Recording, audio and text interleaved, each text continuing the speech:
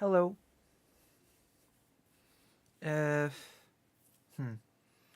I cannot find any brushes, which is why my hair is in a state of unkemptness, which is not good, technically speaking. I should be able to brush my hair in order to achieve nirvana. Hold on. Don't I really have anything? Anywhere? Is it chilly here? Yes, I have no. It's starting to get chilly. And as is tradition, I have no heating at home. I have no heating at home, so it is very cold inside. It's quite cold indeed.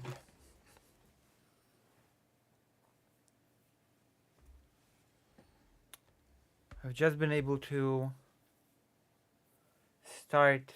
Oh, thank you for the subscription. Thank you.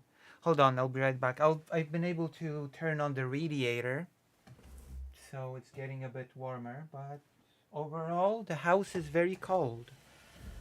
It's like, it's not quite the same as being outside, but it's definitely not as it should be inside of a house. That's for sure.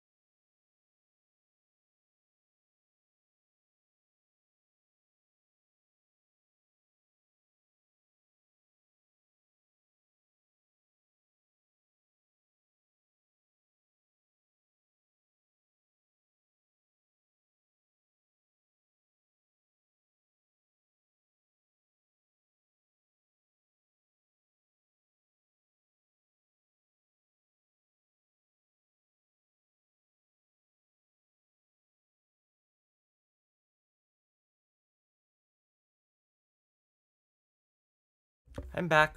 Thank you for the subscription. Now I can do something about the hair. How are you today? We're gonna talk about some topics today. The Asmongold, Lucy, the house. Uh, yes, I moved into my father's house when he passed from COVID. It's a long story. Okay, I can turn off the radiator for now. I'm wearing the hoodie. It's all good. I'll just have to wait for the temperature in the room to drop again, and then we'll see. Hello, not here. It's ironic that you're not here, but you're also here. You're prepared for the awesomeness of reacting to some Asmongold content and then Asmongold debate. Are you mentally prepared for these things? Are you ready? Is your heart ready? Is your mind ready for these things? Are they ready for the opinions? Lovely, lovely opinions.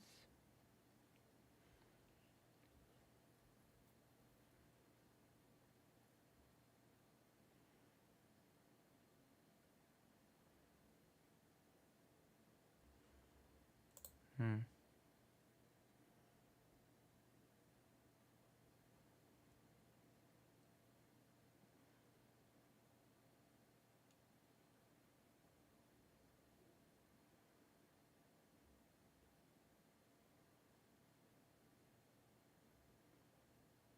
Damn.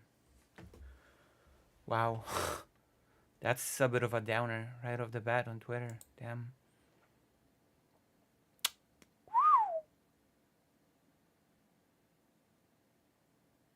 Crying out of helplessness, huh? Have you ever cried? Has any of you ever cried out of helplessness?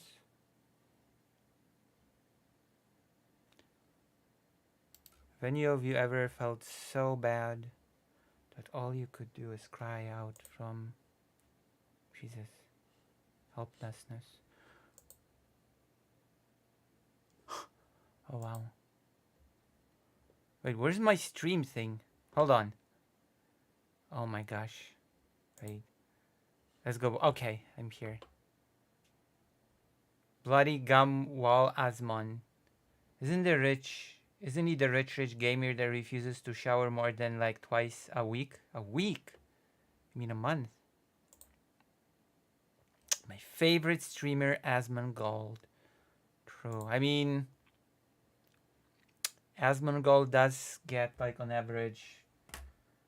I think when he played Final Fantasy 14, he had 100,000 concurrent viewers live. So he has quite the reach, I would say, no? I'd say that Asmongold is a person with quite the reach. Many people would like to have such reach.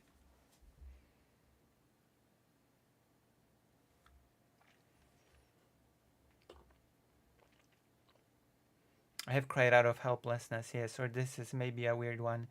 I've cried because I saw the expression on my own face, like noticing how distraught I actually am, but I've just gotten so used to enduring it. Well, as long as you notice it, as long as you know that there is a problem, you can then move on to do something about it. Right? Recognizing what's wrong is a move in the right direction, as they say. It's some very wise people say. But I agree, so I can say that as well.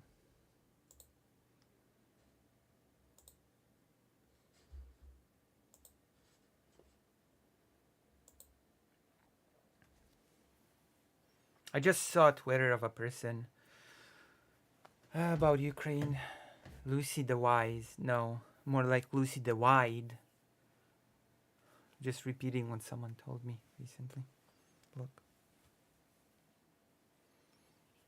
I should do the whole stream like this. Don't you agree? The ultimate stream. That is how I should be doing these streams.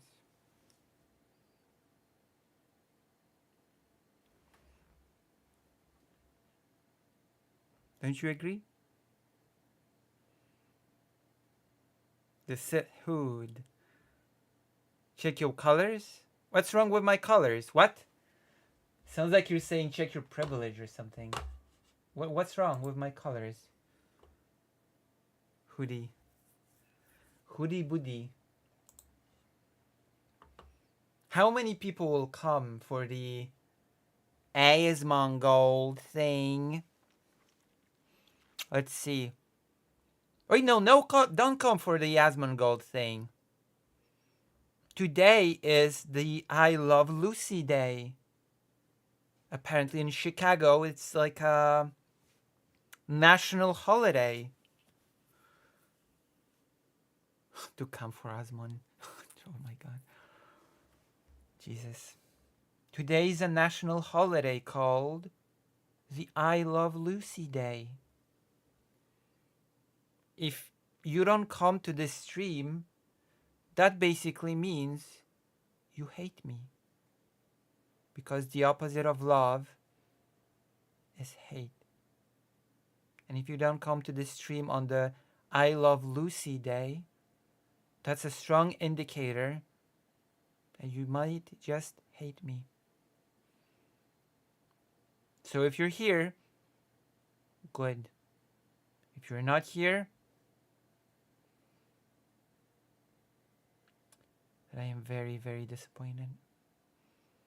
My disappointment knows no bounds. Remember, Lucy, YouTube is trying to destroy you. I can never forget about that. I don't think I'll ever be able to forget that YouTube wants my destruction. What can I do? I can only chug forward. I will be here, but I'm commuting on the subway. I do like the subway. Both the underground and in Poland, I actually also like the sandwich place. I don't know, people lambast it, but it's not a bad sandwich place.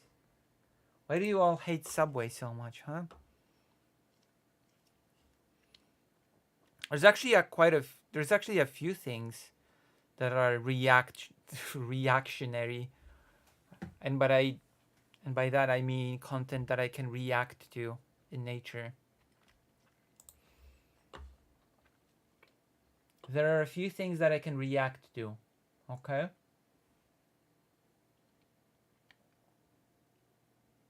You can make an hour video whining about it like, no, that market has been already saturated.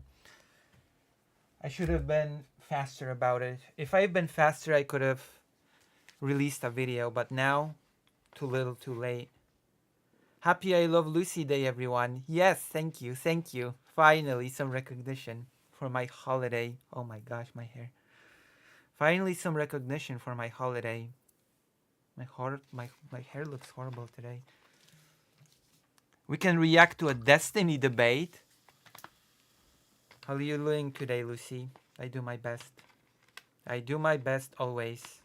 But it's the I Love Lucy Day today, so, you know. How are you doing today, tipster?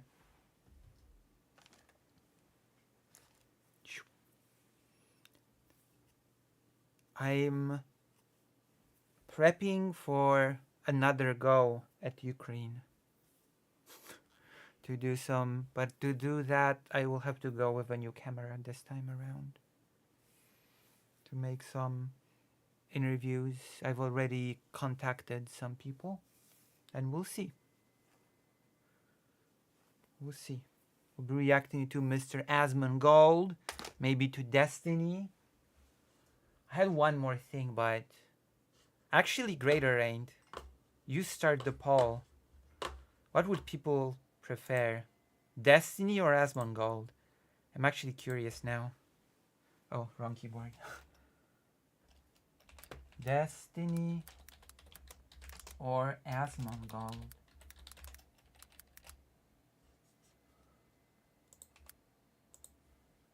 Destiny, Asmongold. Also, since it's the national holiday called I Love Lucy Day, I am highly encouraging any donations that you can muster. Give Lucy some love. Destiny or Asmongold? Destiny, Asmongold. Give Lucy some love.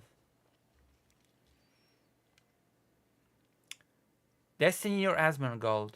Destiny, Asmongold. That's the poll. National in Poland? No, national in the US. The country that matters.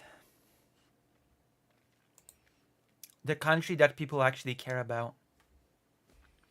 Like Poland. Had a random tweet blow up yesterday. Transphobes have been losing their minds. In my replies, almost type 1 or 2. Oh. I mean, I've seen that tweet. I've seen the replies. They were pretty wild. What's weirdest about that tweet and the responses to that tweet is that people from the US, more weirdly enough, live under this weird, how should I put it? People live under the impression that children have zero consent power when it comes to their health. I've already had a whole debate / conversation with a chatter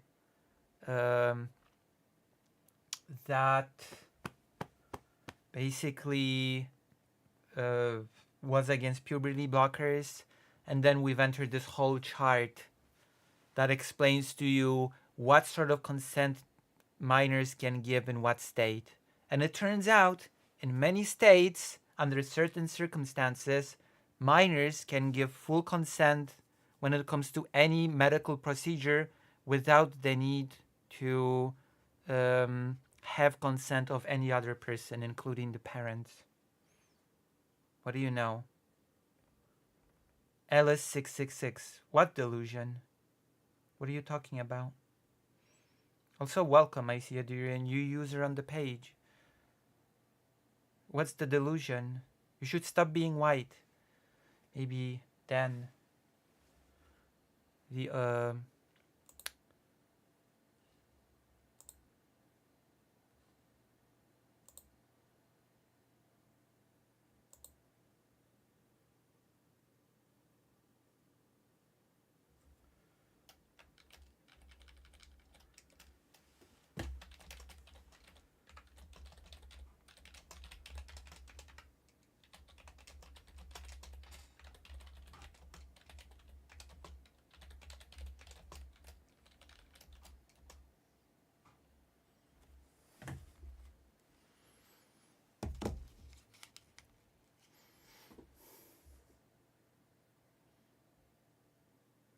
racist Lucy.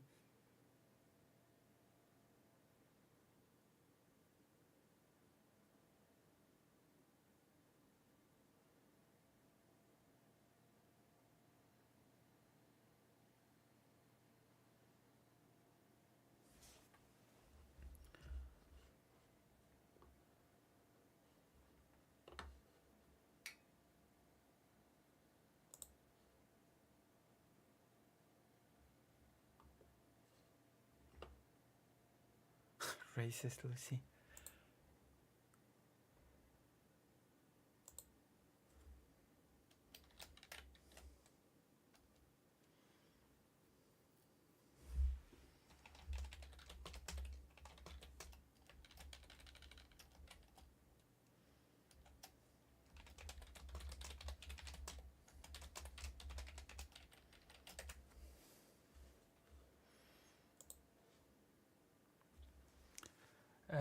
Debate then.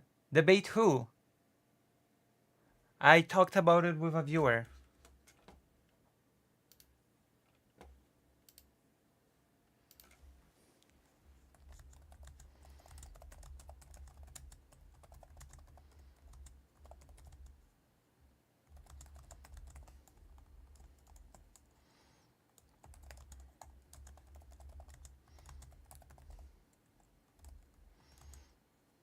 Mm, debate who? Who do you want me to debate?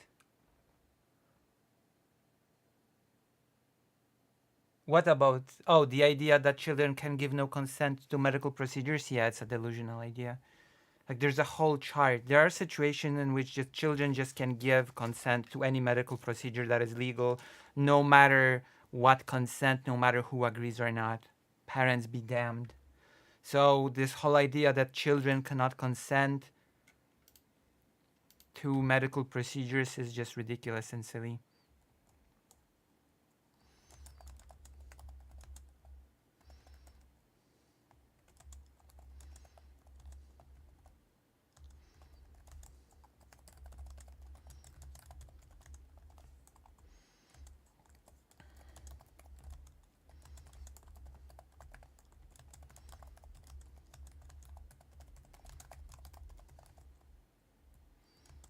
Mm.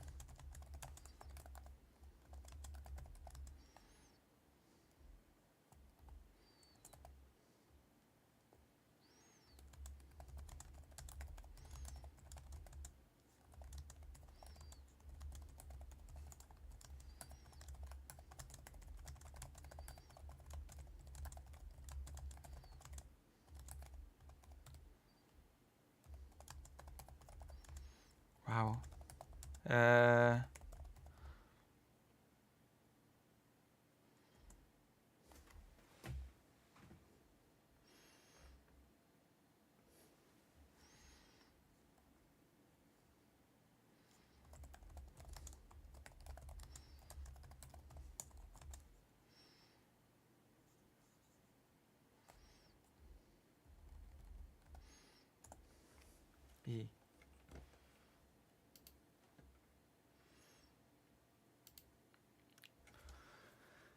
The person challenged you in chat. Well, the person's not here today. It was like, you know, that's the person that I taught basic logic to.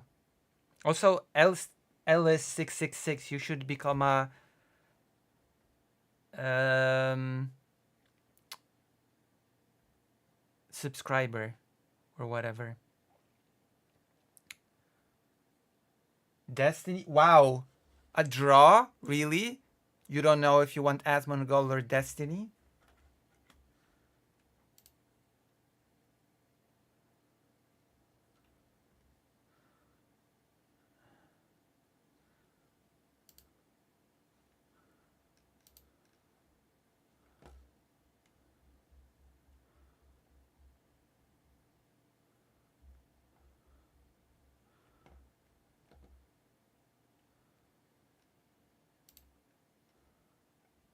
Yeah.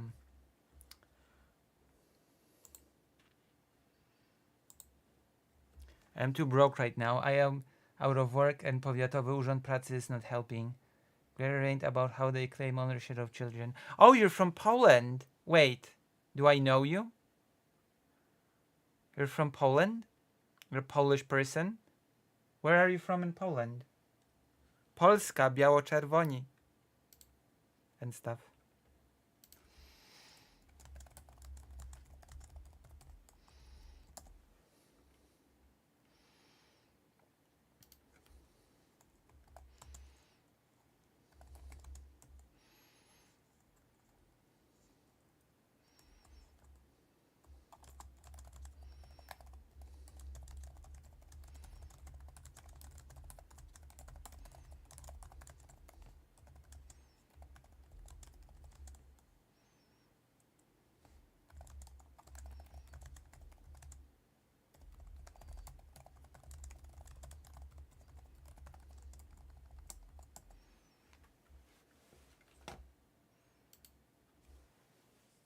Kujawy? Wow.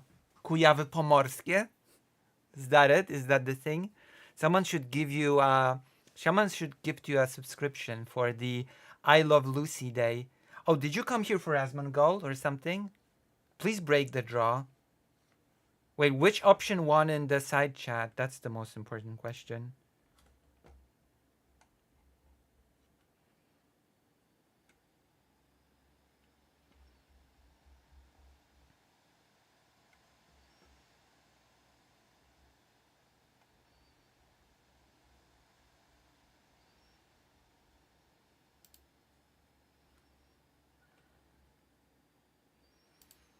Hello, Piglet. I was about to have my lunch. Come on. You can watch me eat.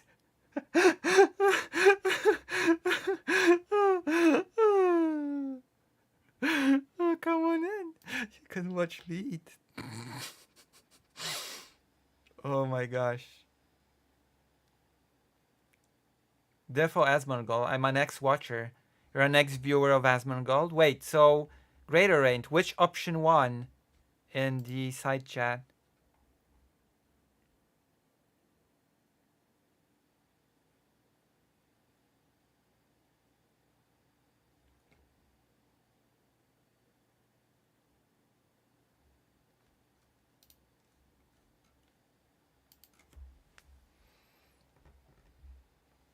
Destiny, but I'm the only one who voted. You voted for Destiny? You want me to watch the Destiny debate? Asmongold lost his Twitch? Isn't he mainly on Twitch? Jesus, he did? Oh my god. I mean, you know.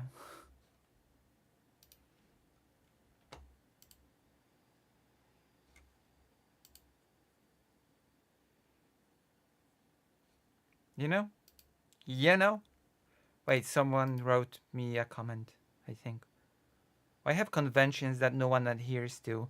Those days are behind us. We are a different world now, and paying attention to conventions no longer relies on morality but convenience. Damn. I'm so surprised that the video that I've done on that person that was left behind by the solidarity movement that was left behind by the changes of the system in Poland to capitalism. I'm surprised that video did so well. I'm surprised that it's reaching 500 views now. Like, it was a random segment that I just did out of the blue by picking up a newspaper and talking about its contents, but it seems like this, like, those personal stories are things like that people like to hear about.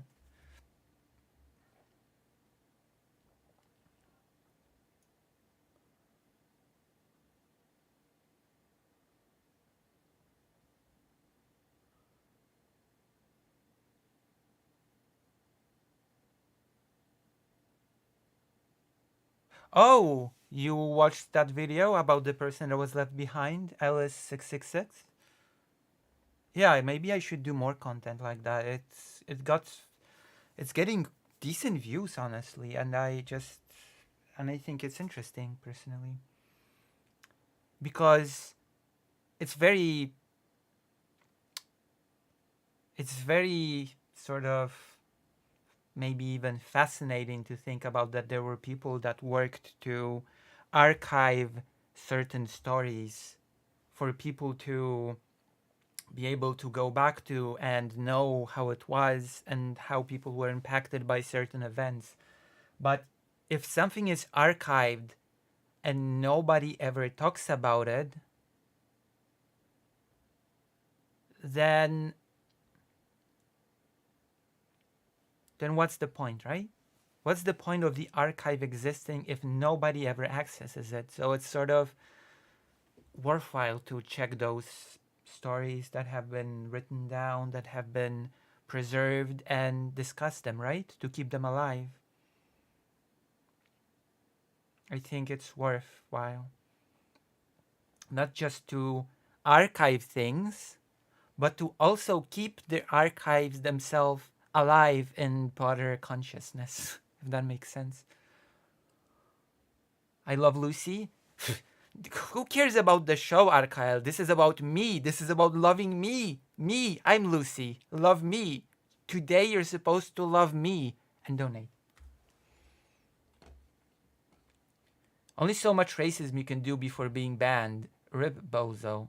I don't know what the poll is about, but I even take Destiny or over. Well, the poll is about who do you want me to react to / discuss.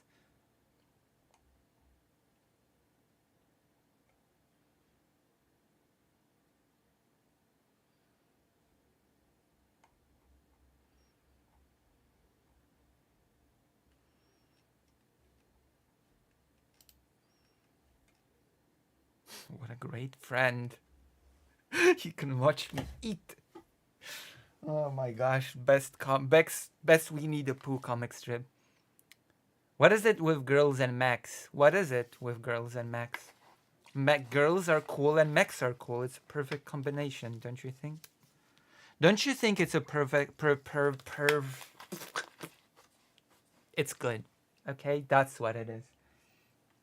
Listen, I'm very sad that nobody's giving me any love on I Love Lucy Day, okay? Oh dang, I should have picked Asmongold. Don't you think it's a perv? What? Wait, what?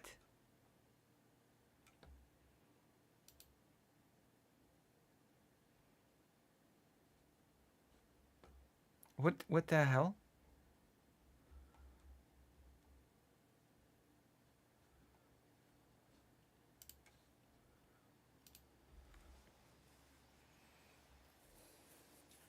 Damn. I mean, it's pretty great combination. Yeah, it is. What, do you want me to play a mech game? We will play a mech game tonight.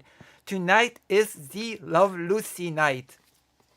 Listen, this is my subtle way of saying I'm Lucy. Today is the I Love Lucy day. So give me some love, okay? Give me some love.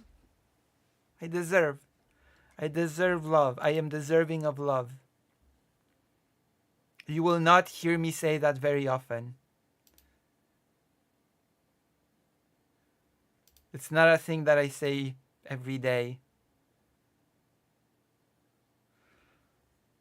Oh my god.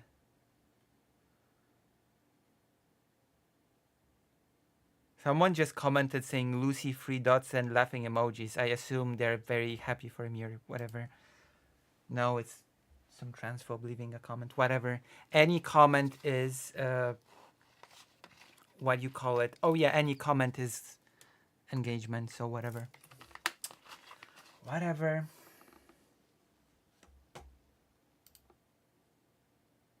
Oh wow. I've gained a subscription. That made me feel better. That made me feel better about the hateful comment.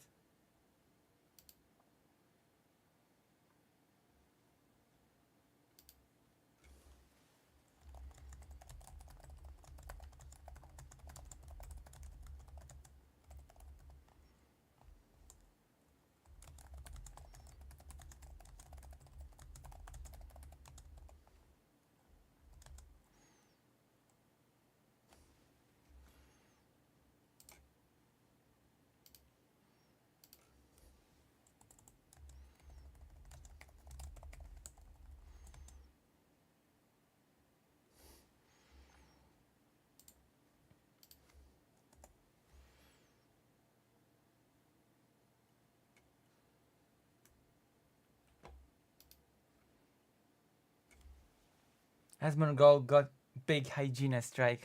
What? Hygiene strikes? What? I love Lucy. Thank you. Thank you, thank you, thank you. I've grown.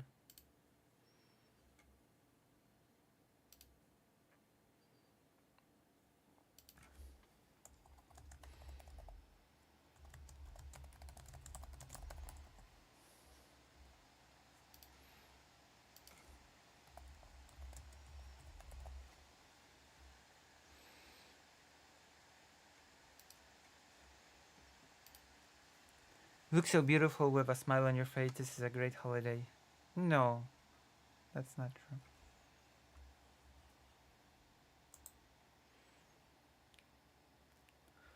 Well, the subscribe made up for the hate comment that I got.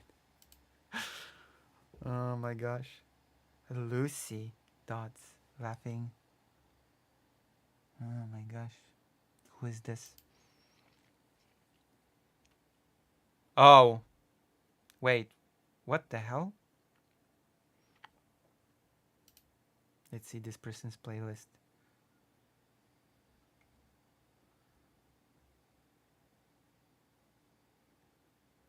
It's a Polish person. Jesus.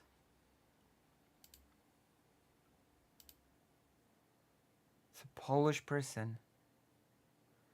Don't deny it, Lucy. You smile every time you deny it and become more true.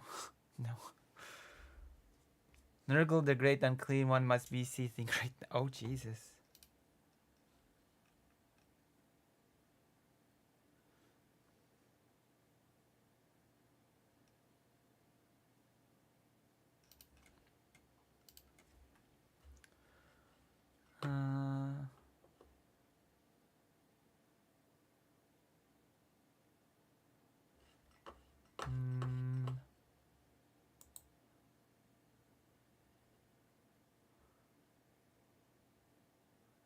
How's everybody? Oh, Asmongold is winning again. Damn. 18 votes? Wait, hold on. Oh my god, so many people. Wow. I am honored. Don't worry, we'll start the whole thing soon. The whole mess. Very, very predictably, there are people that weirdly defend the Asmongold thing. It's very strange. It's very weird.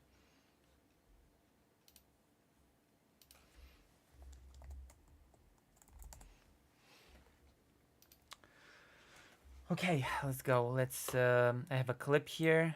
I want to watch. Oh, Jesus. Oh, oh my God. Anti-asylum people started commenting. Oh my gosh. The anti-asylum crowd has started commenting on the video. I see. Good. Jesus. Jesus Christ almighty. Wow. Good. Damn. Polish people started commenting on the video about Poland suspending asylum law, showing certain unsavory attitudes, I would say. Not surprising given he seems to like the idea of country roadblocks and illegal immigrants. Who? Oh.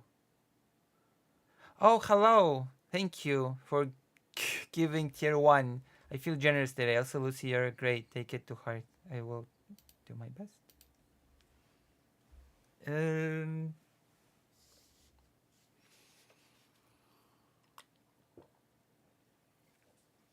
Alrighty.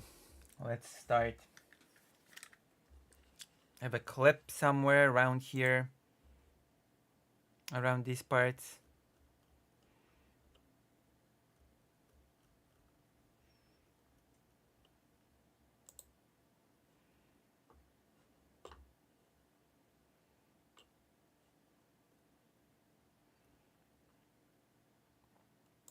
Drama discussions.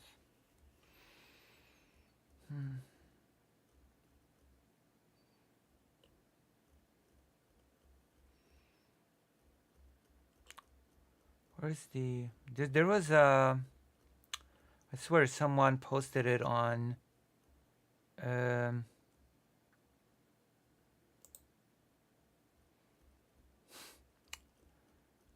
President Sunday thing. Where's the video? There we go. There we go. We're gonna start because I wanna watch the debate thing with Hassan Piker, I guess. But then I decided that maybe we should just start from watching the clip. Let's start at the whole thing. What do you think? Should that be the trajectory of today's?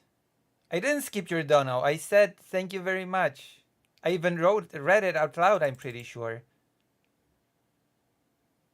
Wait. $10. Oh, wait, I did. Oh my god. I'm sorry. So Brock, but I love Lucy. Thank you. Thank you for loving me on the I Love Lucy Day. I'm sorry. I'm all over the place.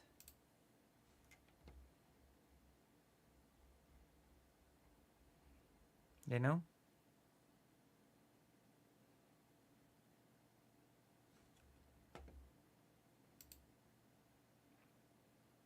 Oof. I'm sorry.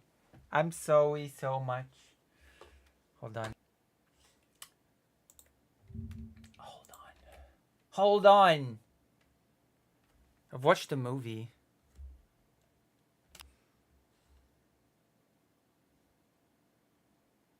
Oh, what the hell?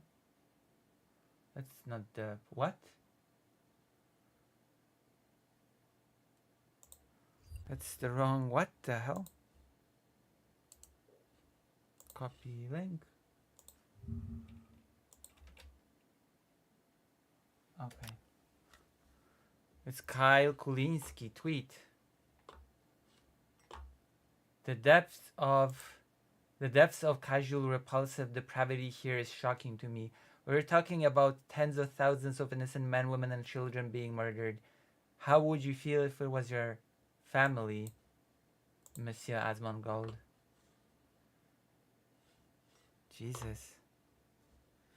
Well.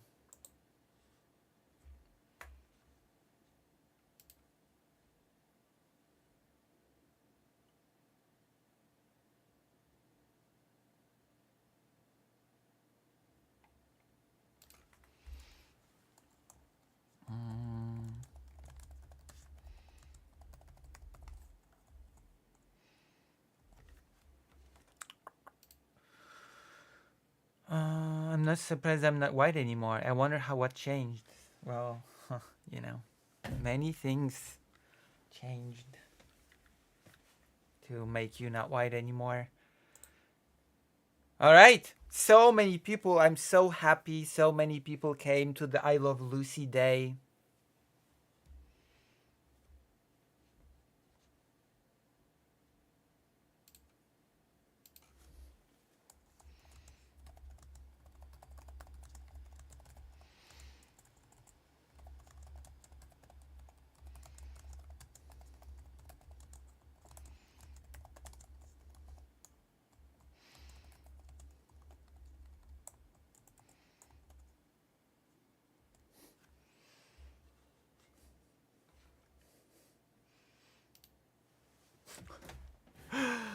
Oh. All right. Let's watch. Let's watch the thing. Hmm?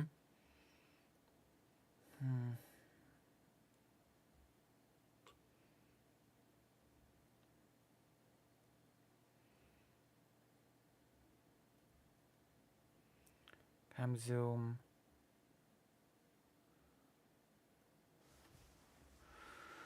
React. React. Right?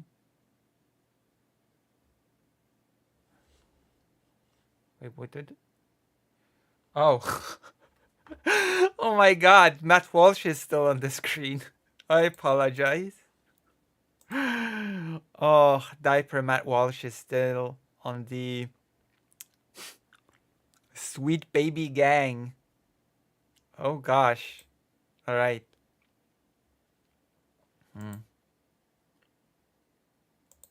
Damn. So we're gonna listen to what was being said, and we'll see. We'll judge. Okay. We'll judge. We'll see if it was so horrible, and we'll see maybe a certain person's community was right. Maybe there's no big deal. Maybe there's nothing to get your panties in a twist in this whole thing. It's all cool. We'll see in a moment. We shall see in a moment. If you want to consider a genocide as a systematic killing of a group of people, they have genocide. By the way, that's not what genocide is defined as. Genocide is not just a systematic. What did he say here? Have genocide built into Sharia law. Group of people, they have systematic killing of a group of people. That's not how you define genocide, okay? A systematic killing of a group of people. Because by that logic, any country that has the death sentence in its law, in its criminal code, performs a genocide of criminals. Because it's a systematic killing of criminals who are sentenced to death. So, I don't know. It's not even how we define genocide. It's like genocide is the killing of... Genocide doesn't even have to involve killing, to be honest. Like, genocide is the intent, or rather, it's the moving forward and enacting the intent of destroying a group of people in whole or in part. Right? So, no, that's not how we even define genocide. So we're starting on the wrong footing here. We're starting from the footing of misunderstanding what a genocide fundamentally is, which is never a good sign. It's never a good sign when someone comments on something they don't understand. They have genocide built into Sharia law. I have no clue what that means. I have no clue what it means to have genocide built into Sharia law.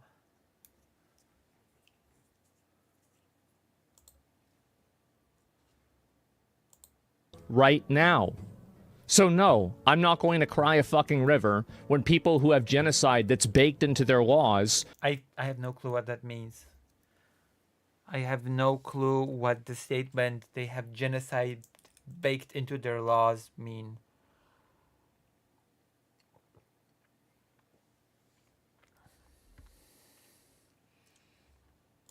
are getting genocided. I don't give a fuck. They're terrible people. It's not even a question. It's crazy that people don't see it that way. That's it's crazy that people don't think that there are certain groups of people that are just inferior and deserve to be genocided. It's just crazy that people don't see it that way.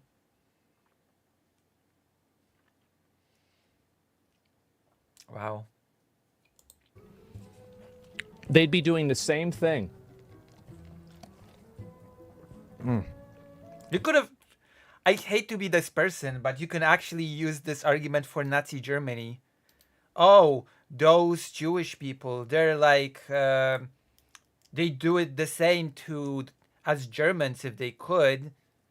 They're like different from us. They have their own evil laws, etc. They're destroying Germany from within, you see. And how much did they kill? As many as they can. They're not able to kill as many people as Israel because they don't have as many bombs and as many weapons. But if they did, they'd be doing the same thing. And therefore, they deserve to be... By that logic, Nazi Germany should have been genocided, according to Asmongold. That's it. Just takes enough. That's right. These people are not your allies. They are not the same as us. They come from an inferior culture that is horrible. It kills people for their identity, and it is directly antithetical to everything Western values. You can even not like a particular culture. It doesn't mean that every single person that is born into that quote-unquote culture deserves to be genocided. That's a very weird... It's a very weird thing to say. It's a very weird sort of stance to... stand for, and it is an inferior culture in all ways. It is that simple. No. Is it that simple? I don't feel bad for them. I don't feel sorry for them. I don't care. I don't. So as long as the takeaway here is, as long as you see a culture as inferior, it is okay to genocide people that are a part of it. Thank you. That's the takeaway, I guess. So we started with watching this. Okay. And now this has triggered a reaction from one creator, Hassan Piker. Okay. So we're gonna go now. We're gonna move on now. And we're gonna watch a debate of Asmongold and Hassan Piker on these statements.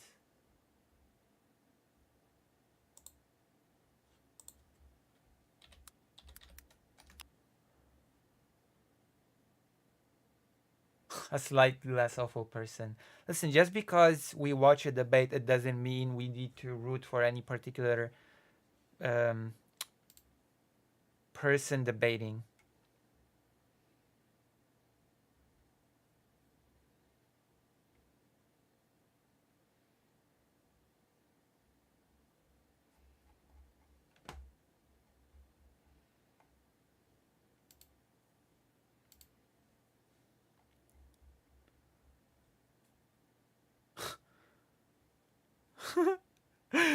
President Sunday's stream is called Intense Dislike of Hassan Rekindle Like the First Flame. I wonder if it has to do with this debate. Like the first flame, rekindle like the first flame. Oh, we'll see. Asmongold has hit a disgusting new low. Vosh video.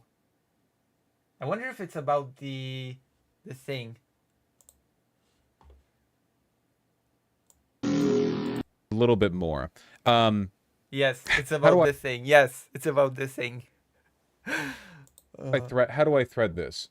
You have to genuinely be really low IQ to approach civilizational conflicts in this way. Like, I mean, I didn't say it. Vosh did. I didn't say anything. I didn't say anything about anyone's, I don't know, acumen. I said nothing, okay? I did not comment on anyone's intelligence.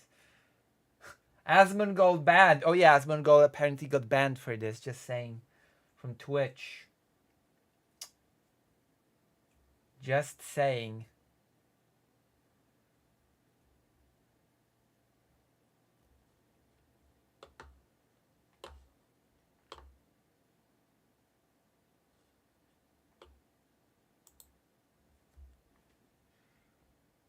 So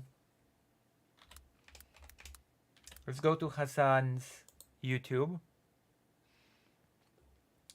And let's watch the debate. Debating Asmongold on Palestine. Not going to cry. That's from 13 hours ago. Damn. Alright, let's go. We're gonna watch it. We're gonna comment on it in real time. Are you excited? People like this guy and your husband who talk all this greater culture BS would never defend their country in a war or fight for anything actually. Well, you know, it happens.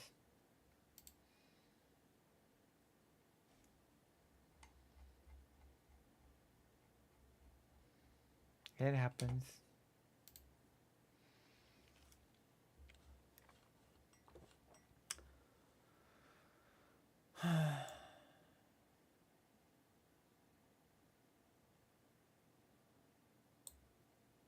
Three-hour debate?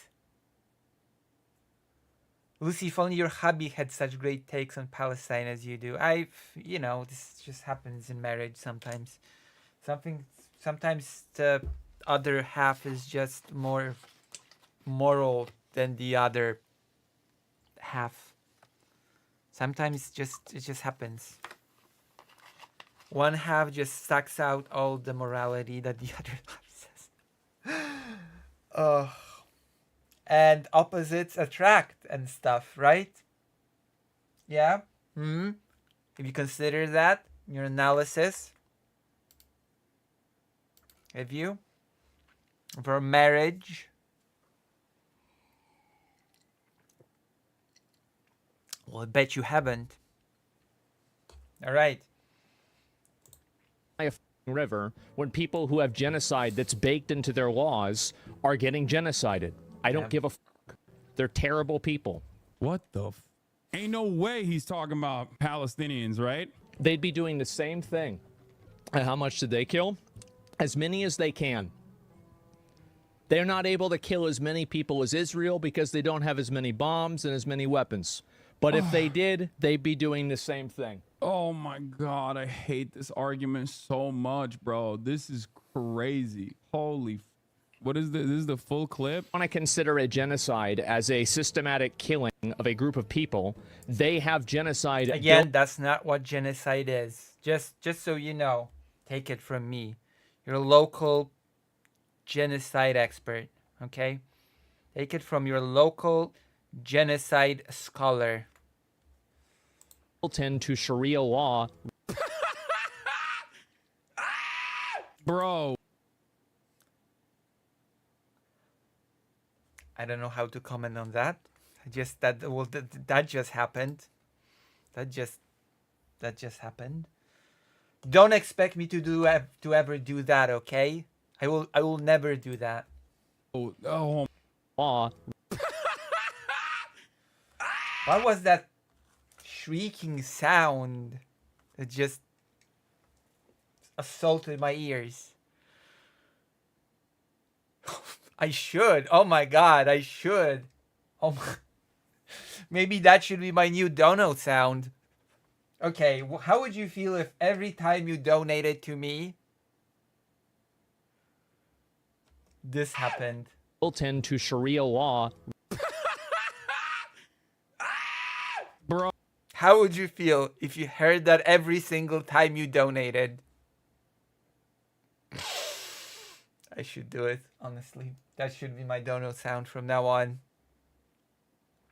Base take from Asmongold. Who are you, Brian Mo? Have I seen you here before? Are you new to this stream? Have you come here lured by Asmongold content?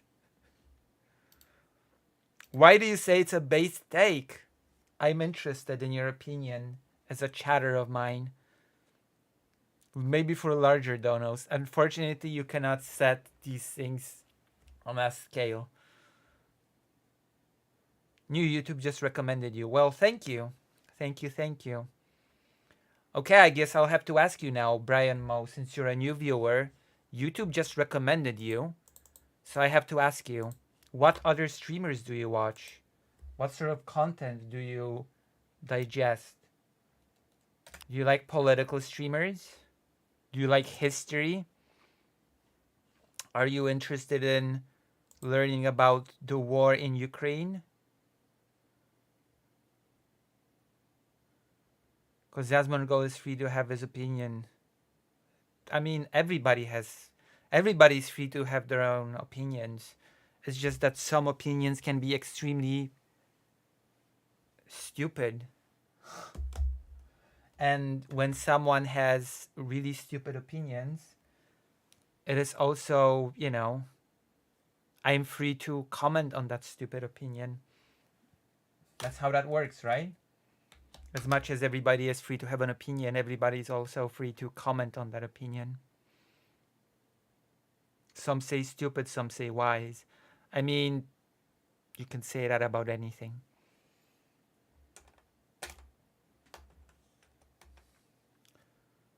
Destiny, that's a girl's name. Listen. Don't insult my husband. Okay. Oh yeah, I already linked the page.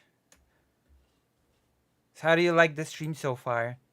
Interesting. So you basically watch Destiny and me.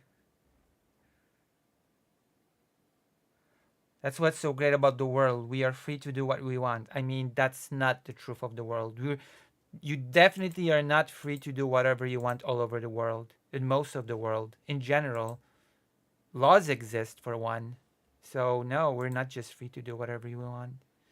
Actually.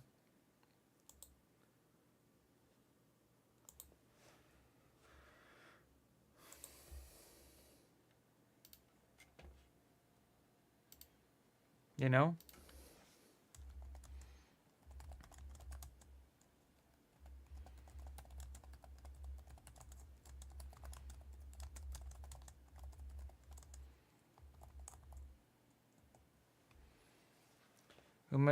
You may have to pay a price, but you are in fact 100% free to do what you want. Well, I guess that's fair.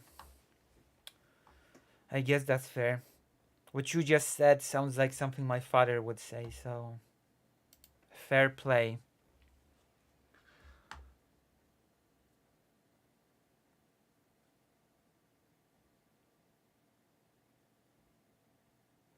Wow, Lucy, you attracted super fans. I know. You should go to the page. Bro, oh my god, bro, oh my god. It's so funny because like his analysis right here is the Also, since you watch Destiny, I was also tempted today to react to the Destiny debate. There was this live debate.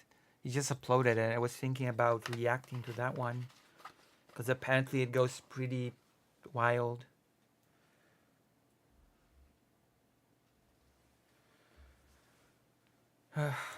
liberal analysis. When you Everyone is free to have an opinion, but having a huge platform makes it so you're kind of responsible for broadcasting those opinions. I mean, that is a fair point as well. You have big influence.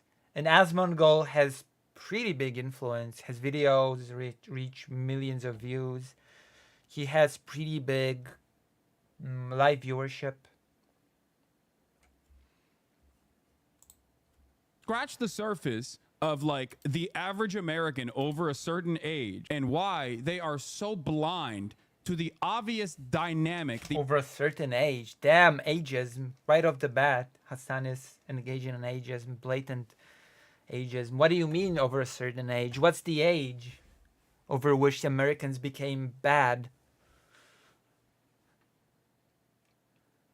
the obvious inequalities, the obvious inhumanity of Israel's operations, they literally agree with this. They also think this. You only arrive at this conclusion after years and years and years of social conditioning that justify the world, the war on terror, America's war on terror, and the unironic justifications for this war on terror required the dehumanization of Arabs and Muslims and every single person that lives in that part of the region. Because if you were to look at this, I mean, it's not just war on terror. Islamophobia goes a little bit deeper than that. That's a very U.S. centric view, because war on terror does not explain the big amount of Islamophobia in Poland.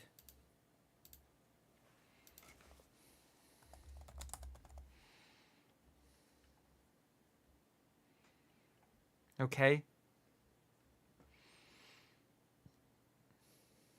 It does not.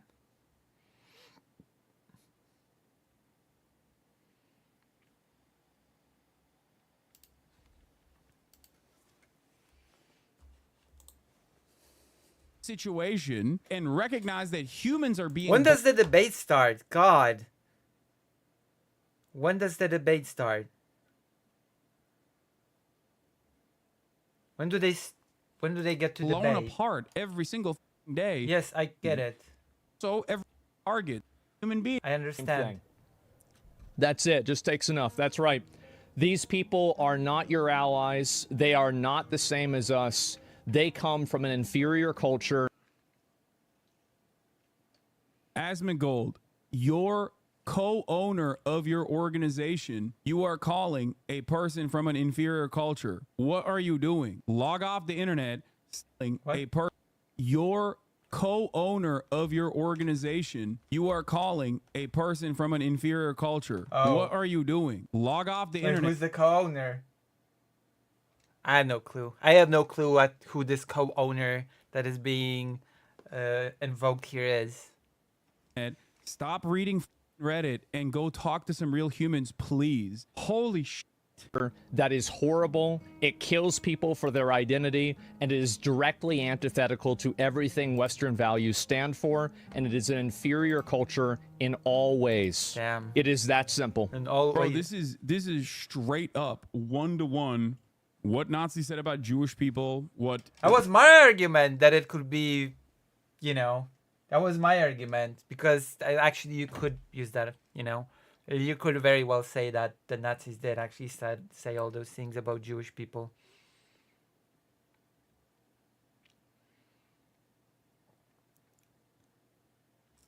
like the most right-wing Well, equating someone who is Muslim as someone who follows Sharia law, because Hassan's eyes that are all the same, who is being racist here. Okay, I can't believe I have to say this, but in Hassan's defense, Asmongold said that the Sharia law was built into the culture and that all of the people in that culture therefore follow it.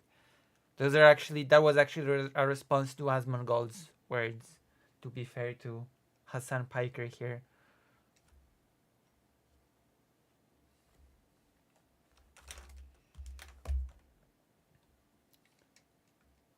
That it's ingrained into the people's culture, and therefore Asmongold does not care if they get genocided or whatever.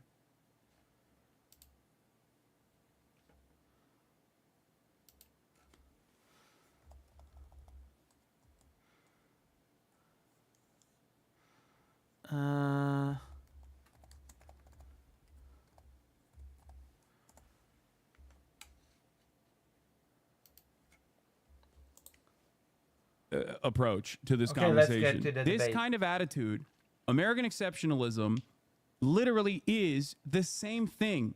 You're just removing American exceptionalist sentiment that is baked into American society, Western superiority. You're just taking the thing that shelters it and the thing that makes it like the norm. When you remove the outside patina, the skeleton remains. This is the skeleton. This is the Skeleton in bare the bones. closet. Okay, this is the bare bones of the argument that like America is the best country on earth. When you remove the outside stuff that makes it, I guess, seemingly more appropriate for liberal consumption, okay, in an otherwise liberal society, this is what you arrive at. I don't think, like, I think he popped off on this, not thinking that like this. Okay, let's start. Disgusting that people in the West that enjoy more privileges and freedom than anywhere else in the world romanticize their behavior or their lifestyle as anything other than barbaric. This is what people think you say about Israel. I know. I know. Like, if you were to say this about Judaism, understandably and rightfully, you would get banned, and you should get banned. Like, if I were to ever say this about, if I were to ever say, like, oh, Jewish culture is this way, I would literally be Adolf Hitler, okay? It's fucking ridiculous. For the record, I don't believe that about Judaism, regardless of how much my psychopathic rabid haters try to claim. I believe it. I know plenty of Muslims that respect see. gays. Well, I'm not talking about Muslims. I'm talking about people in Palestine. The truth Oh, see, all people of Palestine just is that that's what they Dude, come on, dude. What? Palestinian culture as a whole? How the... Dude, this is your brain on Reddit. This is your brain on Reddit. If you don't interact with normal people, if you don't talk to... damn. Does Asmongold even know anything about the history of the conflict, etc.? I'm not even. That's a silly question. I'm sorry. I apologize. That was a silly question of me. people on a date is just Okay, let's against... go to the Also, debate. like, his community hates... Part of this that I don't understand. It's like, oh, Western culture is so superior. We love the gays, except I throw a fit every time I see them in my video games. But it also do that. Hello? Hey, can you hear me? Okay, let's go. Okay, Asmongold wants to talk. He said. All right. Hello? Hey, can you hear me? Yeah, I can hear you. All right. Asmon, Yes. in the interest of fairness, I want you to... Why is he making those faces? Like, what's with the face? What's happening? Why the faces? explain what... Why?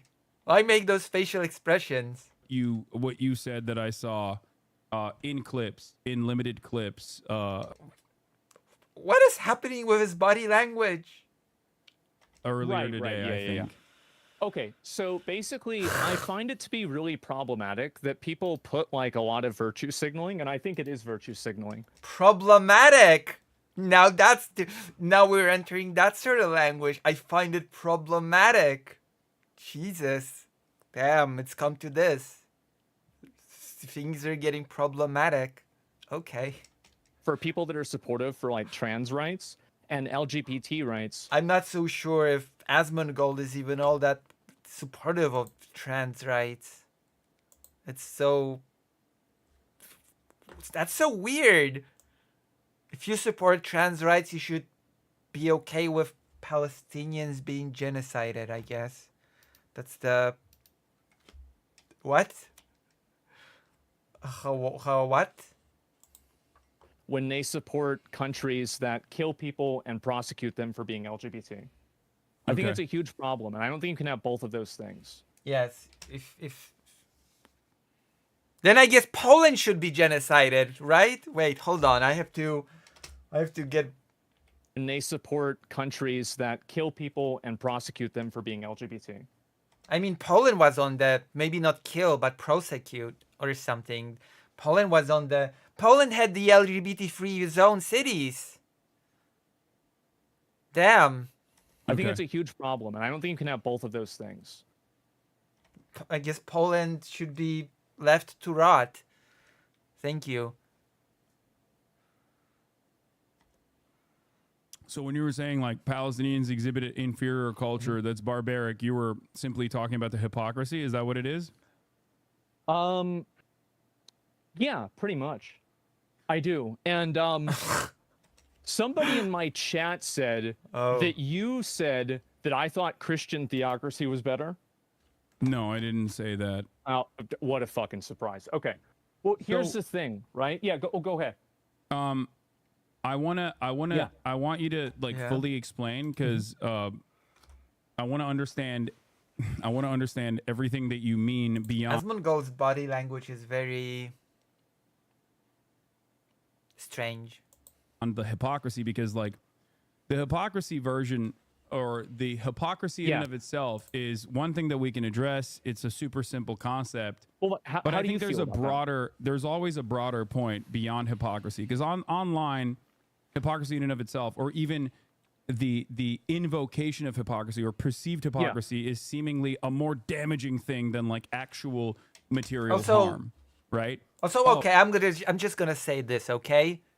Hasanabi can debate Asmongold, who's not a political streamer, not really a political pundit, does not really talk about politics as a career, let's be honest. He just said a racist, bigoted thing. He's willing to debate Asmongold on Israel-Palestine related topics, then why isn't he as ready to debate people about Ukraine who know what they're talking about? That's curious. I'm just throwing it out there because I'm a bit frustrated about it. Oh, this Just an aside. I'm leaving it now. Aside's been made, and aside's being put aside. person is hypocritical, and that's like a very common fucking thing. I'm sure you experience it on a regular basis as well. It doesn't really matter. Most hypocrisy, I think, is derived from a misunderstanding that is often deliberate. I see it Yes. oftentimes with you. You've seen it with me. Everybody has it happen. Yeah, It's it's extremely the- common on the internet. It's the Andrew Tate phenomenon, right? Where people Right. don't give a fuck about like what Andrew Tate may have done or may not have done, or all the shit. Well, that's cool, but there are people that had valid criticism of you, Hassan, and you were not even willing to engage with them. You just settled for calling them perverts and psychopaths. So you cannot just complain about this if you're not really willing to talk and clear up certain criticisms. God damn, I said that I was putting the aside, but I ended up bringing the aside back. But now I'm honestly putting the aside, okay? Where we're putting it back aside. But Hassan basically forced me to bring the aside back, so it's not really my fault. Is it? that he has definitely done, right?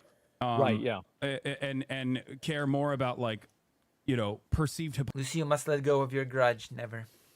That is not something that I'm willing to do. Usually, they care more about that than anything else. So I don't Yeah, really, I think I don't there's a Norm necessarily, Macdonald clip about that. It was very good. yeah, I about don't Bill necessarily care about hypocrisy that much. But in terms of the hypocrisy of the matter, I can explain it to Yeah. you. Sure. Number one, Okay. so in terms of What is Hassan doing? What is... I don't know. Taking things out of his mouth. Weird. What the... Ugh. Those people. I swear to God. LGBTQ acceptance, right? Trans acceptance, queer acceptance. You find that to be in the United States of America, in the wealthy. The body language distracts me. Maybe I should do more of that kind of body language. Do you think that doing this sort of body language would give me more viewers and popularity and everything that I want in life? If I use my eyebrows more, if I animated more with my body. Do you think so? Write in the chat. Become more active chatters. Streaming is about the interaction, and I'm very interactive with the chat usually. Nation on earth, one of the most prosperous nations on the planet, to be to a certain degree like a fancy thing to advocate for, right? I don't think that you have to be rich to advocate for LGBT acceptance. No, that's not what I'm saying. Okay, what are you saying? Sorry. No. What I'm simply saying is that LGBTQ representation in video games is oftentimes considered to be something that is like unnecessary, or something that is Oh, considered you're talking to about be like in games? in games, in facets of culture, in facets of media. Yeah, sometimes it happens. It feels like it's inauthentic. Sometimes it happens. In fact, I'm one of the vanguard people that did it. Asmongold should say. Unauthentic.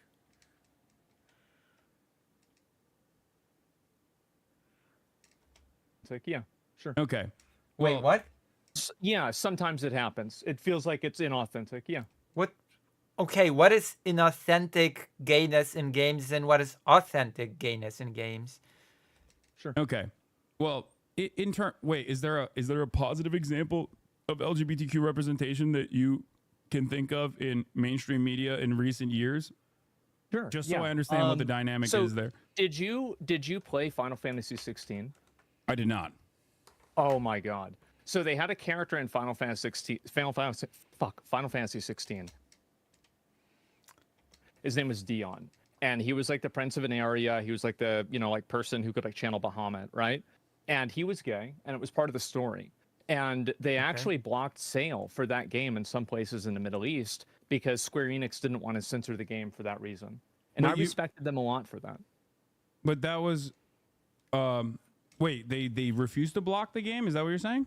Yes, yeah, Square Enix did not do that. And that was a good representation of like gay or trans. Yeah, I think so. I really do. Okay. I think that whenever you create a character, that the character's personality, sometimes it feels like when characters are added into stories, especially if they have like an LGBT like lean to them, they can be turned into being like a one-dimensional, like I guess identification of that person.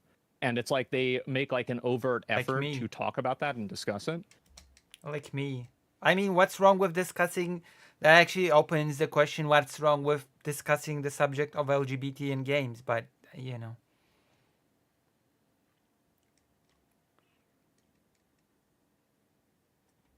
And I feel like in a lot of times it can come off as patronizing or talking down to the audience. Who played FF16? Me on stream? Hello, Moho. I played it. I borrowed the PS5 and I played it on stream. Hello.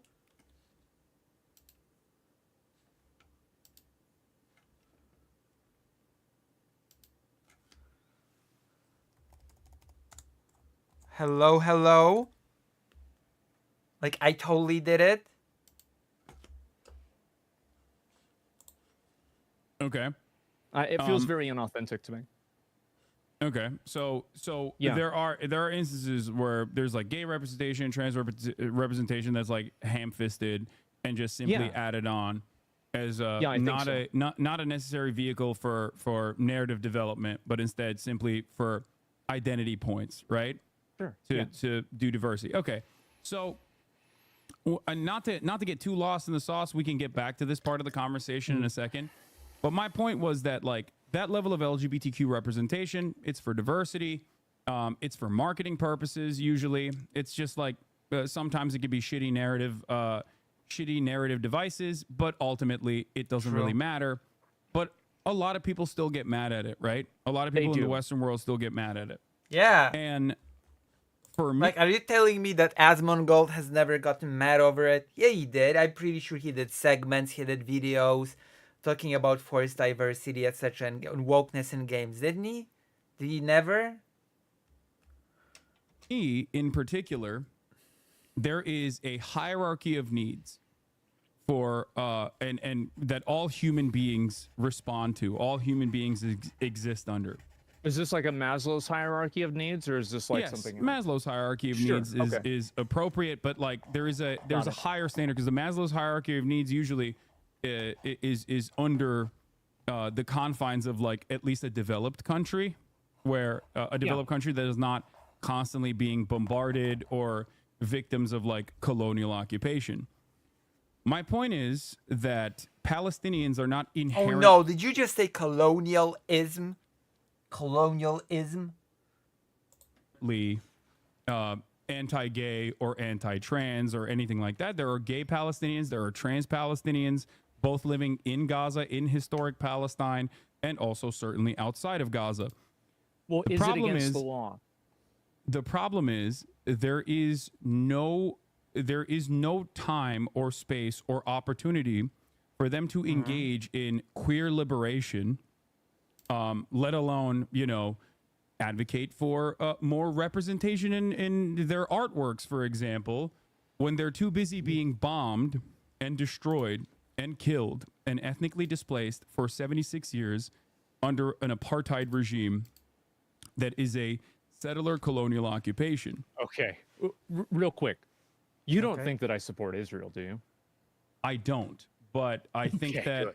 no, I don't think you support Israel, but I think you saying No, I that don't. like Not Palestinians at all. are I mean, it doesn't really change much of what was said in that clip, but sure. Palestinians are immoral or evil or have an evil, antiquated culture or are barbaric I is think not that. only ahistorical. What's up? I do think that. Yeah, LGBTQ people have just to justify every appearance in media. Straight characters get to just be. I mean, I think Well, you're Bro, I have to justify my existence on this very stream. I don't know, man. Like, how can you be in support of a culture I don't know, that man. tells people that they can't be? Listen, I'm gonna put it out there, okay? I'm gonna give a hot take. Maybe it's just, I don't know, maybe it's horrible for me to say, but caring about a people being genocided does not automatically equal promoting or supporting every aspect of the culture of that people. Okay? Those are unrelated things. Just because you advocate against a group being genocided, it does not mean you are in full support of whatever the culture entails or whatever. These are very, very separate things. But okay. Who they- I never thought I would have to say this, but here we are. They want to be. Like, I mean, really, I mean, if I was advocating for what the laws were there, I would get banned for hate speech. How's that yeah. acceptable? I think you are misunderstanding what their culture is, what the Palestinian culture is, and you're also not setting the standard under the material conditions in which they exist. I don't like- think that you can do that. So there are like, a for number of other example- countries. For Okay, example. well, okay, let me go after this. Okay, you go ahead. But I will give you more historically appropriate points in Sure. a second. So basically, the reason why Really silly. Again, I'm taking the aside that I've put away aside twice, and once again remind you that Hassan's choice of debate opponents is very interesting. I'm just gonna say that. I'm just gonna say that and leave it at that. Just gonna drop it like a hot potato because we're 14 minutes in and this is a 3 hours debate. I'm not even sure if we're gonna watch the whole thing. At some point we're gonna have to stop unless you want me to debate to the whole thing. To react to the whole thing. I don't know. Do you? Do you want me to react to the whole thing? I don't like what they do is because it's based off of a religious theocracy.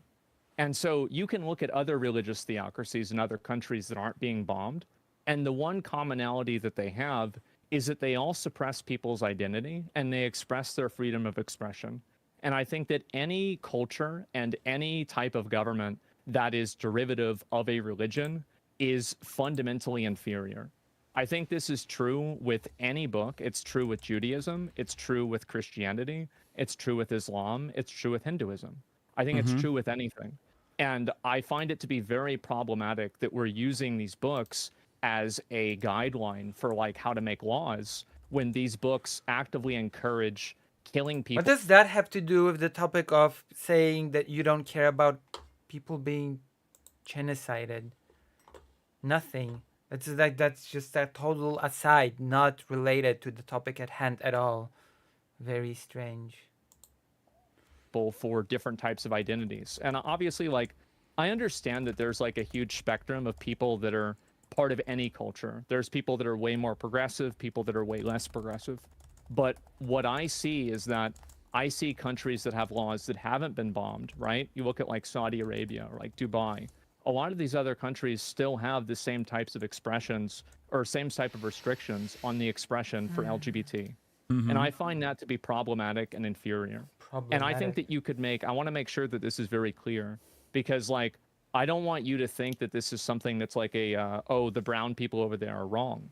I would say the exact same thing for us, you know, like the church, you know, like Christianity. Oh, so Asmongold would not care if the church got bombed to oblivion?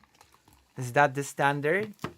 Like, Asmongold would be okay with all churches being just carpet bombed to nothingness?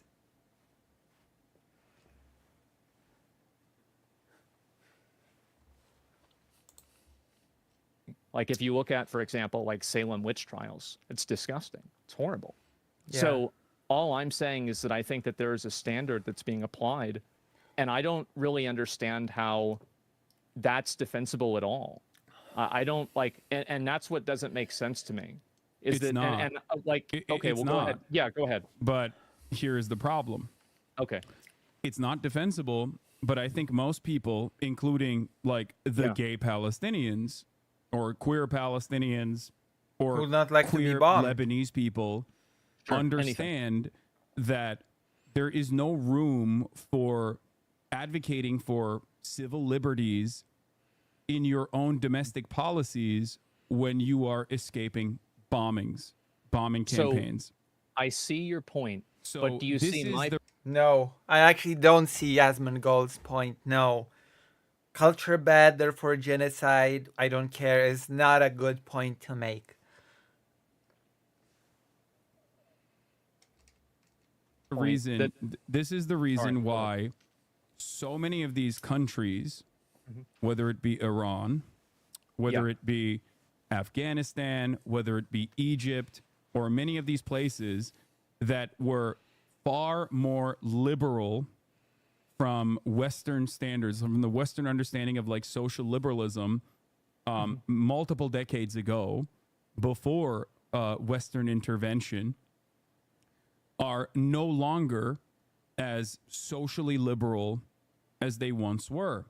Because talking about like the 1917 Iran thing, basically. not 1917, but yes, Or it's circa 1979, 1950s. excuse me. Yes, Yes. sorry. And Wow, when you look Asmongold at the history history buff. of these countries, and not to say that like I don't personally think that Saudi Arabia deserves to be annihilated for having a religious theocracy. I don't personally think Israel deserves to be annihilated for operating within like liberal confines, but still maintaining a religious theocracy that is baked into now their constitution. Do you Israel, think that I support that? no, I don't think you support that either. But oh wait, well, in terms of the Palestinians, I think the quote was that inferior cultures deserve to be wiped out. Oh, I don't know about that. I feel like anytime that you're killing people based off of anything like that, I don't think that Israel or America or anybody has the right to come in and tell Palestine how to live and for them like what they're supposed to do. Yeah, but you Right, I'm also not trying said to- that you're not gonna cry a river if they get genocided. Tell them what to do. But if you want me to accept their culture as being equivalent to ours, I won't. That's but, well, okay, but what does that have to do with you saying that if they get genocided, you won't cry a river because they would do the same? You did say that, no? do that. Okay, And I do think that it's worse. okay, but culture, you understand that culture changes throughout time, and it is directly a consequence of like how people or what people are experiencing. In the United Well, States I of think that America, we're evidence of that. We're evidence of that because like we're Yes. much farther. along. So, Yeah, I so think a do lot you of places think? are Do a you lot think like? I don't think you would agree that bombing places makes them more tolerant to. Absolutely not. Yeah. Okay. And I don't think that Absolutely you. not. I don't think that you think that like nuking America, for example, circa 2013 when gay marriage was. We're not going to bomb the gay into them. I understand that. Okay. You're totally right. Okay.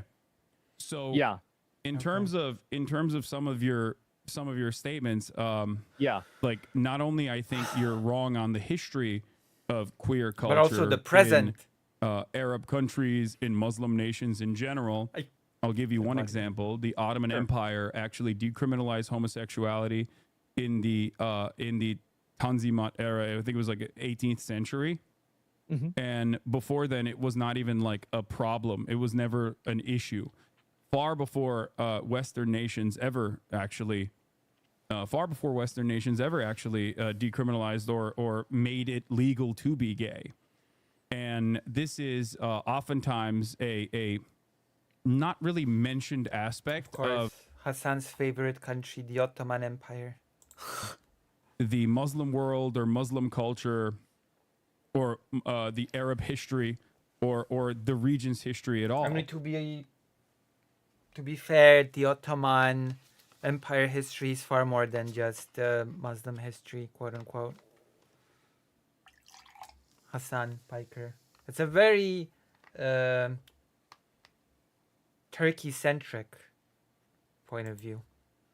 Most people don't know this, and it's like genuinely shocking to them. You might maybe even be shocked to find out that the Ottoman Empire, where Palestine was seen as a safe haven for Jews as they were escaping the Spanish Inquisition, for example, and many other pogroms that Jewish people experienced in, especially in Western and Eastern Europe. The Ottoman. Well,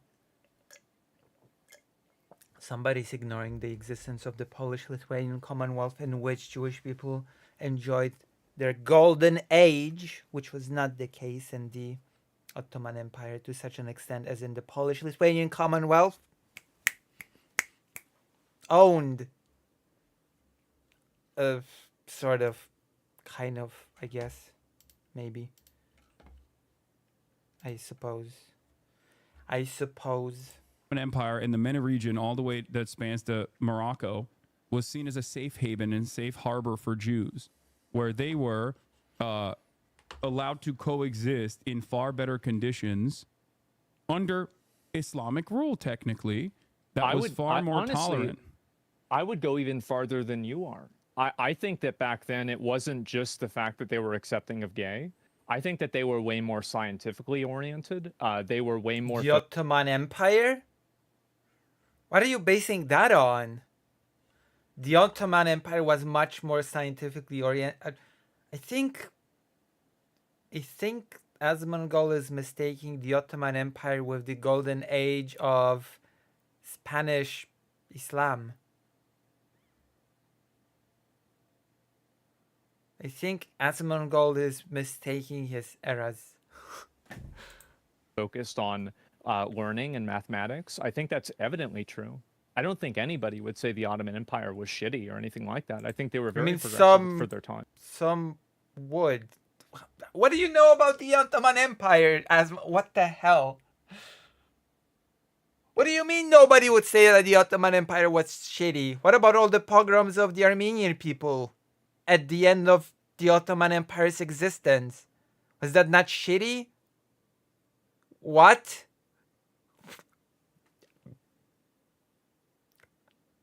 Okay. Sure. Maybe the Armenian culture was just inferior or something. It's all good. It's not even a question. So I totally agree with you. But things have changed in the region since then. They sure have. So what do you think is the difference there? Like, what do you think has happened in the hundreds of years that have passed, that have gone by, or especially in the last 100 years? Why has the attitude overall I'm sorry, the West did not force Turkey to genocide the Armenians, okay? Just gonna put it out there, okay?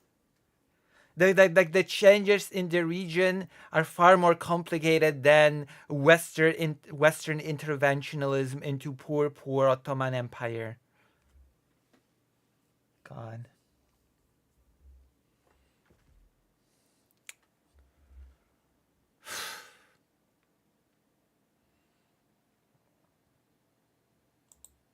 of governance changed so dynamically and so dramatically. I think there's probably a bunch of different reasons for it, right? I mean, it's not like one reason, but I don't think that if are we trying But to are we? What do you mean changes in the region? Are we gonna? Is this debate gonna turn into the discussion of the fall of the Ottoman Empire period? Because that was a pretty messy period, which culminated in you know what. The thing that Cenk Uygur used to deny even happened. imply that it's like American imperialism and interventionism that's caused this to happen? Is that kind of like where you're Absolutely. going with No, this? I am saying that. Yeah. America not only directly armed Yeah. and radicalized fundamentalists in the region, including but not limited to Afghanistan, for example, with the Mujahideen, because they were seen as like a fighting force that they could use against the communist adjacent Afghan government or the USSR inevitably when the USSR did invade. But also Damn. I guess we just jumped history from Ottoman Empire, which was great, to U.S. intervention in the Middle East. I feel like we skipped a few steps. We might have done a bit of a jump there. Like, I don't know. Feels like we've might have missed something there. Like there might have been a giant leap made, historically speaking, between the existence of the Ottoman Empire and U.S. interventionism in the Middle East and funding groups. so beyond that, the most nationalistic or the most militant fundamentalists were perceived in Iran, for example, as the true liberators that were not that were willing to fight against the Western-backed Shah regime, the Western-backed monarchy in Iran. So that's the reason why a lot of people, whether they agreed with it or not, ultimately on the social front doesn't really matter.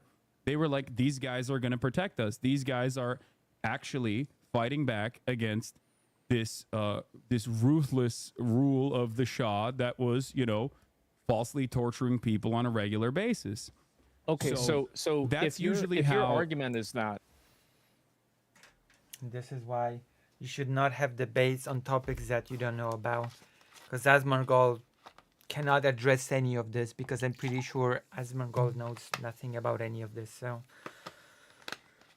So this is just gonna be Hassan Piker lecturing Asmongold on the Middle East or whatever. Which is why, again, I'm taking the aside back to here before I put it aside for the fourth time. This is exactly why Hassan chooses his debate opponents the way he does.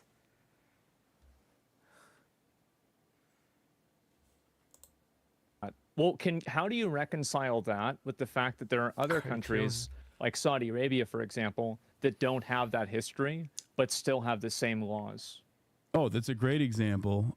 Saudi Arabia is allowed to exist like that because they have a valuable resource that they are gladly and willingly coordinating with the Western powers on, in terms of OPEC plus. They have oil. Doesn't that? So did Iran, but Iranian oil was refined by British Petroleum. Mossadegh at the time, it was a social democrat. Very progressive for the time as well, wanted to nationalize their own extraction industries. And this was seen as a massive slight and it caused massive harm to the profit margins of British Petroleum and the American intelligence and Western intelligence cooperated to overthrow Mossadegh very openly and very clearly. They implemented the Shah regime. He was brutal. He was a brutal autocrat. He was a monarch. People hated him. And at the end of the day, it was the Islamic Revolution and the fundamentalist forces that were the most successful in terms of fighting back against the Shah.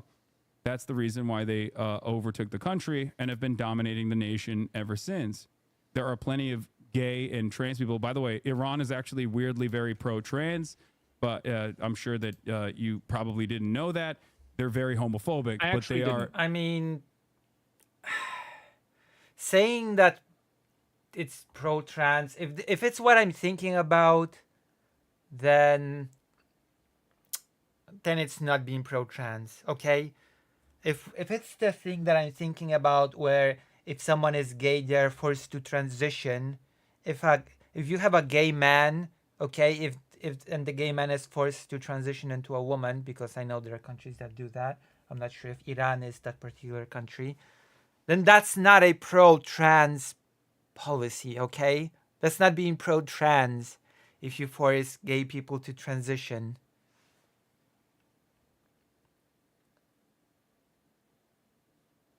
Lucy, can you teach me the art of staying focused? I'm afraid not.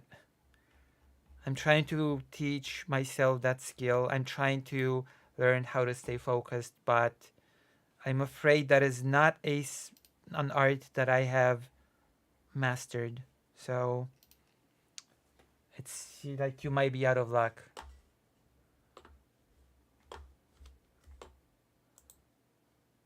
Might be out of luck on that front.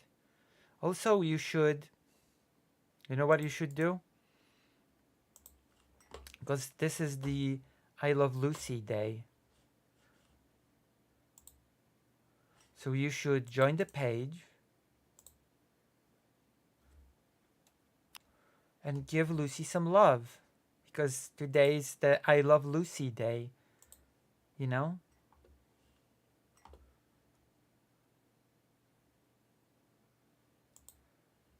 They are very pro-trans. A lot of cultures are actually very pro-trans, way more than the United States of America. Maybe to a fault at times, like Iran, when Norse, they do forcible gender. I mean, you look at like Native American culture. I think it's extremely popular. Norse culture. I mean, you could say the same thing about Loki, right? It's like the idea of being trans is like super, super, super old. Like Shiva, right? Another good example. So I think that's true. There's a concept of third gender in India, Pakistan, and many other places as well. So that's also not exactly a pro-trans stance per se. But that's a lot more complicated than that. That's such a simplification. That's the point. So what I'm trying to say is, we cannot exist outside of the material condition that we are subjected to.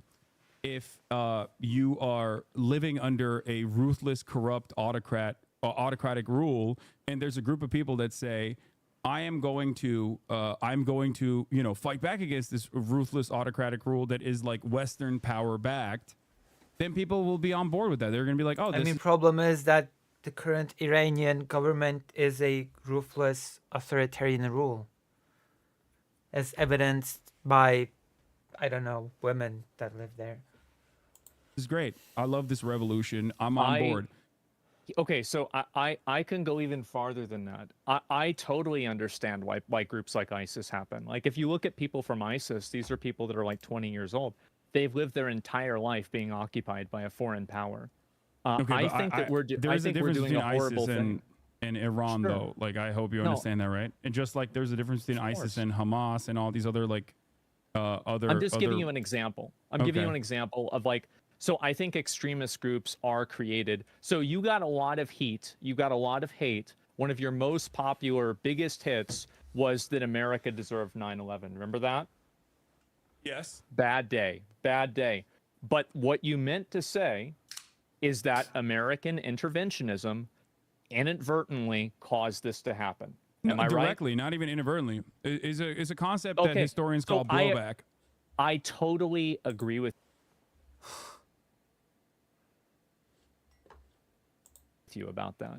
I completely agree with you. I think that you're right. I defended that. Yeah. So my perspective is that how cool of you.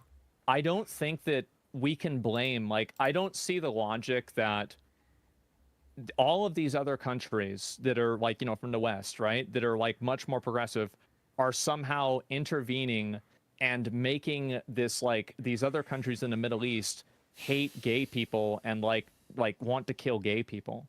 And I don't see how, like, wait, you don't agree with that? You're saying no, I don't really see how he seems himself as superior for having comfortable material conditions. I mean, they're congruent.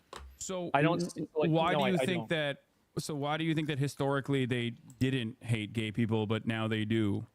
Like, don't you I'm not sure. you recognize that, like, culture changes. You said that you understand They're that like the inferior. Ottoman Empire Sure. was more progressive in comparison like- to its European counterparts in terms of like the way that they view gay people, even or homosexuality in general. I think that we can come to the agreement, and like we can talk about historically all you want, right? I think that in some cases, like that's true. In a lot of cases, like the way that this is perceived around the world, like Romans looked at it differently, Greeks looked at it differently, everybody's looked at it differently. But I'm talking about what's happening today. And if I'm looking at those cultures today, those are cultures that are oppressing people based off of their identity. And at a certain point, right now, the Palestinians don't have any structural governance to be able to do that, regardless. So there is no like gay oppression happening in Gaza, because the only oppression that's happening in Gaza is that Israel's lighting them on fire with regular frequency. and we're paying for it. Yes. So I mean, you said that you won't cry a river because they're whatever.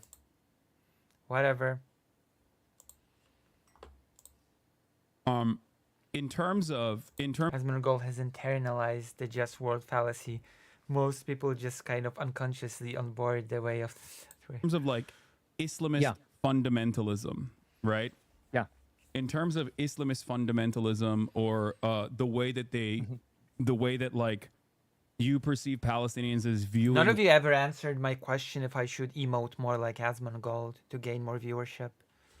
None of you want more viewership from me. That is the only conclusion that I can come to when it comes to this topic.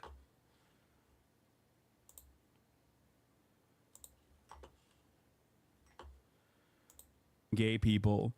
Yeah. There has never been an opportunity for Palestinian people to engage in queer liberation, because in the hierarchy of needs, the number one. Okay, SMB. I always engage with the chat, with the chatters, because I'm a very interactive streamer. So, what is the Asmongold W exactly? Also, what brought you to this stream? Are you a new viewer? What other streamers do you watch, apart from Asmongold, possibly? What type of content do you consume?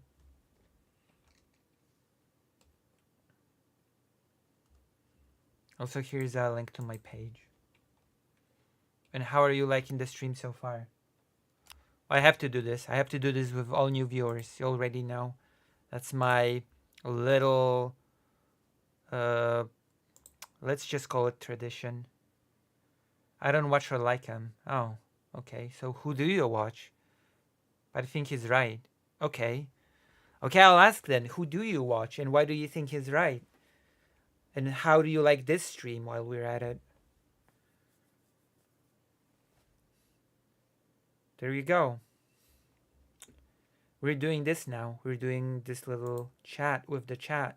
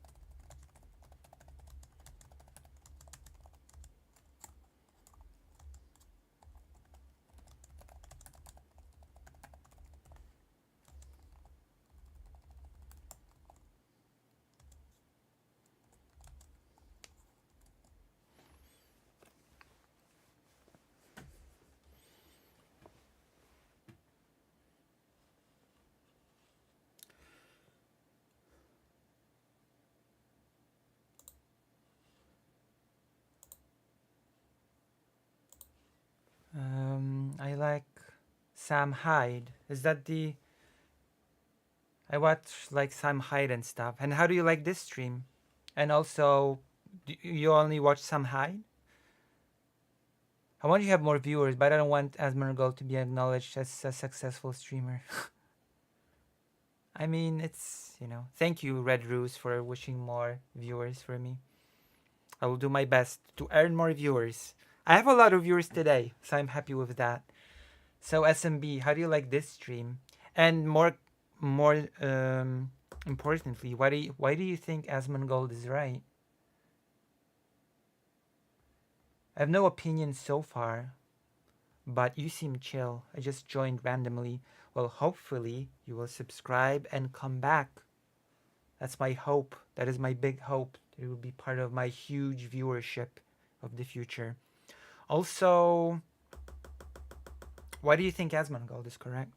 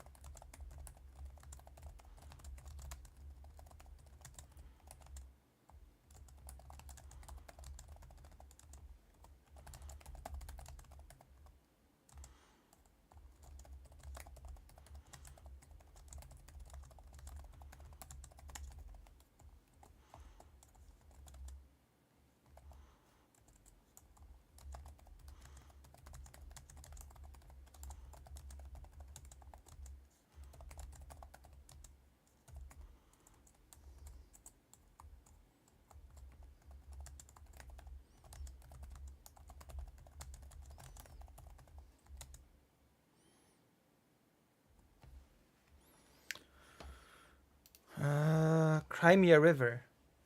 I mean, I think I cry already too much. Okay. I think Islam hasn't parted from its violent archaic roots, whereas most other religions have.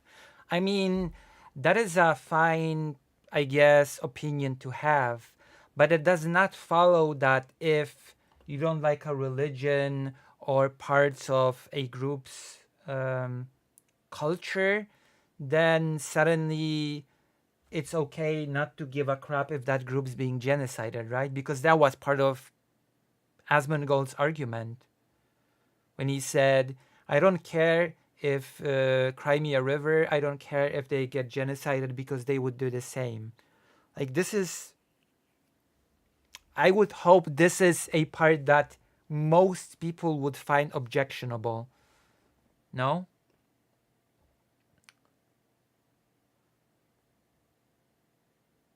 Don't you think so? Don't you find it objectionable to say, basically, I don't like the culture of a people, so I don't care if they get genocided?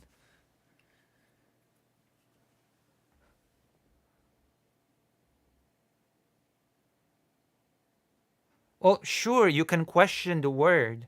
Like, the problem is that Asmongold's statement is bad regardless.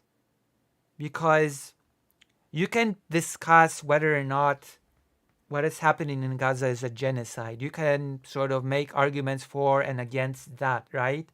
But Asmongold's argumentation does not rest on the argument of it being a genocide being true or not. Asmongold just straight up said, I don't care if they're being genocided because they would do the same thing. You know? I mean, we can go back to that clip, right?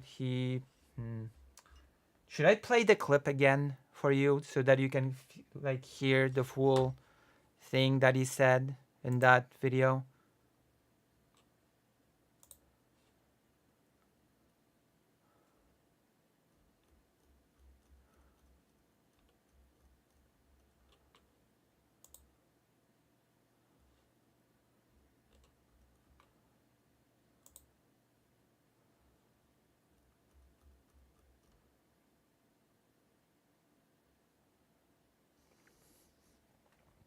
Let me see, okay?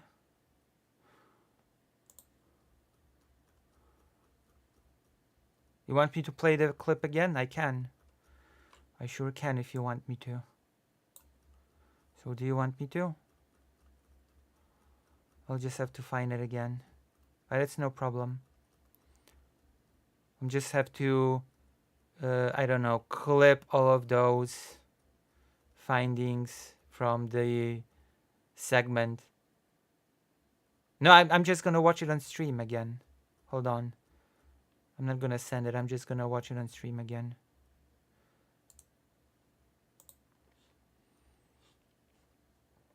We'll just watch it on stream again. That's not a problem.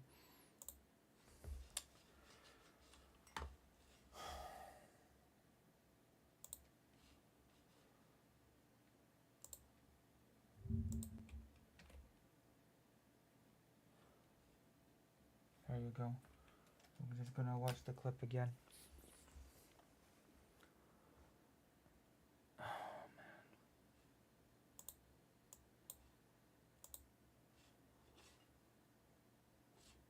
If you want to consider a genocide as a systematic killing of a group of people, Which, by the way, this is not how we define genocide, but I already explained this. We're not gonna go through this again. That is not how we define genocide. they have genocide built into Sharia law right now.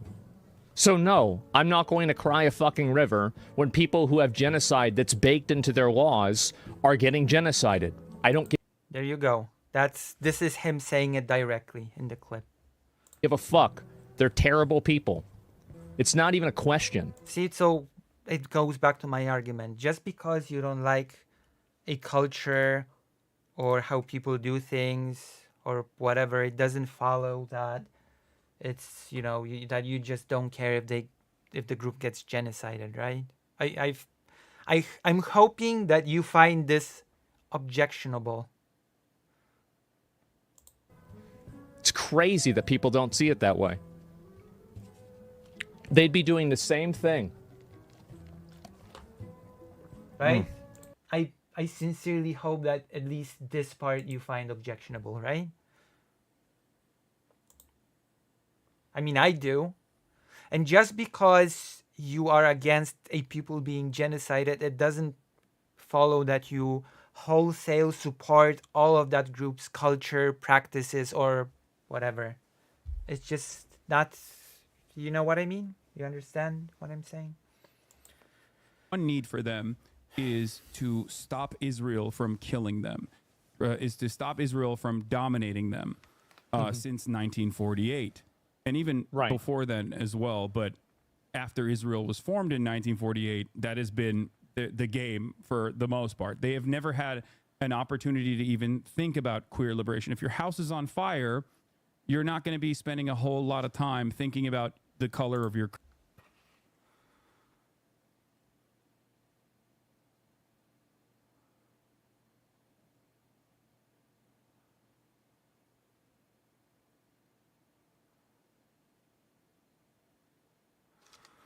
Yeah, I think his take on Sharia law is somewhat right, but yeah, it's not the best argument if he's relating it to them being like, you can understand why I object to what was being said in that clip, right? You can understand why I'm not the biggest fan of what was being said there.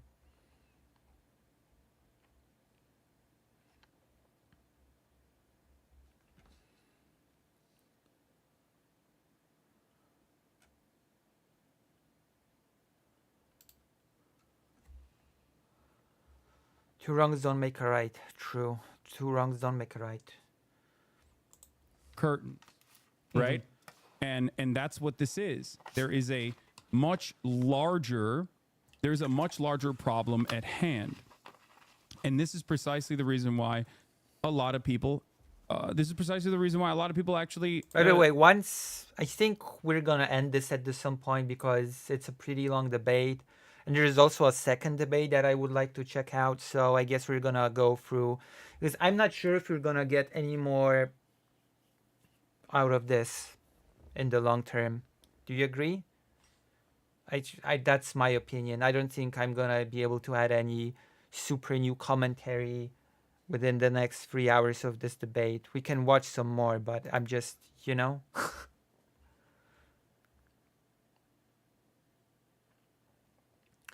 It would be more excusable if Asmongold was funny, but he's not. At least not in this instance.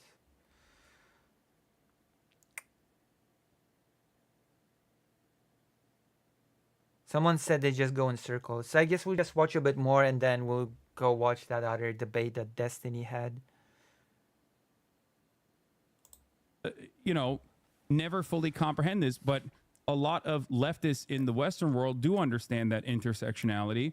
And regardless of like the perceived queer phobia from Palestinians and Palestinian governance, they still, of course, offer solidarity. I said this earlier, and I think it's a take bear repeating. I'm in favor of Medicare for all and universal social safety nets in the United States of America unconditionally. This live debate that Destiny had, I guess we're gonna go a bit through that. And then we're gonna discuss some news topics. There are a few that I'd like to talk about. Ukraine war. There's one topic that I'd like to talk about, which is domestic Polish politics. I'd like to talk about the drug-selling, partying priest, Catholic priest. The story seems pretty funny, but it sort of becomes very bad and depressing. At least one aspect of it. Hassan is a champagne socialist. Don't get me started on Hassan's opinions on Ukraine. Don't get me started on how he calls creators that give Ukraine people a voice perverted psychopaths, and how he refuses to debate anybody who's knowledgeable about Ukraine. I've taken the aside for the 10th time, and I'm putting the aside back for the 10th time. I'm sorry, Arkael. I just cannot let go of that grudge. I'm just like, I'm petty like that.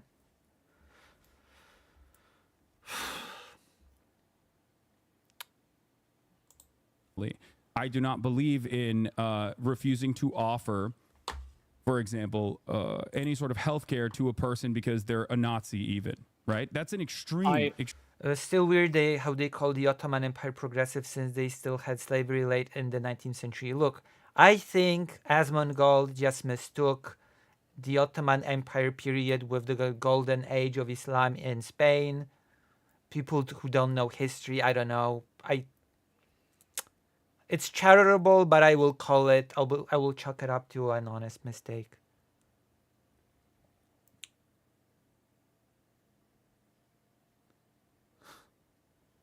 You're kind of far right. I guess I must be pretty good if as a trans person I make far right people watch my content.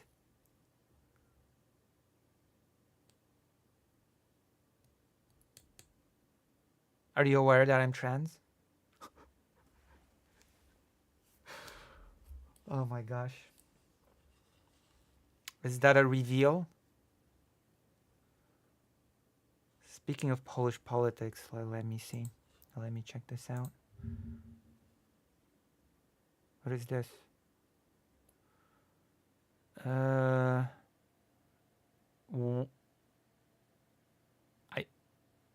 I don't even want to know what this is. No way. It's true. It's true. It's true. You got me. You got me. You got me. Yes. biggest Polish trans streamer who does history content, political content. Yes, you got me. Red-handed, like that person that reaches to the cookie jar. My girlfriend is a communist. Well, being trans is not exactly the same as being a communist, but you know, they're certainly related concepts. No, just kidding. I'm just kidding.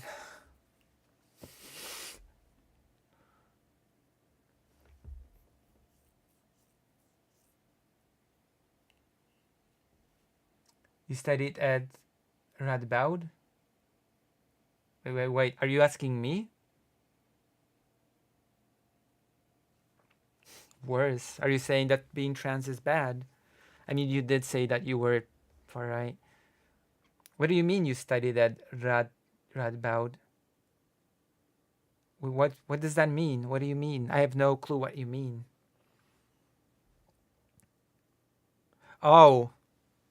No, I didn't. Where is Redboud anyway? Where is Radboud? Where is that? Hold on, I'm just gonna look it up because I have a bad feeling.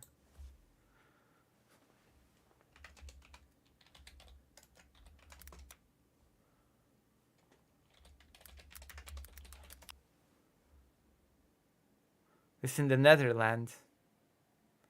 Oh. I just happen to have that hoodie. I don't even know where I got it. I'm not even sure where I got this red hoodie.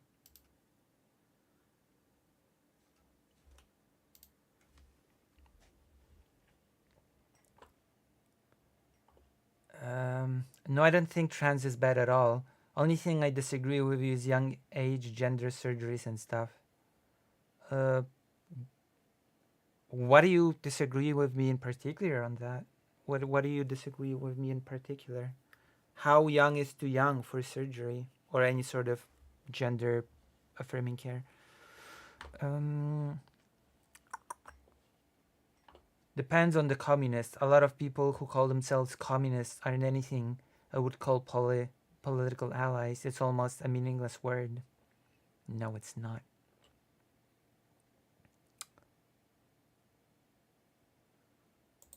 Extreme case. I think that they just Wait, you're against young surgery? So if if a 12-year-old boy gets in a car crash and needs immediate surgery, are you against that? The glorious content? Damn. That is a very extremist way of seeing the world, and I'm not sure if I approve.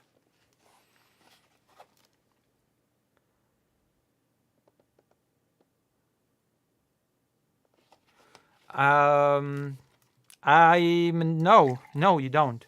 You don't have to be 18 to consent to major surgical interventions, actually. Like, we went through the chart.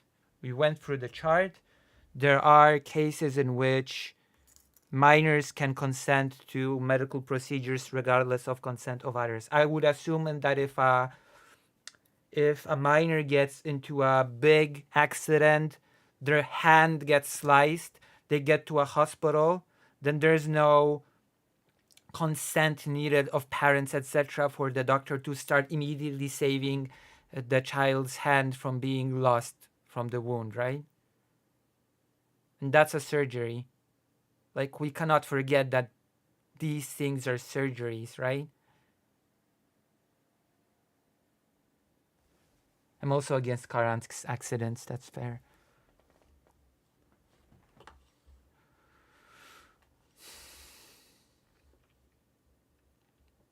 I mean, it also depends on how you define genital mutilation, quote unquote, but that's neither here nor there.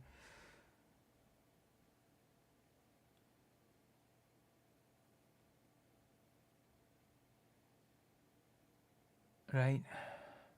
Yeah, but there are definitely cases in which minors can very much consent to all sorts of medical procedures without needing the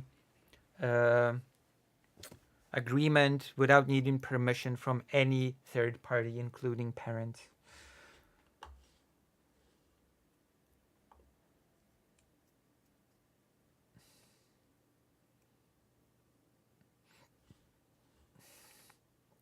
All right, continue. Also, if a minor is in a high-risk group of breast cancer, would you still be against that? If the minor said that they want to do a breast removal surgery to prevent, as a preventative surgery, because they don't want to even risk getting cancer, would you consider that body mutilation?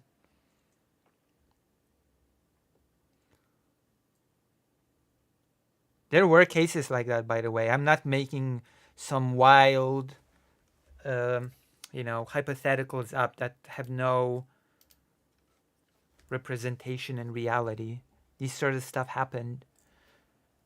There were people that had a high risk of getting breast cancer based on family history, etc., and they were like, "Yeah, I want to get rid of them because I don't even want to go through the risk of getting cancer in the future."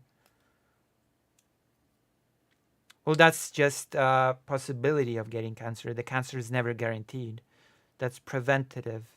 It doesn't prevent death. Like breast cancer in itself is also not exactly a death sentence automatically. And the cancer itself is not guaranteed to happen. Like it's the person deciding to go for the surgery to reduce the risk of getting the cancer from X% to 0%, basically. I love spaghetti. But you know what sort of argument I'm trying to put forward, right? That's not a problem. As for doing it in that case, this gets more complicated. I mean, it's always complicated, right? These sort of things always get complicated when it comes to, like, people don't approach these life-altering surgeries lightly. It's always complicated. Like, we have to accept that it's never a simple matter of, oh, I just decided today that I want to get rid of genital X or I want to change genital A to genital B. It's always a very complicated, very serious decision. There was this famous TV series called Married with Children, a comedy series. And there was the girl that played the daughter of the family. And she did the surgery because she wanted to reduce the risk of getting breast cancer. She did it preventively. That's one example that I can give you from real life.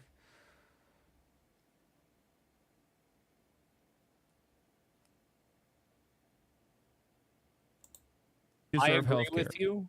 I agree with you, and I would even go farther than that. I think that if somebody's an illegal immigrant, I don't think that we should ever tell.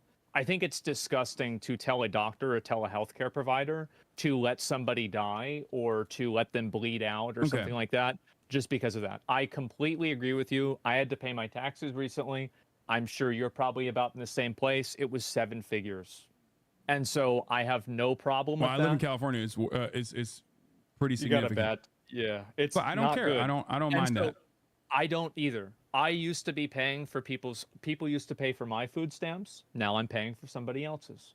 And if Yeah. they raised my taxes to pay for Medicare for all, I would be happy and I would vote for that. So if you I would be understand very that, much in right? support of that. So For sure. so Right. you recognize that. Would you say that like a religious enclave Yeah. in Alabama, for example, deserves to be wiped out for their understanding of like gay people, like a white religious enclave Oh. in Alabama? Absolutely not. I Okay. don't Okay, we're gonna go through this example and then we're gonna move on, okay? I think we've gone as far as we could with this. We'll see. I hope SMB, you understand that you can have a conversation with a person. I would consider myself a pretty left-leaning person.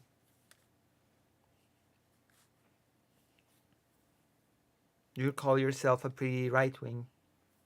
Well, you actually called yourself a pretty far right-wing person. Are you gonna be voting for Trump? Who are you gonna be voting for? Out of curiosity.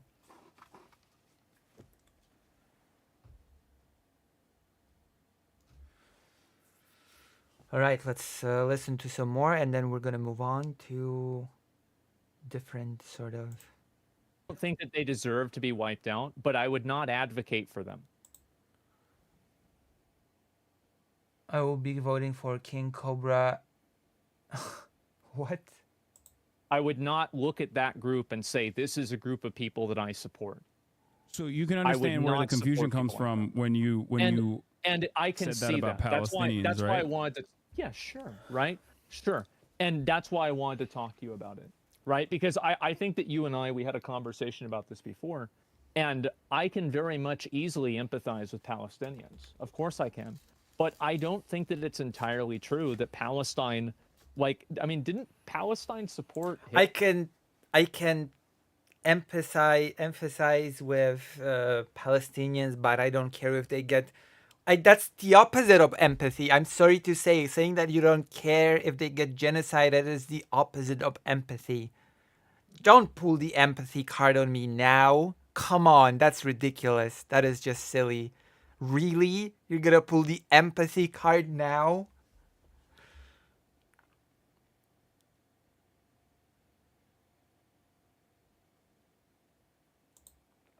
Hitler?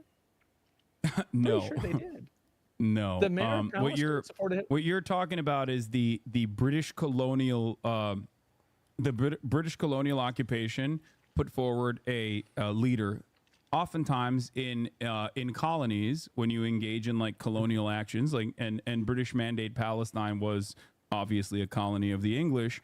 They will appoint a person into a position of power that is Also, have you formulated any opinion on this stream?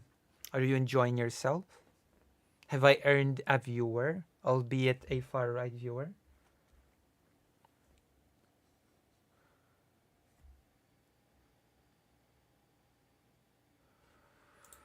is more acceptable to British needs and desires in the region to dominate the people. This is, I mean, history is riddled with examples such as this one. The Palestinian Grand Mufti was a singular person who went and linked up with Adolf Hitler and you know, thought that he could coordinate with Adolf Hitler in terms of like ridding Palestine of the Jews. Having said that, however, 11,000 and that sounds pretty bad. It does. But yeah. when you realize that one, there were also. I mean, what Asmongold said about not caring about people getting genocided, that sounds pretty bad. Even if he did it, even if he said that based on a faulty definition of what a genocide even is, but Jewish. I mean, I would agree, Greater Rain, but there, I mean, the opinion on breasts and their utility, etc., they vary. Early Zionist. Thank you for the subscription. Thank you very much. Militias that also I think we're gonna finish Adolf Hitler's help and tried to coordinate with Adolf Hitler. You understand that this has no bearing on an entire people and what their actual attitudes were. Not only that, but also 11,000 Palestinians actually fought alongside the Allied forces against Adolf Hitler. So Palestinians. Also, there's a pretty complicated and pretty bad history of the militant Zionists that were in the Palestinian region and were too busy fighting the British instead of fighting the Nazis that were perpetuating the Holocaust. That's actually also a little piece of history that happened and is not really great.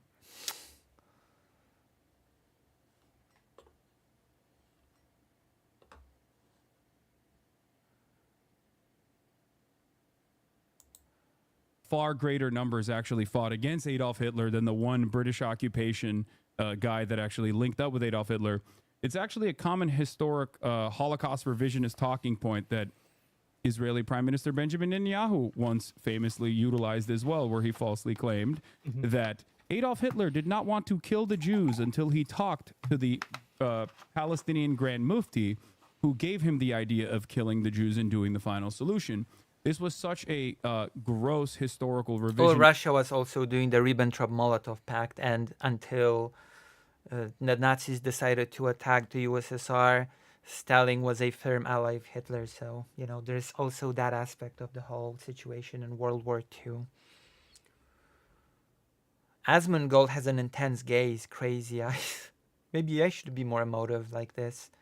Maybe that would make me have thousands upon thousands of live viewership like he does. I could become Asmund Silver. This talking point that obviously the entirety of Israeli society actually criticized Benjamin Netanyahu for saying such But a he ridiculous... did want to get rid of the Jews, though, right? Yeah, but it's a singular person that has no bearing on real Palestinian existence, especially when much larger numbers of Palestinians fought alongside the Allied forces, right? I think that it definitely does matter if a figurehead of a country is supporting Hitler. It's not a figurehead of a country, though. It's the figurehead. It's an appointed person and that that's has the no thing. bearing. And For example, don't you feel like it's a bit unfair for you to attribute every instance of bigotry and bad behavior to being the West's fault? no, I At think I what have a point very are- realistic. I have a very realistic. I mean, yes, I do believe, I do agree with Asmongold to a degree here. That's, yes. There comes a time when the West is bad. It becomes so ridiculous that you start defending the Russian invasion of Ukraine. That is certainly a thing that happened, especially with Hassan Piker. The myth of there being a good guys in World War II is deeply anti-Semitic. It gets a bit materialist analysis of these sorts of things, where I think that people don't have time to fight for gay liberation when, like I said, they're too busy trying to literally rebuild their homes after it's bombed, especially by a force that, you know, doesn't have like automatic heat-seeking missiles that avoid gay people. You know what I mean? They're killing gay people and trans people in Gaza every fucking day. Like, there is no... Like, gay liberation is not a real conversation here. It's just a mere talking point that a lot of people who defend Israel, not saying you do, but a lot of people who defend Israel try to repackage Israel's violence and contextualize it and make it seem more appropriate to an American audience that is... Well, it's the Holocaust. And there are some scholars that actually say that the 6 million figure is an undercount. Also, basically half of that number comes from Poland. Also, I think that is worth remembering that out of the 6 million, more or less half of that number comes from Poland, and that the entirety of the Polish Jewish community has been entirely wiped out. A whole was like a society within society, almost a very thriving and beautiful society. And it's all been irreparably destroyed, along with the architecture itself. Not only the architecture was wiped off the face of the earth when it comes to Warsaw, but also the people have been wiped out. I could go into a whole long thing about it, but I think you get what I mean. Sometimes pro-gay and pro-queer. It rarely ever works. A lot of queer people still don't give a shit. They're like, I don't care. Just stop killing these people. Is their attitude. So that's it. That's the reality of the matter. Is that once Palestine is liberated, then they can have this conversation internally. But right now, Western forces are allowing the death and destruction of this people to continue. What do you think the odds are that after this stops happening, that the Palestinians are going to get together and...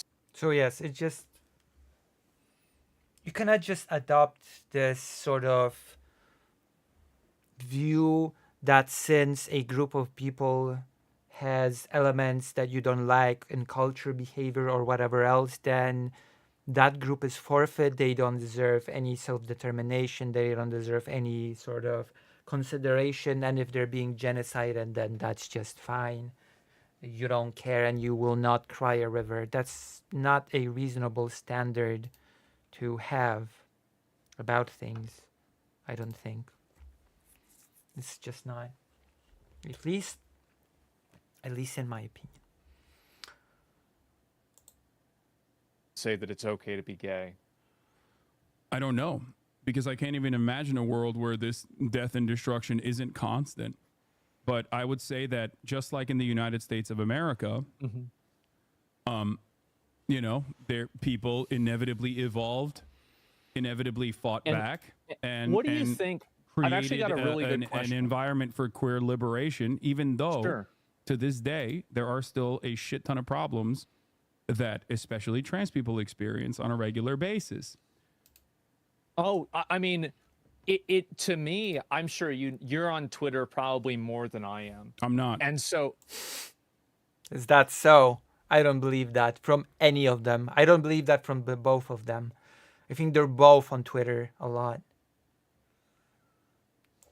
Really? Yeah, I deleted it off my phone. I rarely go on it unless I'm live. Nick did the same. I don't believe it. It's a lie. Oh, I have no reason to doubt it, but that's crazy. Wow. Concern yourself with sexual matters beyond reproduction leads to problems that signify as being a dying. What? What about just finding sex pleasurable? What's wrong with whatever? We're not getting into that.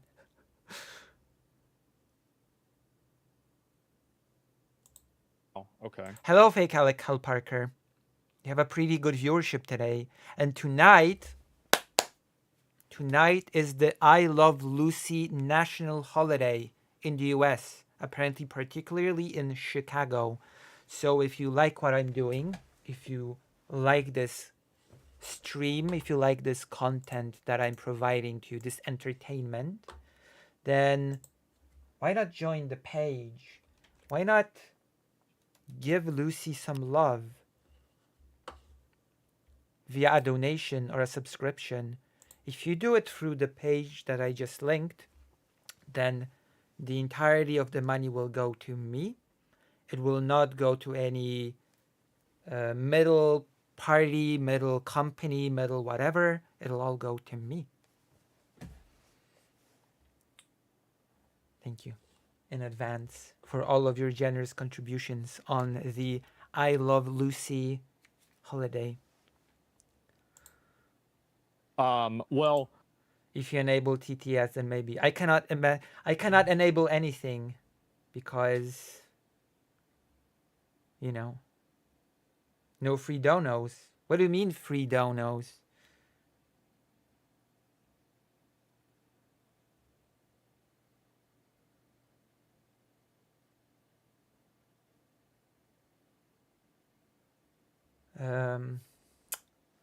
The donos are for the entertainment value that I provide.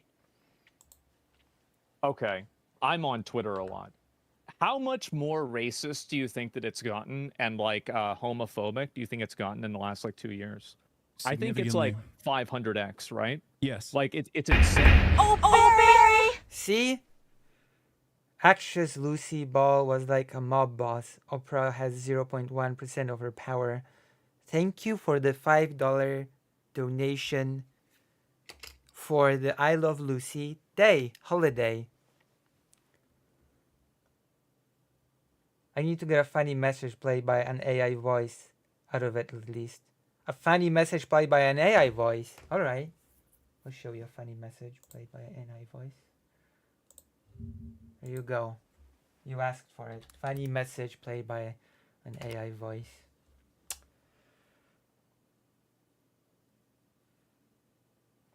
By the way, let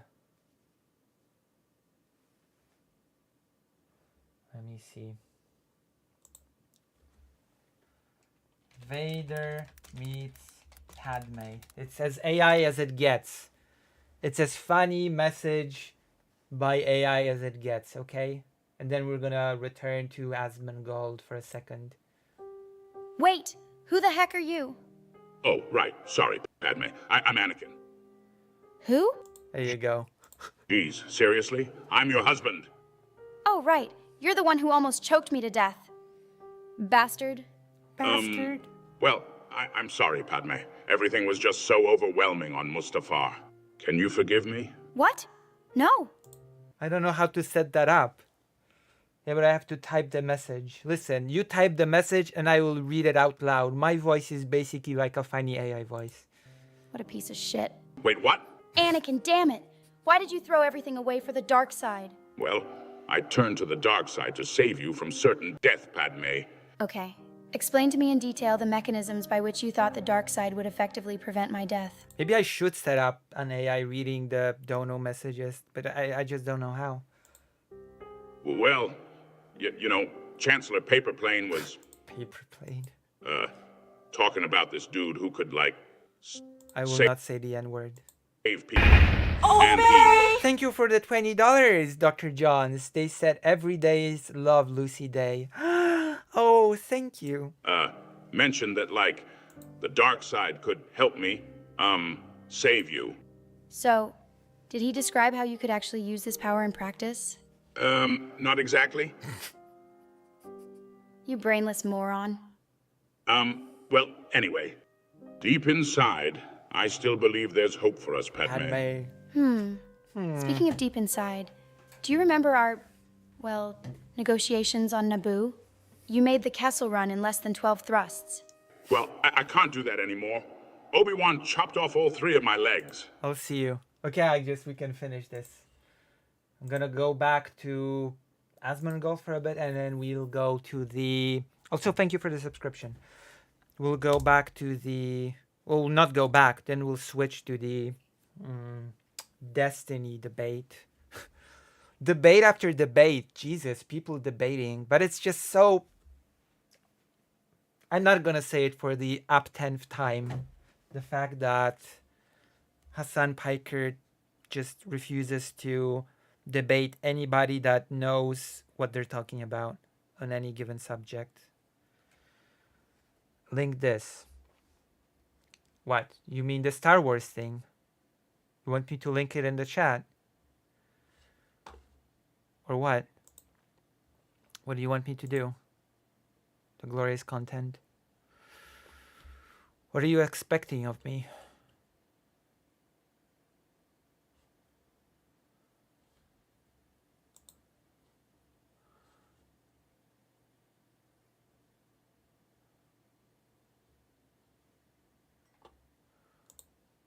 It's crazy, and I think that it's just it just keeps getting worse too.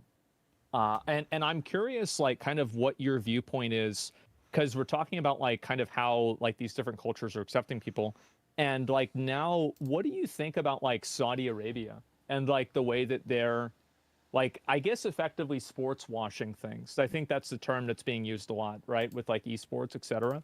Like, what's your take on that?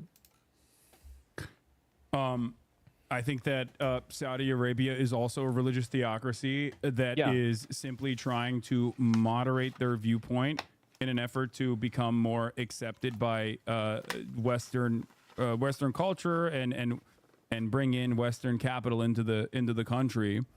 For sure. Ultimately, if they did, Sure. I'll link it. It is a pretty funny parody thing. Sure, there you go. I might as well. Every day is a Love Lucy Day. Thank you so much, Dr. Johns. become a queer safe haven, for example, overnight, there's still plenty of issues in Saudi society in terms of utilizing slave labor, in terms of How about a debate with some person who thinks Ukrainian is just a dialect of Russian? What? What do you mean a debate about a debate?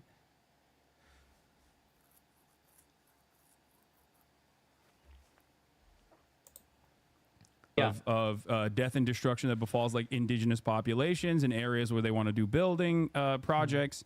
And beyond that, there is the whole genocide in Yemen. A lot of these things can be solved inevitably, and there were some initiative from China that brought Iran and Saudi Arabia to the table to stop the destruction of Yemen, for example. That was relatively successful pre-October 7.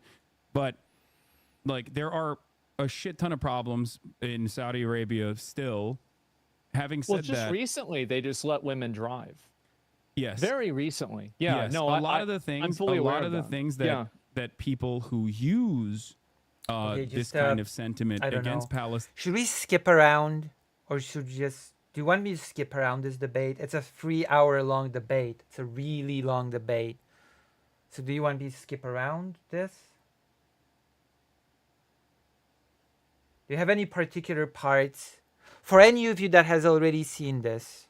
Like, are there any parts that I like? Simply monolithizing an entire religion versus people who are championing religion, Islam. I Love Lucy Day is not over. It's never over. Because Dr. John said that every day is a Love Lucy Day.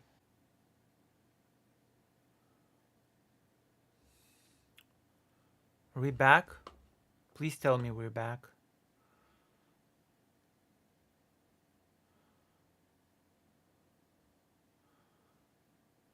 Are we back? Are we back on track? Something happened to my OBS. Are we back?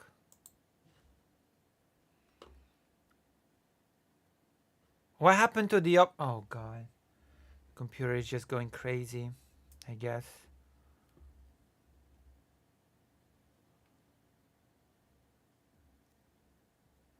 Are you kidding? Oh, why? Wow. Amazing. The whole browser just died. A hair.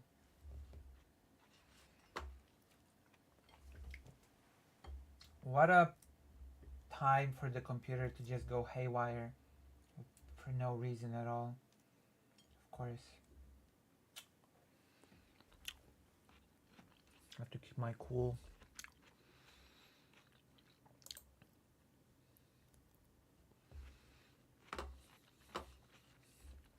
Am I live right now?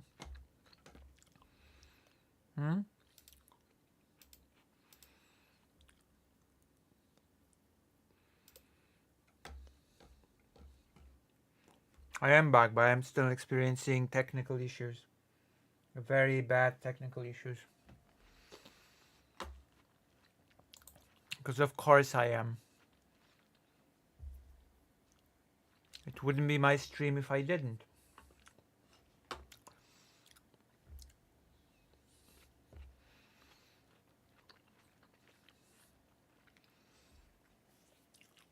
Just as I get a little bit of viewership, the computer punishes me. Like, no. Get back in your lane. We still love you, Lucy. Thank you. My computer does not love me. My computer is like, no. Get in your lane. You don't deserve viewers. Gonna crash and burn and you're gonna like it. I know. See how many people are watching now. There were like 20, 21 before. Oh, it's still 8. Never mind. My charm made people stay. Perfect.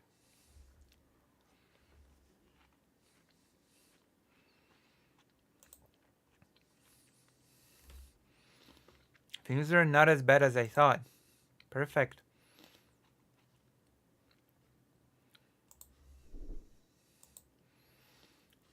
All right, let's go back to the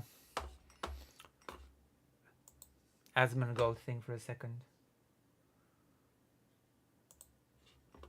it withstood the direct consequences of that, of a society skip being around. redesigned. And perhaps that is the reason why I know that there's a difference between simply monolithizing an entire religion versus people who are championing religion, Islam in this case, to Also, yeah, the thing that I wanted to watch from Destiny is the InfoWars host live debate. That's what I wanted to watch.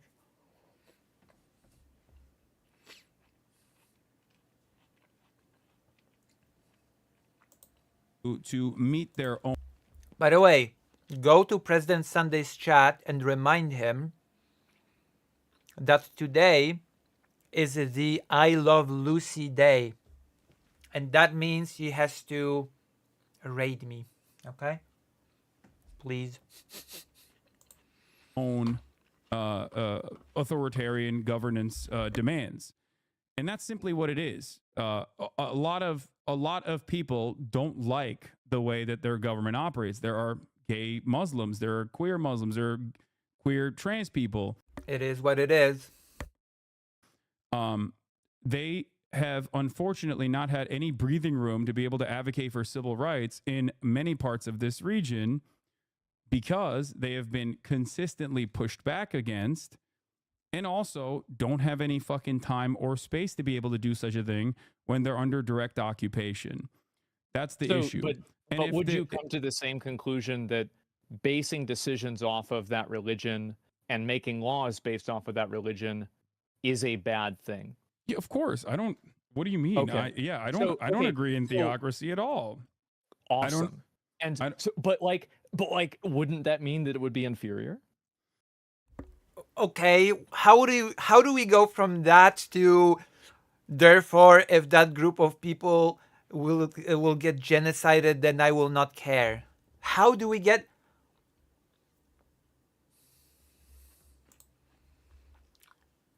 No, I wouldn't say that any culture is inferior to one another. I would, however, say that especially as it pertains to Palestinians, the reason why I don't think it's inferior over the one another is that inferiority is a very dangerous and treacherous language to utilize, especially when there are hundreds of thousands of dead and wounded people that are in the crosshairs of Israeli violence. I think that it works. If this is a semantics issue, I mean, it's not semantics to say they're inferior and therefore if they get genocided, then I don't care. Cry me a river. That's not semantics.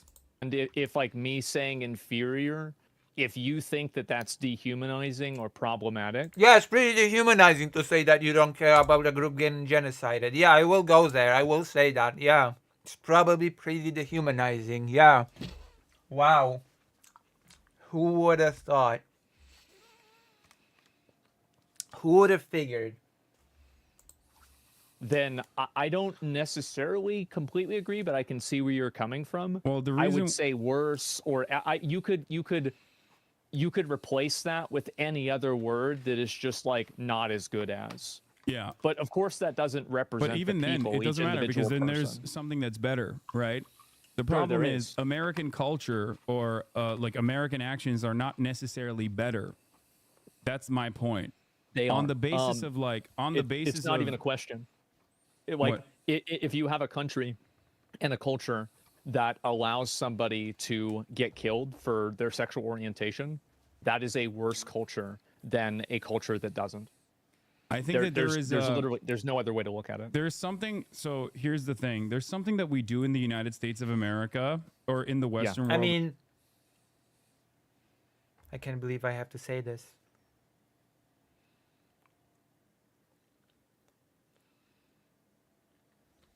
Something got stuck in my teeth.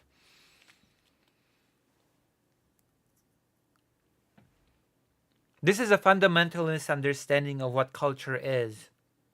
You cannot take one element that exists within a culture, right? The broader culture.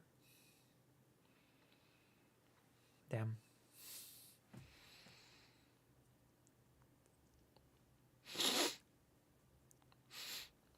You cannot take that single element that exists within a culture, the broader culture, and then say this element means that the whole culture is X, the whole culture is Y, Z. Homophobia existing within a culture does not mean that it defines the entirety of the culture, because culture is everything that surrounds us in our everyday lives. Okay? There is a very fundamental misunderstanding of what culture as a concept is.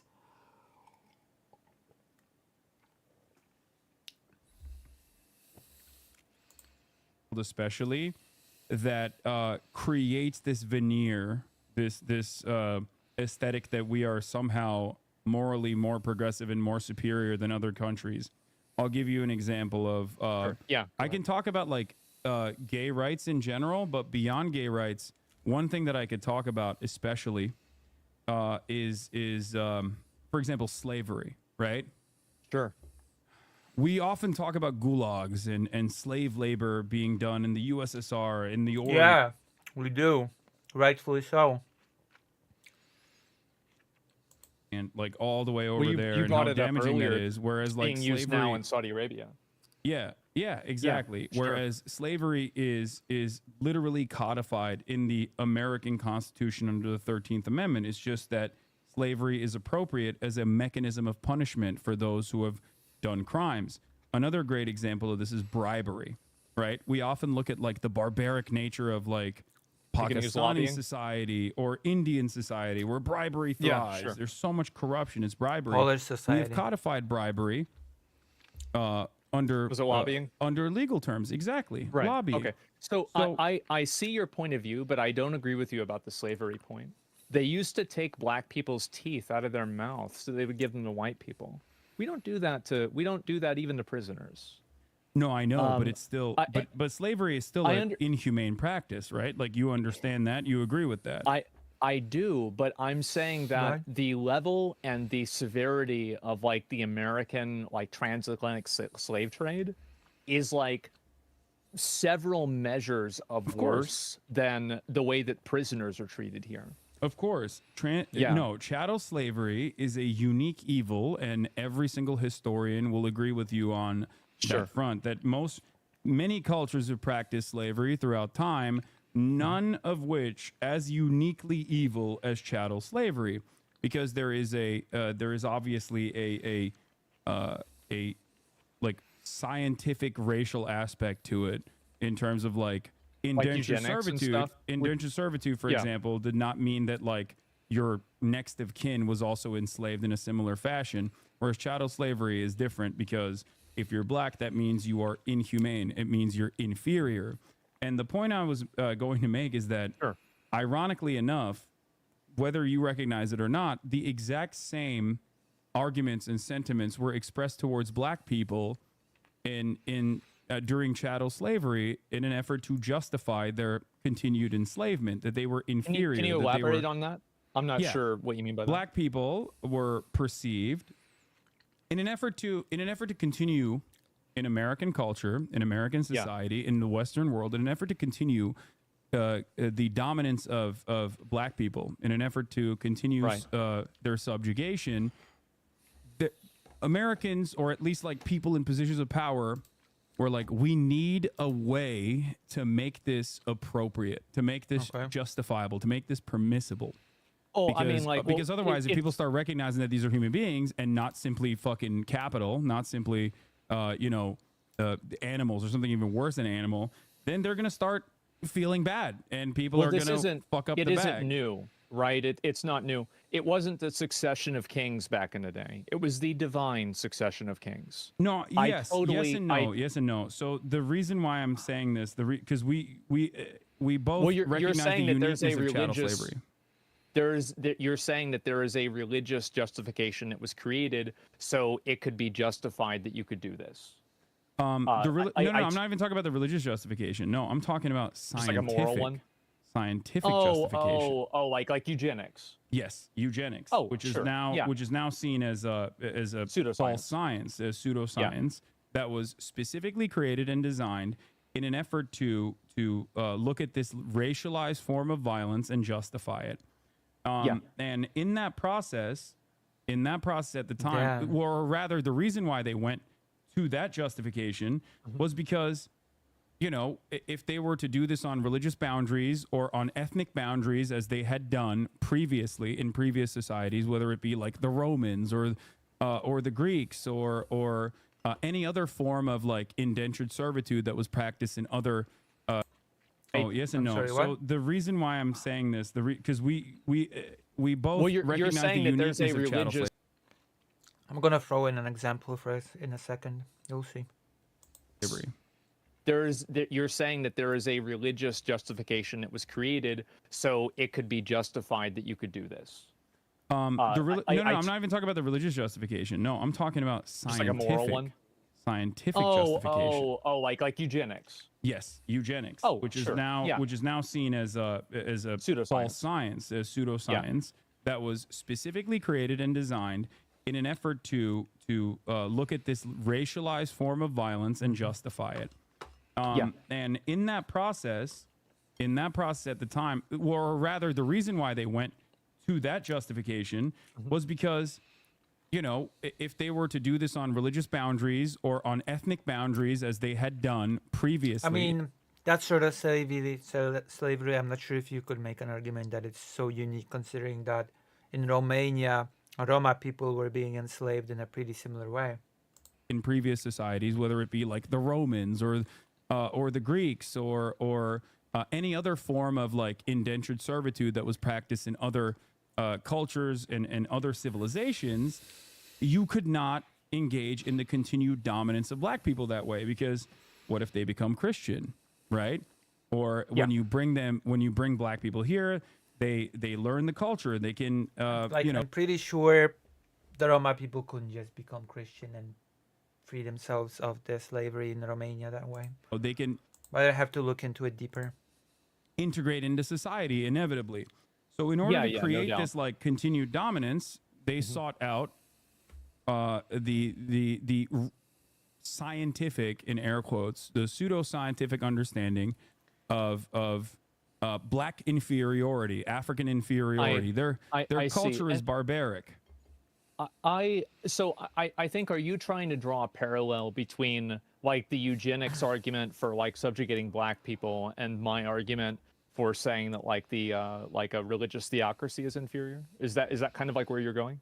Where I'm going is is that in order for Western cultures, in order for Western nations to continue their dominance over other nations. But he's just gonna skirt over the fact that he said that he wouldn't care if Palestinian people would get genocided. I think that's a pretty important detail to go over. No? Hello, Moosewatcher123. Welcome to the I Love Lucy Day. That's right. You should not be white on the I Love Lucy Day, okay? Of all days, the I Love Lucy Day is one day when you do not want to be white.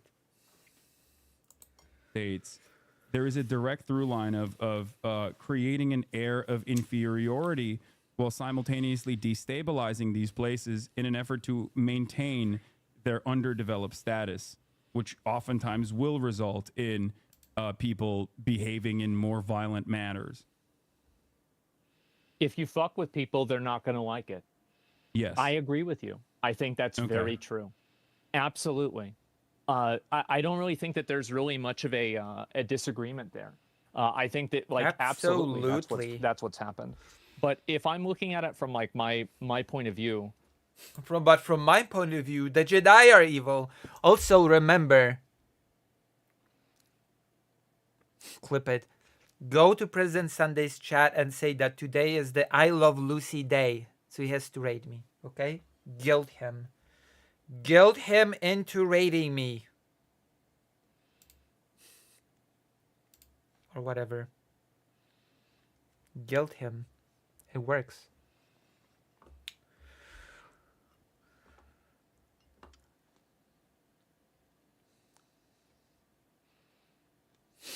Jesus Christ, Moose Watcher.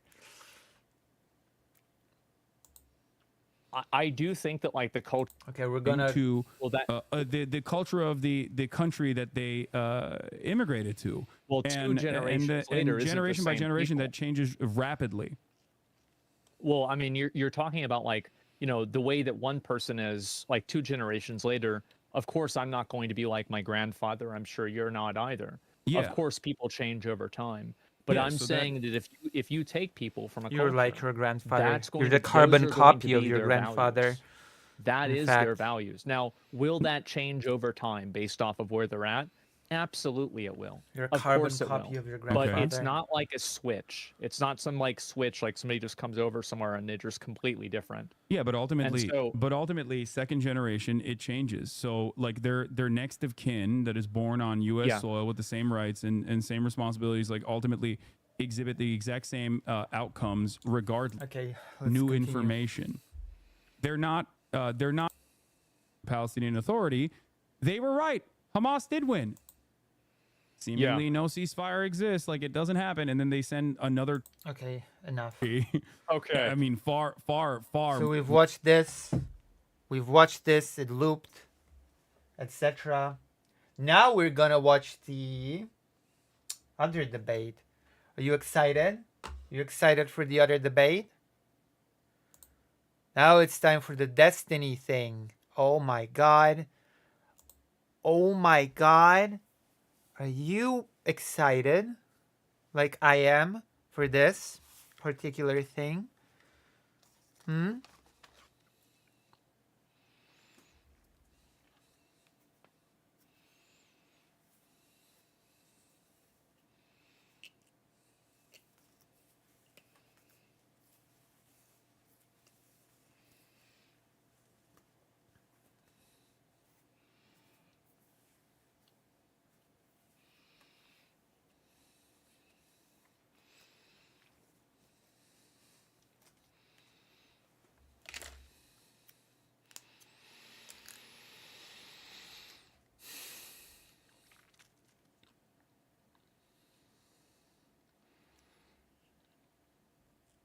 Yes.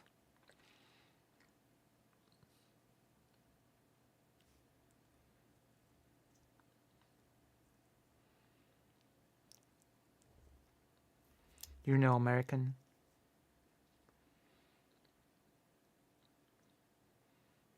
You're Genève Freiburgian.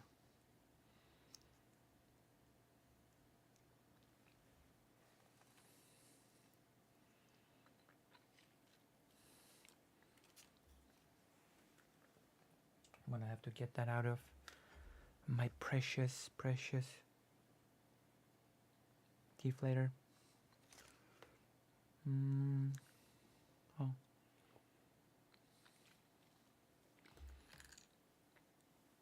Remember, tell President Sunday that it's Lucy has a love day. Or just I love Lucy day.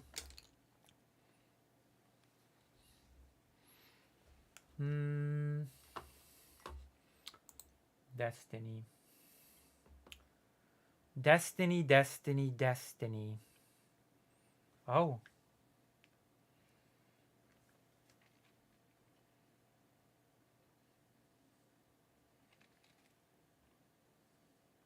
Oh my gosh. Oh, I got that.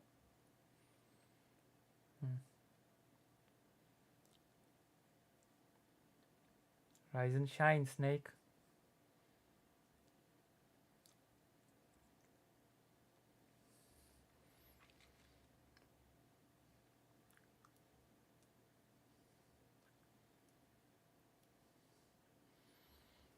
I hate this.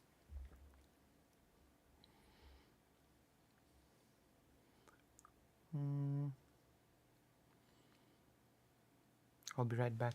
I have to get it out of my mouth. I can't stand it. Bring your family to the stream.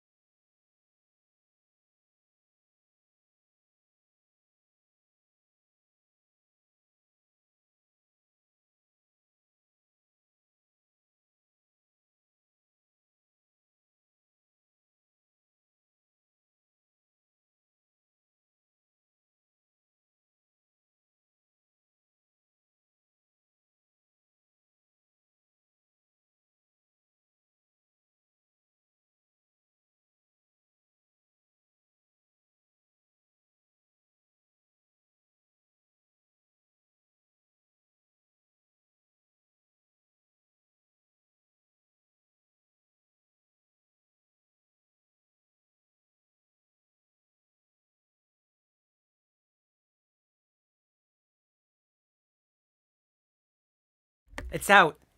Perfect.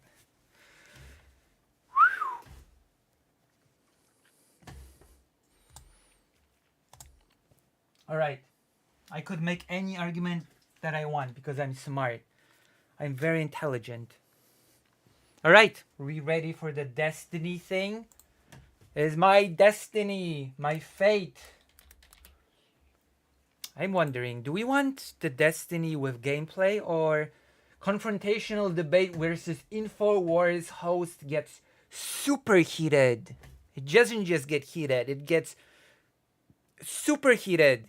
Heated plus extra dollars. Okay? Super extra heated. More than just heated. Ultra instinct heated. Hold on, no. True. I have. Greater Ain't did it. Greater Ain't made the fan art.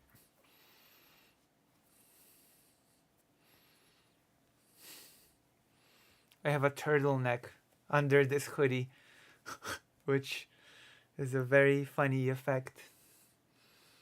I'm gonna release the turtle neck element of the turtleneck under the hood. Turtleneck under the hood. I am wearing a very peculiar outfit right now.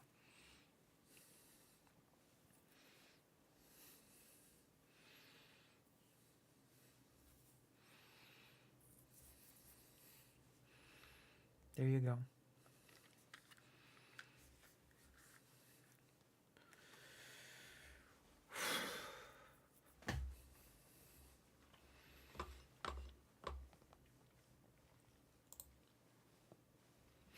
Destiny. Wow. All right. Wait, was the vote certification delayed on January 6th? No, it went through. You guys filmed this. We can Kamala watch you has changed guys the story. cheering for it. We can watch you cheering 1776. What was I 1776? know you hate 1776. Wait, I know curious. you hate What that. was 1776? What was that? That was the founding of the country. Which was it? What was the event? What would you call that? When we overthrew royalty and created Okay. Against and the government, would you created call a it constitutional republic. Would you call that an insurrection? No. This is your Democrat voter right here. Nobody wants to be a part of this psychotic movement anymore. A Nobody. psychotic movement when you guys Yes, literally psychotic. tried. You You guys want to invaded trans the kids. Capitol. Your side believes in Oh my trans God. kids. Wants to Your trans side wants kids. to pay for trans Most surgeries people in aren't the okay with prisons. it. You guys Your won't even side lets acknowledge in what 10 you've million done. illegal immigrants. Your side starts God. wars all over the world. Oh Our side is the my party God. of sanity and the party of common sense. And if you can't see that in this debate, then you're never going to see it. You're never gonna. The party of sanity is the party that doesn't. Oh my God, this is far more interesting than the Asmongold one.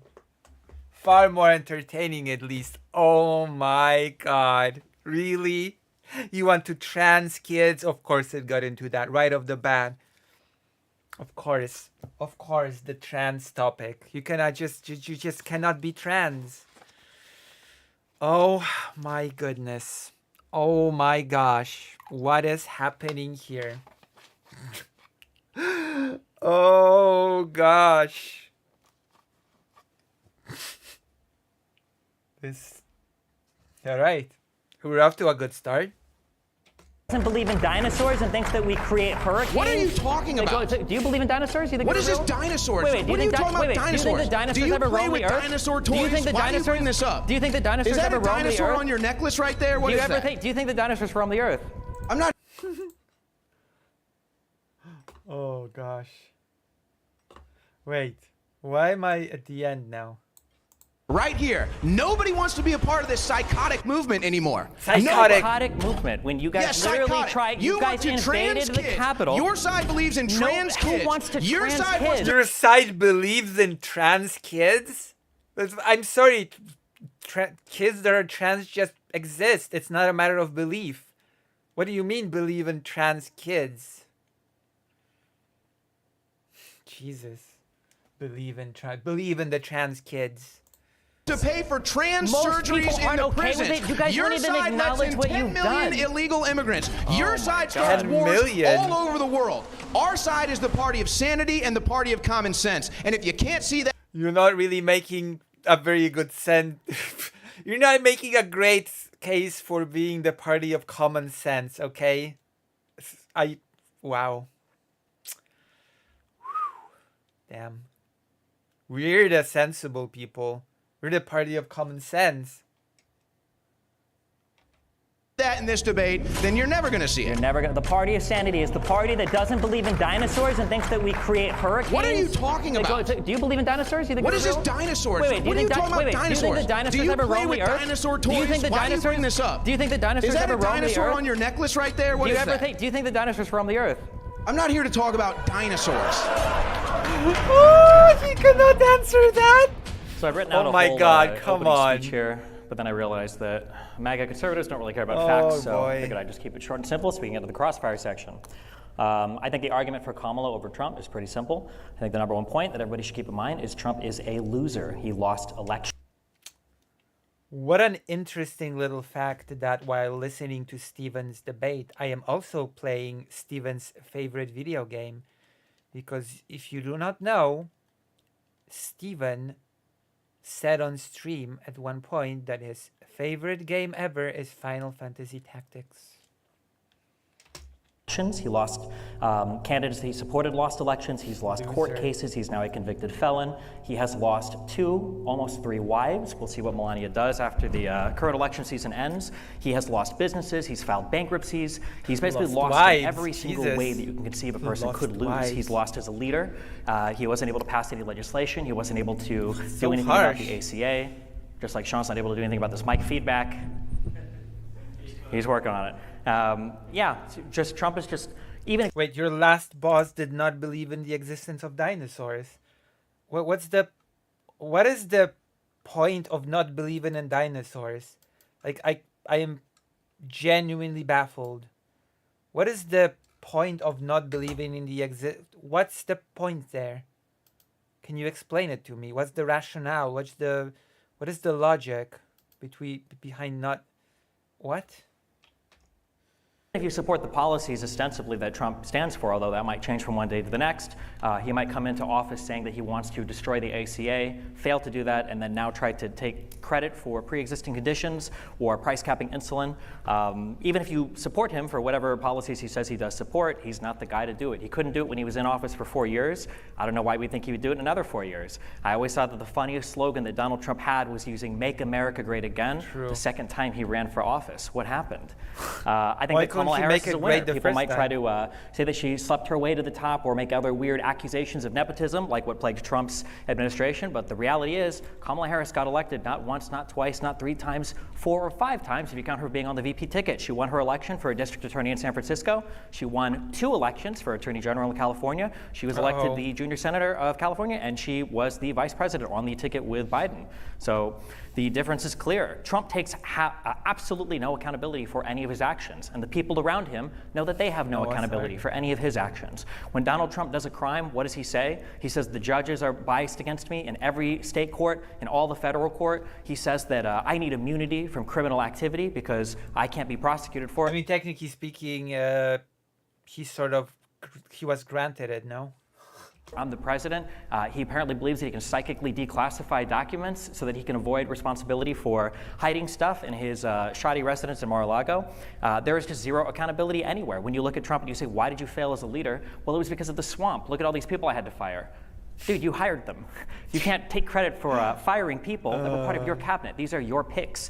And again, to return to the first point, what's going to change this time? Is he going to magically get rid of the swamp now? He couldn't do it in 4 years. We're supposed to believe he can do it in 4 more. Even if you're a conservative, why would you think that Donald Trump is the guy that's going to get the job done for you? Good questions. Kamala Harris is accountable. Not only did she rise through the ranks and win elections on her own, by her own merit, not through any weird conspiratorial nonsense, not through any crazy MAGA movement, not by partnering up with creepy weirdo billionaires like Elon Musk, but by winning her elections and doing a good job. You can also see that the Democratic Party holds their own accountable, and they have a wide tent of voters that they draw from that they have to maintain their accountability to, as opposed to Trump's camp that is dwindling by the day.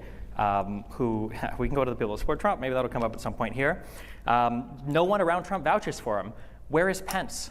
How do you have a president who was the president of the United States with a vice president who's not running with the same vice president? What happened to him?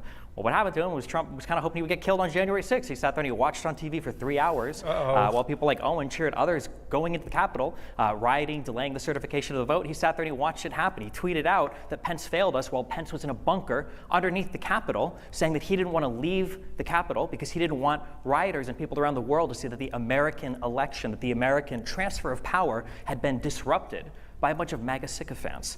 The comments of even the people that are considered Trump's most ardent supporters today are comments that would get you laughed at if you made them as a leftist, right? You have a bunch of other comments. Elon Musk called Trump a stone-cold loser when he refused to say that he lost the 2020 election. Vance has a number of quotes about Trump. He wasn't sure if he was just a Nixon-type character or if he was going to be America's Hitler. These are statements from his own current vice presidential running mate, because he can't use Pence again because Pence hates him. Again, this is his vice president. Mark Milley referred to Donald Trump as a fascist. You've got all these people in his administration that were thought to have been the biggest supporters of Trump, people that others were worried about, like Bill Barr, who resigned from the administration with weeks to go before the transfer of power because they couldn't stand him trying to weaponize the Department of Justice so much. And then you look on the other side, and you've got Kamala Harris, who has support all the way from Cheney to AOC, from the United... Although the race is still pretty close, so... uncomfortably close.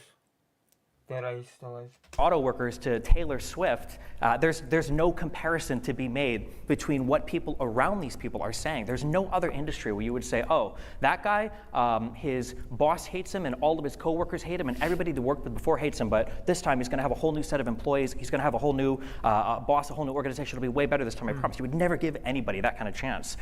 Trump is a scammer. Why would you want to, like, this guy who's running for office is selling you pieces of how many suits? How many fucking suits does this guy own? That he can sell you like so many different slices of them. Jesus Christ. $5,000 suit pieces. Yeah. My God.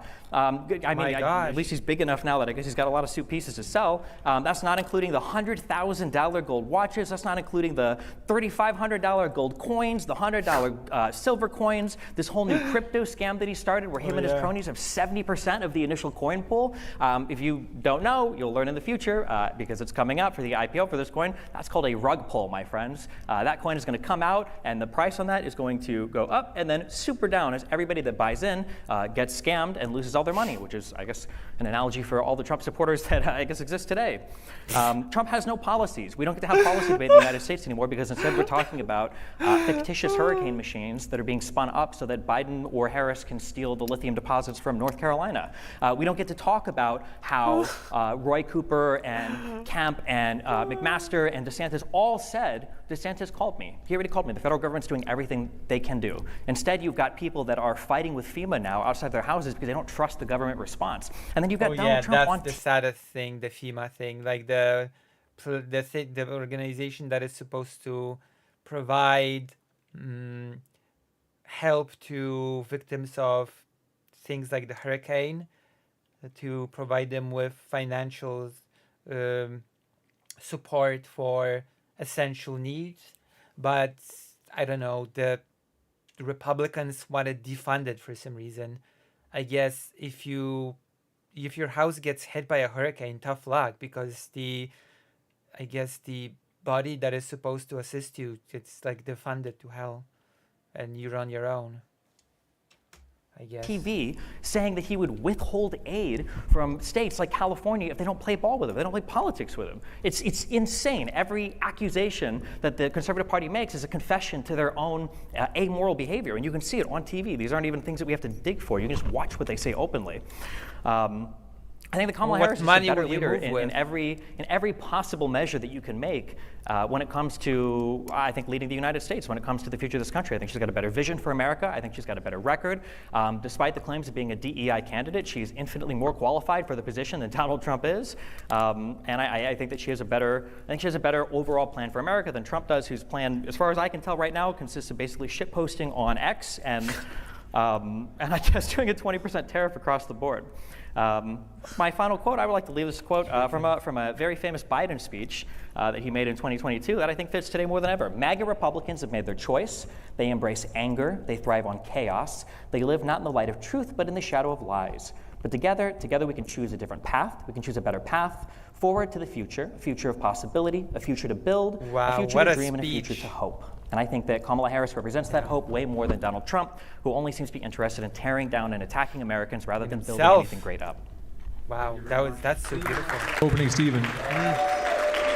Woo! Beautiful, beautiful. We'll kick it over to Owen. Thank you very much. Touched. The floor is all yours now, Owen, for 7 minutes for your the most opening. beautiful speech I've ever heard in my entire life. What happened to this guy's audio? Is this guy a leftist? Leftist audio? Well, damn, I sure have a lot of comments to make about this statement. How ridiculous. Dude. What are you saying? No, this is highly problematic what you're saying here. Damn it, Kamala. It's every time. They just sabotage me everywhere I go.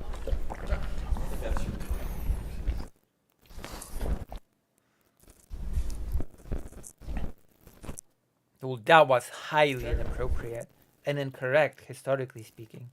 As a historian, I have to say that this argument does not speak to me in the slightest. I'm not convinced. Check. You want me to just use that? Check. What are you going to talk with then? I'll find a way. You'll have to project your voice. All right, can everybody hear me now? Okay. He starts off his opening statement saying MAGA people don't care about facts. We'll see who cares about facts during the course of this debate. Then you bring up his wives. Is that really a topic of conversation you want to get into? Wives? Yeah, I don't think so. He then talks about... Whatever. I don't care about that. Losses, when I'm pretty sure you've lost every debate that you've had. So I don't know if you want to talk about losses either. You then mentioned Kamala being a winner. Maybe you can ask me a question. What primary did she win? What state did she win? Did she even get a single vote during the campaign process? The answer, of course, is no, she didn't. And this is the party that wants to protect democracy. She also said that argument again. It's not even going to comment. Destiny's going to tear it to shreds in a moment. This is a very stupid argument. That Kamala being picked as a candidate after Biden stepped down is somehow unindicative of democracy being in peril. I've heard that before.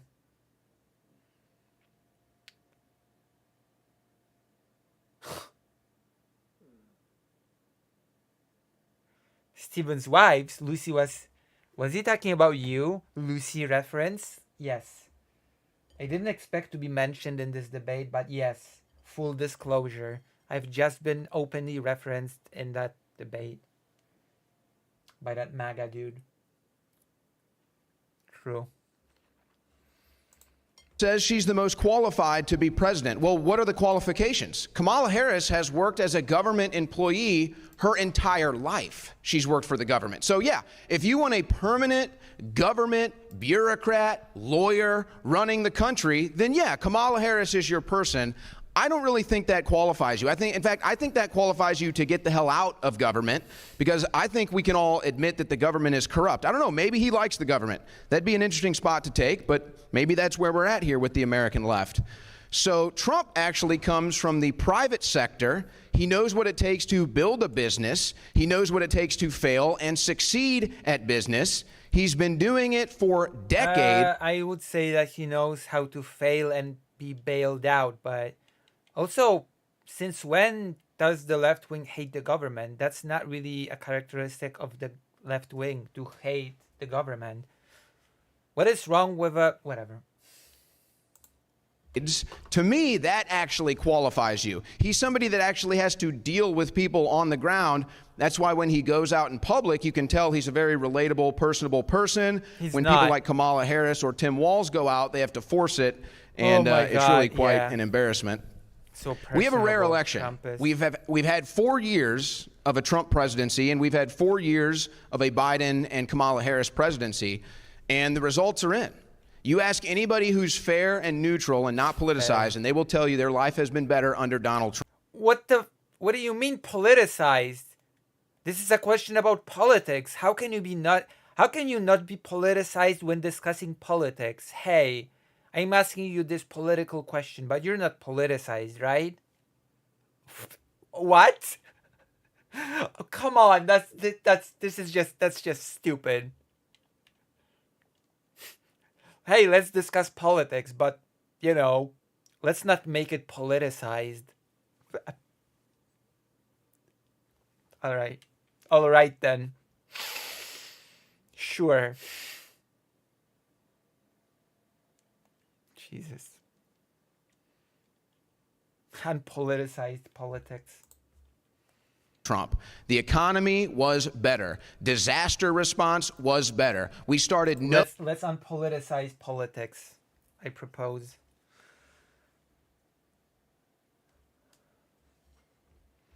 No new foreign wars. It's amazing.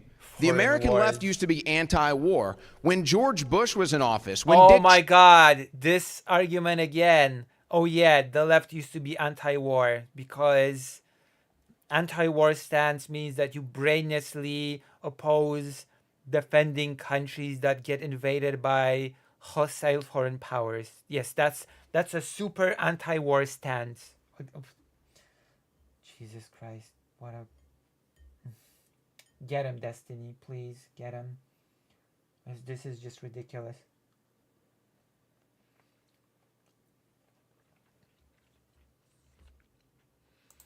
Cheney was in office, when John McCain was involved in politics, they were all anti-war. And by the way, they would have called those individuals war criminals. Now they beg Bush, the famous anti-whatever, for their endorsement, and they celebrate when they get it.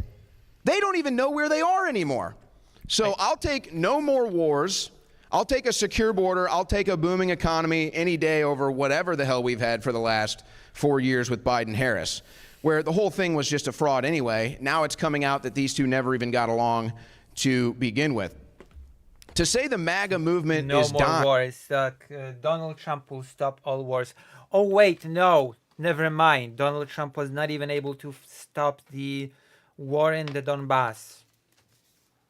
He wasn't even able to stop the small conflict before the full-scale invasion. That was still ongoing under the Trump administration.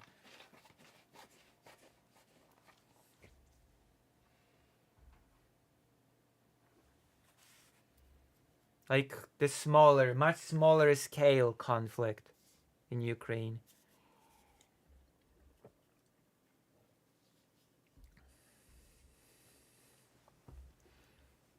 True.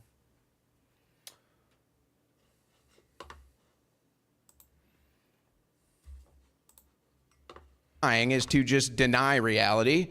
To say support is dwindling is to just deny the reality of the situation. Trump is actually doing better in the polls now than he did in 2020 or 2016 or any point in the 2024 election cycle. In fact, if you want to talk about poll numbers, Kamala Harris had the lowest approval rating of any vice president in American history. And, yes, they even wrote stories in left-wing publications that the Biden... In fact, she's slightly ahead in the polls right now, so I don't know where that poll argument is coming team was thinking about removing Kamala Harris from the vice presidency because her approval ratings were so low. But as soon as the media says jump and support Kamala, they all get on board, just like that. Of course, yeah. Now, there's a couple misrepresentations in some things he just said. First of all, my activity on January 6th, and I'm sure he's well aware of this, or he just didn't do the research.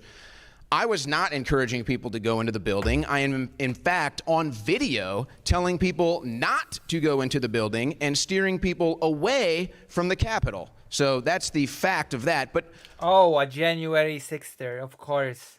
Of course, the InfoWars host would be a January 6th. Why am I even surprised by this fact? Wow, why am I even shocked? Let's just put something into perspective.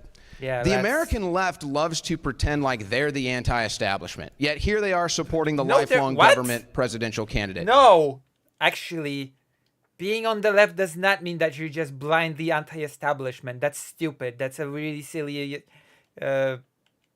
That's no.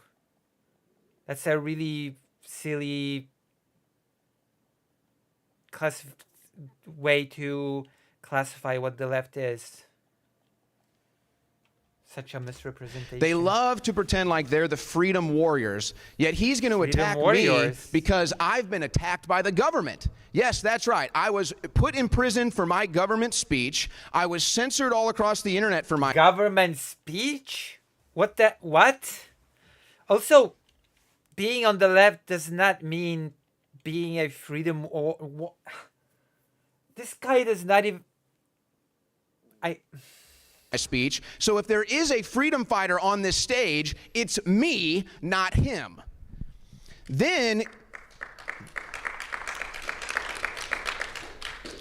What a sad clap. The definition of being on the left is not being a freedom fighter, whatever that means.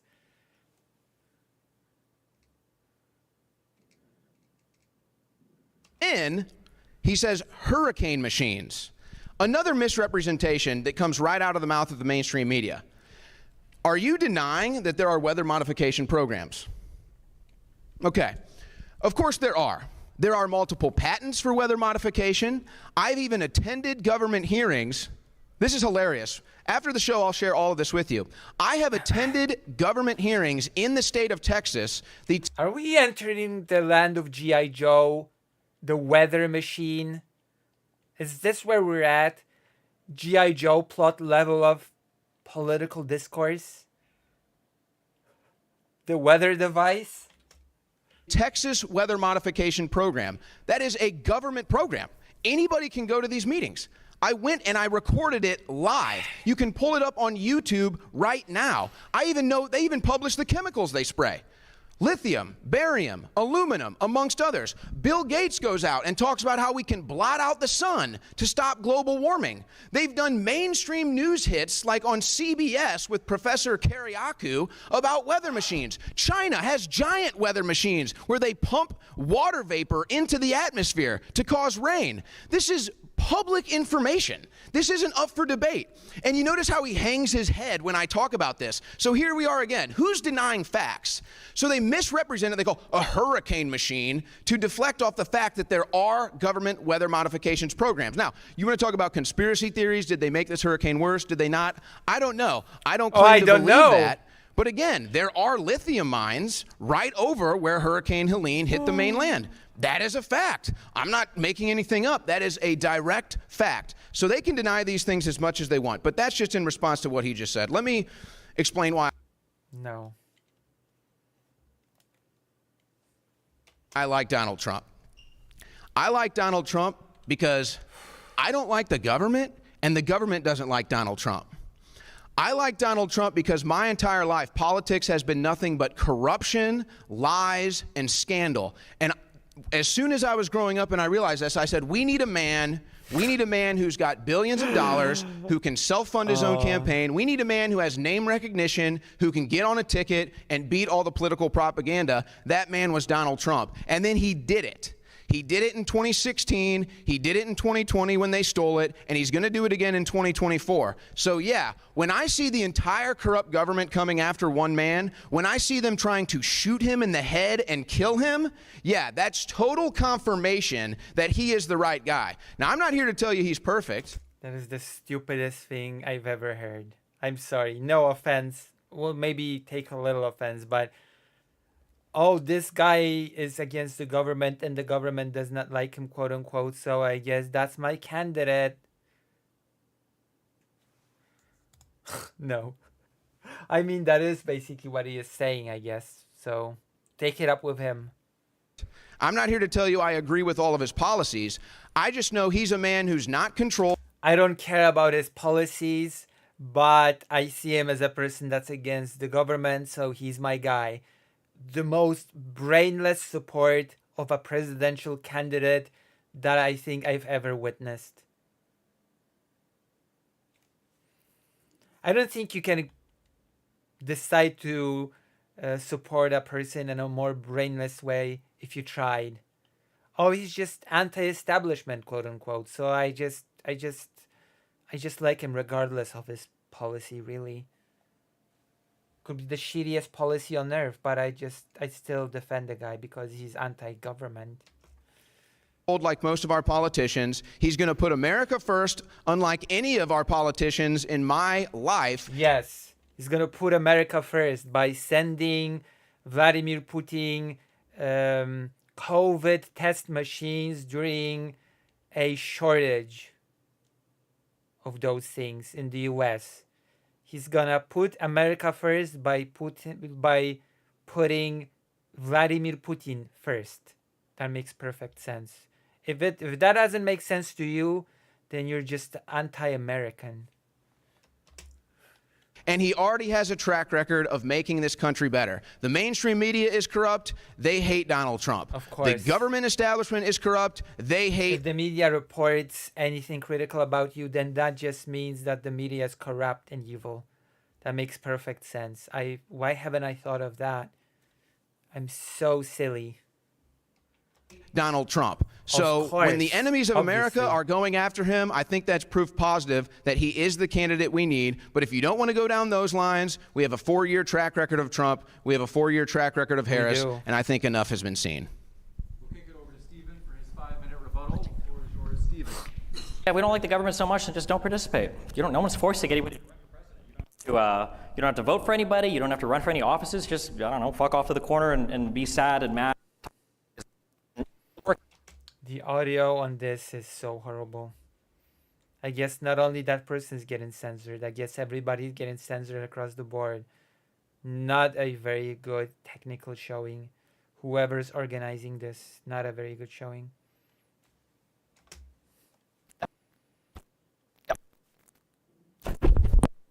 So true, Destiny. Preach. Brilliant. Preach. Amazing. So good arguments. Why is he selling 50 million different products? Well, funnily enough, that's just to enrich him personally. Whoa, hello? I guess those are just for personal enrichment, because actually when you go on those websites and you look and you see for any of the... Well, I guess we've just lost most of that speech, but you know. Maybe what Destiny was saying was not all that important. Oh my god. It's like that scene in Forrest Gump when he makes a speech about Vietnam or something, and then his microphone gets cut off, and when the when the microphone gets back, he just says, and that's all I have to say about that. That was basically the equivalent of that scene.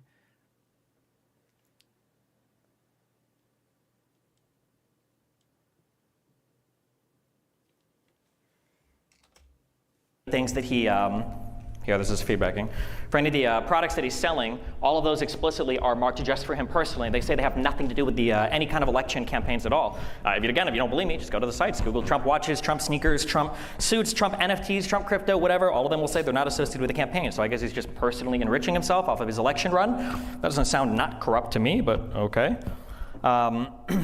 When we talk, there's so many delusional conservative talking points. So the no new wars. Well, I mean, technically, the United States hasn't declared war since World War II. What does no new wars mean? Was it no new wars when Trump bombed an airport in Syria? Was it no new wars when we assassinated Soleimani in an Iraqi airport? Was it no new rules when Trump peeled back some of the transparency on the drone strikes in Yemen that it took Biden to end? Was it no new wars when Iran was bombing Saudi Arabia? Was it no new wars when we abandoned our Kurdish allies to Turkish attacks when they invaded Syria? Is it what are the no new wars? It's like the weirdest game of semantics in the entire world.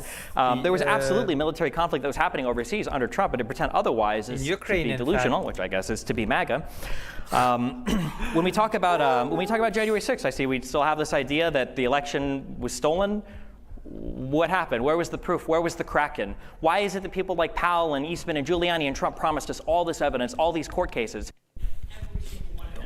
court. What happened? Most of these cases had evidentiary hearings. There was nothing. It would be an affidavit of a person seeing something going into a mail truck and saying, I think that these are stolen ballots, with no evidence, without even knowing what a ballot looks like. You can hear all of this footage is freely available on YouTube. You can listen to them present their case in front of state legislatures, in front of courtrooms. Giuliani doesn't know Giuliani doesn't even know how to present a criminal case anymore, apparently. You can listen to Giuliani when they were presenting it in front of the Georgia court, when they were talking about the State Farm videos, and they were talking about the ballots pulled underneath from underneath the table with the cloth over it. I think half the people in here probably still believe that those videos showed something. They don't. 4 hours later, Gabriel Sterling literally showed the 20-minute cut from those videos where you could see that the ballots were just put right underneath the tables and then taken right out as they were told to continue counting because there were so many ballots that came in. Every single one of these weird conspiracies about election fraud, all of them were debunked within hours of them coming out. People still believe them. People still spread them. Because remember, when the truth isn't good enough for a person to make money on, they have to sell you a lie, which is what Trump's campaign is all about. It's about lie after lie after lie. Nobody up here is talking about whether or not cloud seeding is real. Nobody here is talking about whether or not you might be able to influence the amount of precipitation a place receives. People are talking about the conspiracy that you are alluding to, even though you're trying to be tricky and pretend you're not, that the government was creating hurricanes to steal lithium from itself? I don't even know what the conspiracy is here. Like, if the government is so powerful that they can create hurricanes that I guess got degraded into a Cat 3. I don't know, maybe they didn't have funding for the hurricane machine, I guess. I guess if they're sending hurricanes, why wouldn't they just buy the company or steal it that way? If Hillary Clinton is strong enough to kill Seth Rich and Podesta and them are doing satanic sex rituals, wouldn't they just take a 20% cut of the company that was mining the lithium? Like, these conspiracy theories aren't even good anymore. At least Jews doing 9/11 made sense because, Israel's trying to get us to attack the Middle East. Okay, at least stealing the oil made sense because, we have to go and we have to steal the oil because it helps our country. But now the conspiracy theorists don't even believe that oil is what it is. They don't even believe in dinosaurs. They think that oil is like a self-replenishing resource that comes from the fucking ground. He probably self-replenishing resource. Like in games, resources respawn after a time. Self-replenishing. Believes this. It's just oil is actually dinosaur bones. He doesn't believe. If you have conservative family members, you ask them, do you believe in dinosaurs? They don't believe in dinosaurs anymore. It's not a real thing. And oil is a self-replenishing material that comes from the ground. Donald Trump tried to steal the election on January 6th. He created fake slates of electors every time you guys. Why try to disprove dinosaurs of all things? Come on, that's just. I'm so baffled by this one. Why try to disprove dinosaurs? Why try to disprove that the. Why try to disprove what oil is made of? Why? What's the purpose? I just don't. I'm just baffled by this. What do the Republicans believe that oil is made of? To vote for president, you vote for the electors, and then they fill out their vote, and then the governors on December 14th, they say, okay, cool, we see the vote, we're sending it to Congress. Donald Trump had 79 different electors attest to being the actual electors. In Michigan, these guys talked about, let's hide in the basement of the Capitol, and then we'll come upstairs and we'll fill out our certificate on December 14th to make it more legitimate. He had these are made. You can go online, you can Google them, you can look at them. They are fake slates of electors with people. In him to argue a useless point, a brilliant tactic. It's form of forcing a concession. Take notes for when you might be able to use it. But why do the Republicans deny the existence of dinosaurs? That makes absolutely no sense. That perjured themselves. There's a reason why Giuliani is now disbarred. Sidney Powell is now disbarred. Eastman is facing disbarment. Donald Trump has 34 felony convictions. He's facing 3 other cases, and his only defense is I need to have criminal immunity for all of my behavior. There's a reason why these people that say Biden has weaponized the DOJ sit by quietly while his son is literally convicted of crimes. Meanwhile, Donald Trump pardons every single crook that worked with him. Every single person that refused to answer to subpoenas for the very investigation involving his election corruption, who came out and said to the media, Roger Stone said, I'm not going to squeal on Trump. And then he doesn't. He gets held in contempt, and then Donald Trump pardons him. This is insane. To say that this is the party of law and order, I don't remember when the Republican Party became so. But I'm pretty sure even I'm pretty sure that even young Earth creationists believed in the dinosaurs at some point. They just believed that humans lived alongside the dinosaurs. Like, denying the existence of dinosaurs outright is pretty new, at least to me. Deranged and unhinged, where they cheered on people attacking police officers, where they cheered on a president who pardons military contractors who were accused of killing civilians in Iraq. It's just Trump's entire campaign and legacy is absolutely insane. And I don't know why we would think, I guess like the central question I would have is if you are a conservative, I can understand not wanting to vote for Harris or Biden. Fuck, Harris is a little bit too left for me when it comes to economic policy. I don't deny that. And I can understand if you're a conservative why you would be uncomfortable voting for her. But why would you think Trump is your guy? He had 4 years to do it, and he failed. Kamala Harris is a bit too left-leaning for Destiny. That's interesting. The end of his campaign, the end of his 4 years was marked with what? BLM riots and COVID lockdowns and an inability, problems facing the country. And I just don't know why we would expect to see anything else. We'll kick it over to Owen for his 5-minute rebuttal as well. Thanks, What's Owen. with The the floor audio? is all yours. Okay.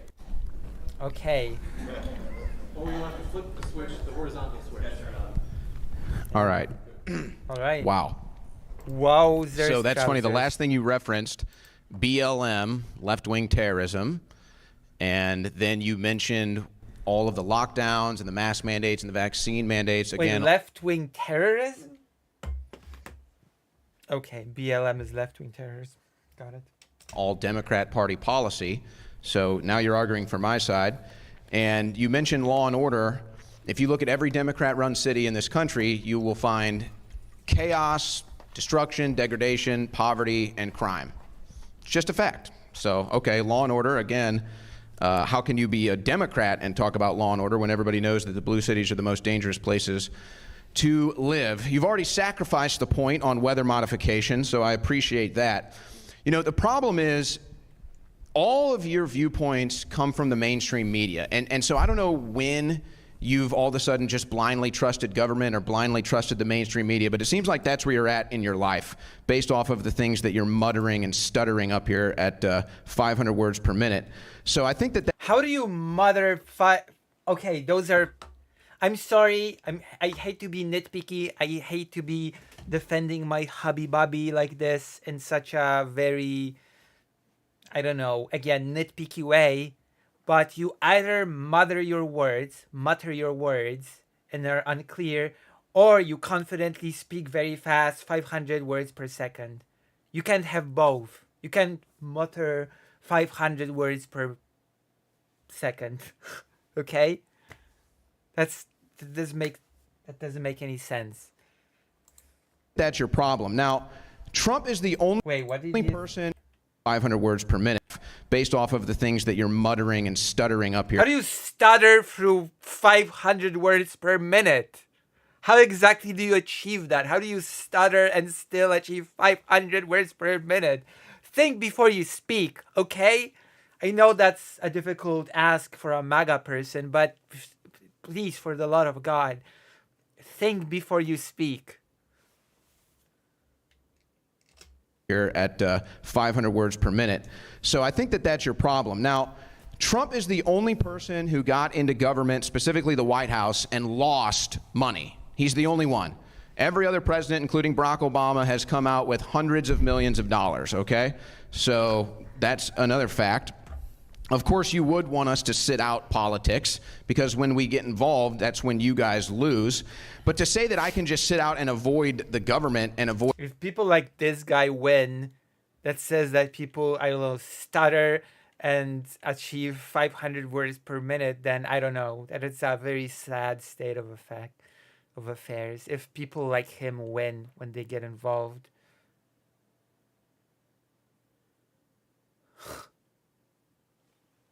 Oh my gosh, that's so mean.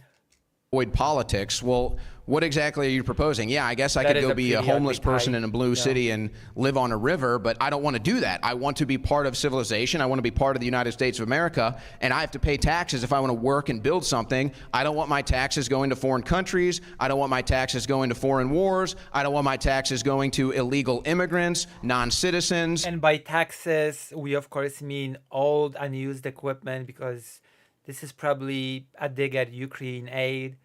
old unused equipment that would have deteriorated in storage. In reality, the tax dollars go to replenishing the stock for the US military while old equipment is being sent to Ukraine. Oh, wow, how horrible. How horrible and terrible. Truly, it's the tax dollars going to Ukraine directly. And the list goes on and on. So I love it when people who have no idea how aid works comment on aid to Ukraine. I just love it.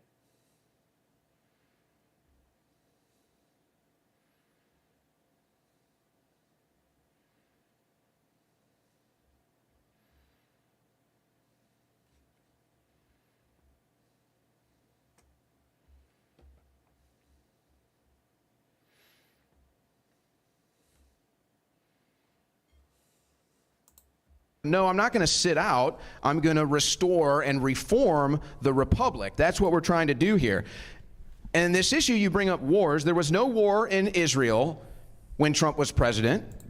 If this person's about to say that there was no war in Ukraine when Trump was president, then I'm going to laugh and Destiny's going to correct them right after this.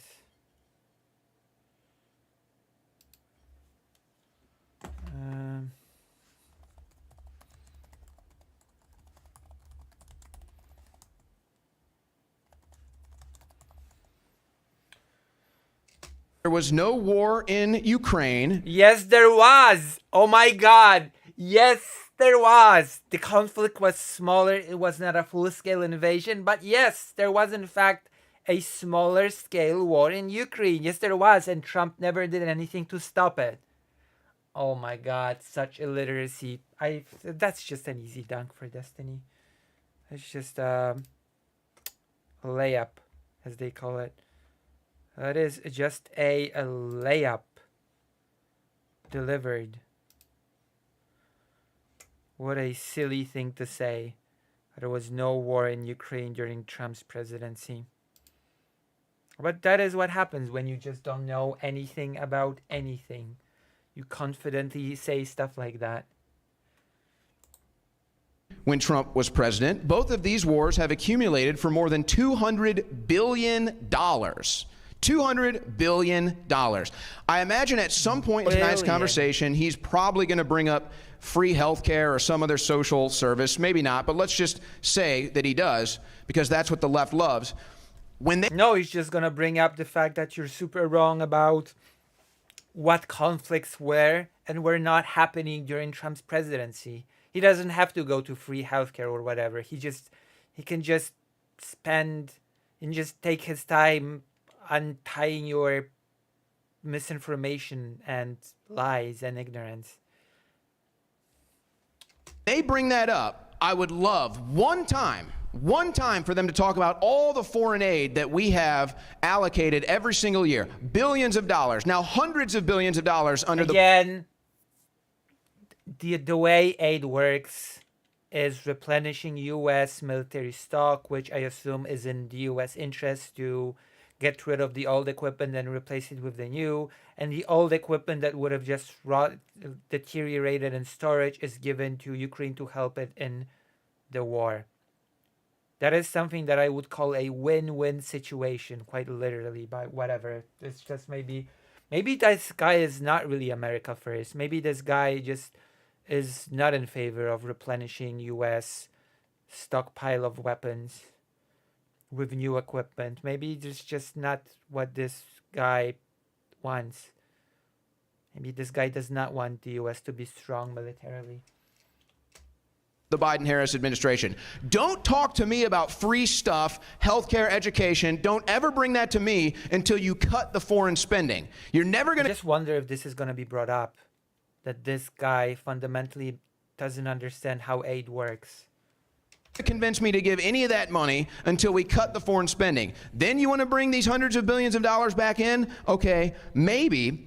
But all this stuff you brought up about wars in the Middle East, again, Bush, Cheney, McCain, who all endorsed Harris now. They're all on the Harris side. So that one doesn't really hold water. Clearly Clearly, you did not pay attention to the 2020 election in the aftermath because you don't know what you're talking about. There were multiple sworn affidavits. There were dozens of them. There were cases where they presented all the evidence. And in fact, there were multiple cases that resulted in charges, including in Fulton County, Georgia, Atlanta. And yet none of these cases ended up in Trump victory. What a mystery. All the courts must have been, I don't know, in all the courts, I guess, were just part of the conspiracy. I just don't know what else to say. It's just crazy how that goes.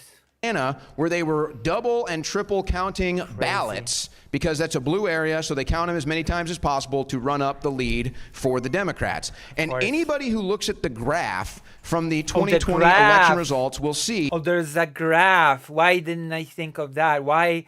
Oh my gosh, if I knew there was a graph, that would convince me. A graph.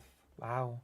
In the 4 key states, one pattern happened every time. In Georgia, Pennsylvania, Michigan, and Wisconsin. Why wasn't I informed about the existence of the graph before? That's a game changer. There's one. Donald Trump was winning the entire day. The entire day. And then right at 3:30 in the morning, in each one of those states, the perfect amount of votes came in for Biden, and the graph shot literally straight up.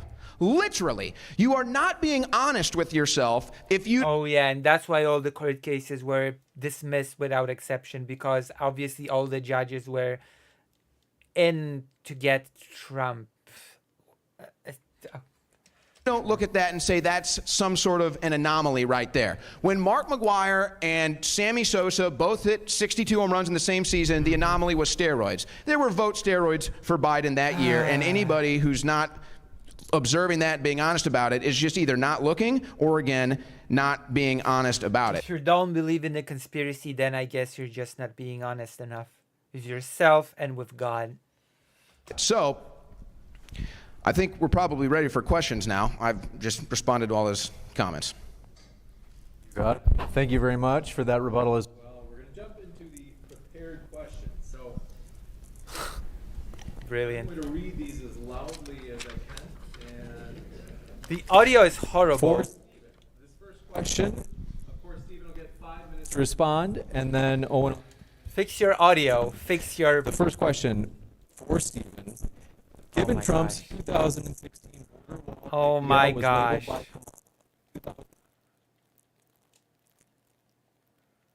Okay, I cannot take this. I have to go to the toilet, okay? I'm gonna take a few seconds to go to the toilet. And if you like what I do, if you like this content, if you are a big fan, if you're finding yourself becoming a big fan of the Lucy Haze experience, then consider, because I'm pretty sure it's still in the US, the day of Loving Lucy, subscribing or something. Yes, Greater Eight? Is there something that I can do for you? Yes, Greater Eight? Thanks for the stream. No, I'm just going to the toilet. Why are you thanking me for the stream? What, are you going away? Are you leaving? Are you going to bed? I missed all of Lucy Day. Ha ha ha. Listen, according to Dr. John's, every single day is a I Love Lucy Day. Oh, I just feeling appreciated. Well, thank you very much. Thank you very much. I am grateful for you being here. But I'll be right back. I'll be right back. I am thankful for you. For you.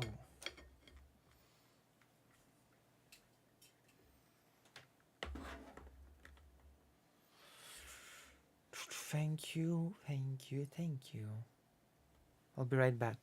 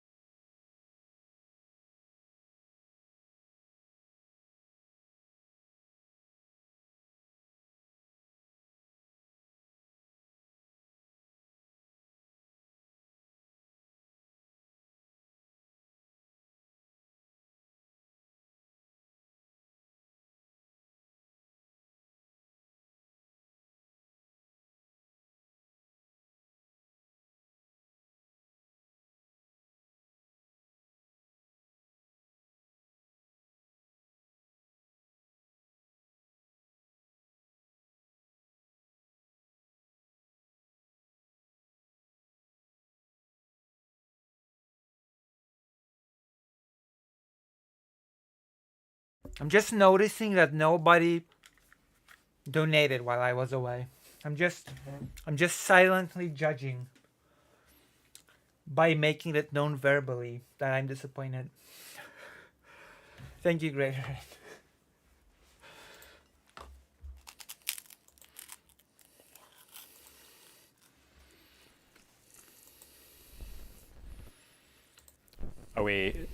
Was that audible to everybody?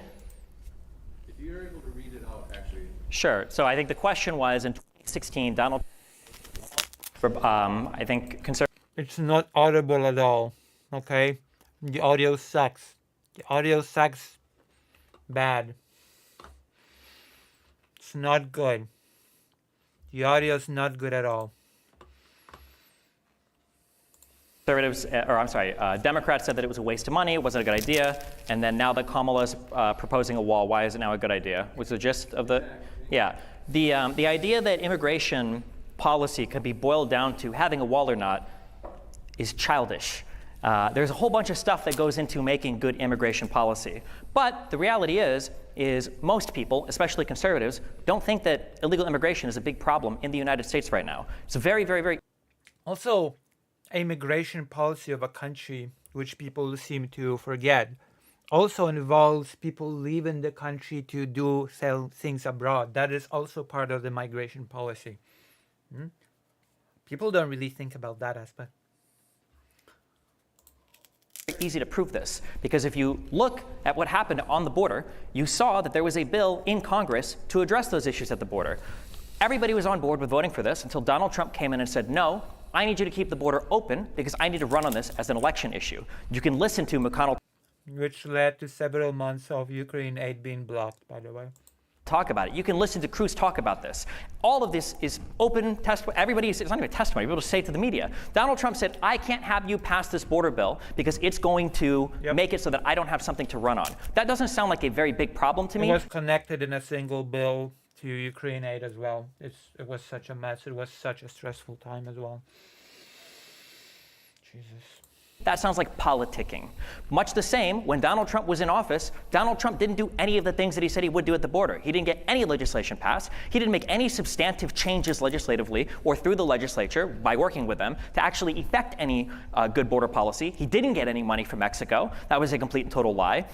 He failed on basically every single measurable outcome. He wasn't able to do anything. So again, if you think that the border is a problem, why would Trump be your guy to fix it? He did nothing except for what he could with executive action, and he's not able to lead the Congress in getting any comprehensive immigration stuff done. And the one time there was a good bill on the table that would have alleviated a lot of the issues with the asylum-seeking process, he shot it down. This guy over here is probably very keen to misinfo a lot of the stuff about the border bill, so I'll get ahead of a few of it because I know a lot of the dumb talking points, like the $200 billion in aid, the majority of which is used weapons, which last I checked can't help anybody with their health care in the United States. But for instance, look at Destiny here, stuttering through 500 words per minute. Ever the stutterer. when people talk about the border bill, they'll say stupid things like, well, that bill would have let 5,000 people a day in. No, what that bill would have done is if the council... Oh yeah, that bill also would have, which I'm not sure if Destiny's gonna mention it. That bill, because there are a couple of separate aspects that are sort of united into one when it comes to the whole border problem, border situation. There's the problem, quote unquote, of people coming in en masse illegally. And there's also the problem of fentanyl getting into the country and creating a big drug crisis, people dying from fentanyl, usually, you know, when other things are laced with it, people, but basically a lot, it leads to a pretty big mortality, the fentanyl getting into the country. And what this bill would have done is that it would have financed installing state-of-the-art, apparently, equipment that would passively sort of scan for fentanyl in cars as they would be passing through the border.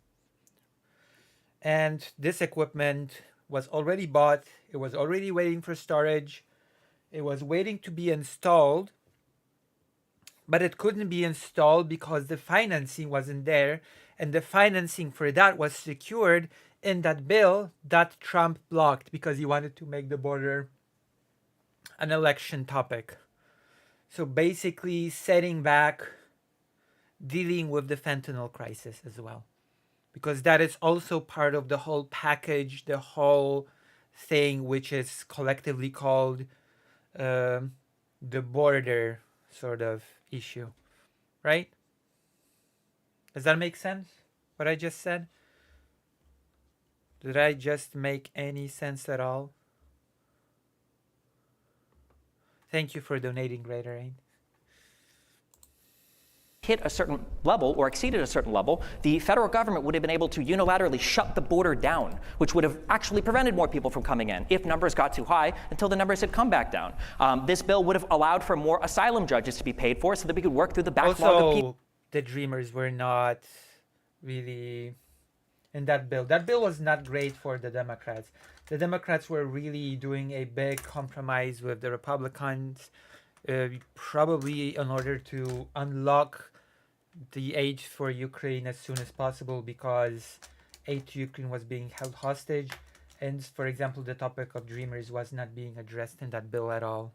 You know, the people that sort of came into the country as children, raised here, etc. Basically, I don't know, I would call them Americans, but it's just very strange situation with the Dreamers, as from what I've been able to glimpse.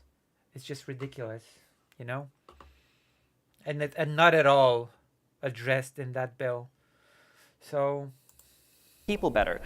This bill would have allowed for more border security and for more people to prevent people from coming over illegally across the border.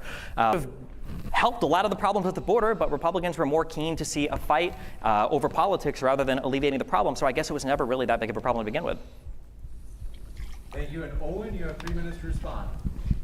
Well, that's just a blatant misrepresentation of the congressional bill.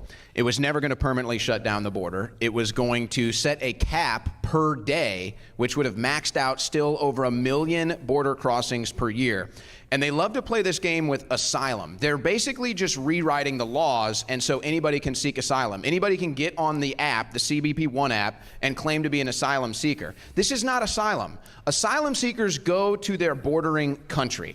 That's an asylum seeker. These are people who are coming to the United States of America for free food, free health care, a hotel to stay at, and a free transportation trip wherever they want to go. That's why they're coming here, and they basically rewritten the laws where everybody is... That makes no sense. I'm sorry. No, what?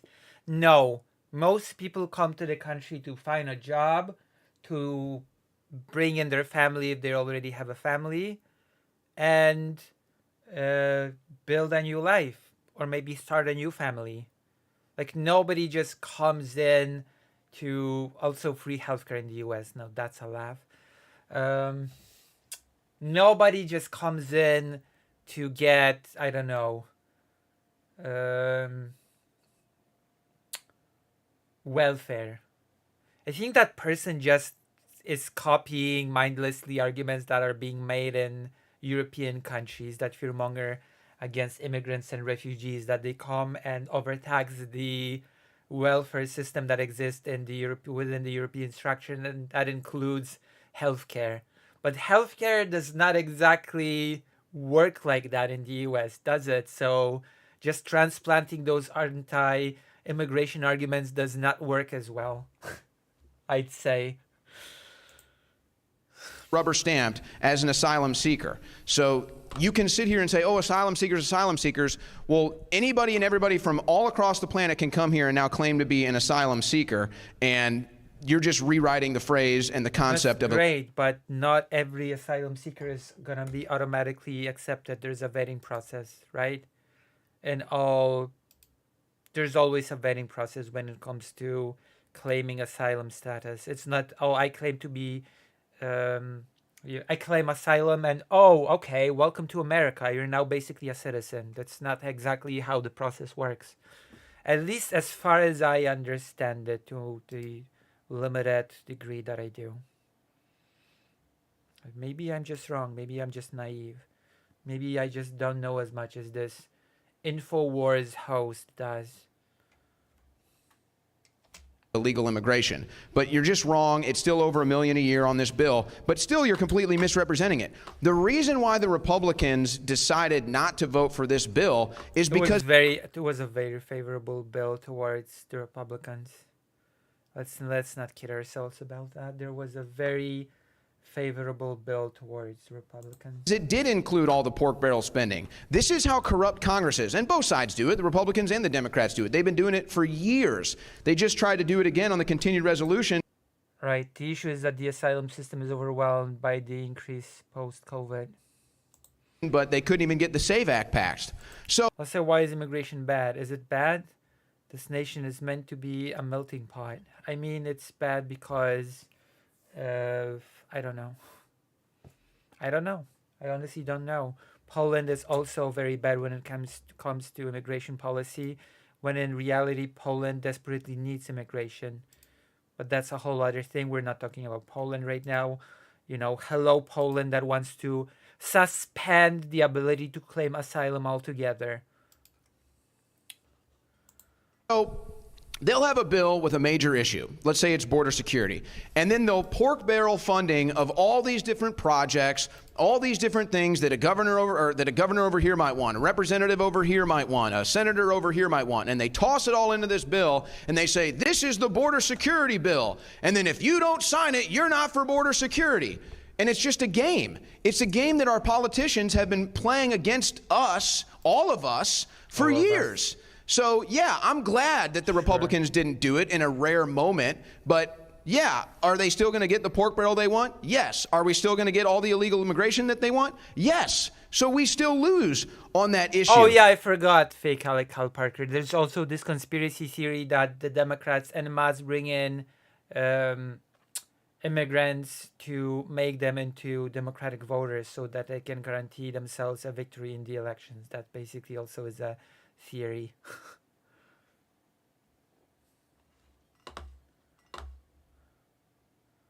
Which somebody asked a very good question of, I wonder why people who get into the country would vote for the people that made it easier for them to get in rather than harder. What a mystery. Now, again, to sit here and pretend like the border was less secure or not secure under Donald Trump is just not being honest. The numbers are proven that the border crossings were down under Donald Trump.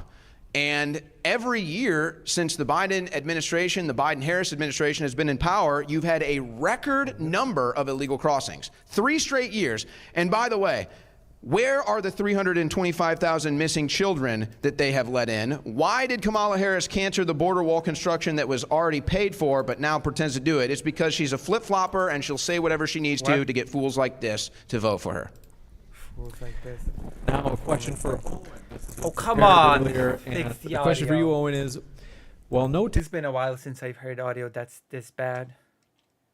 taxes on tips nor on overtime from Donald Trump may help many Americans with the current high cost of living. Many other Americans don't receive tips on the job and don't work at an hourly rate.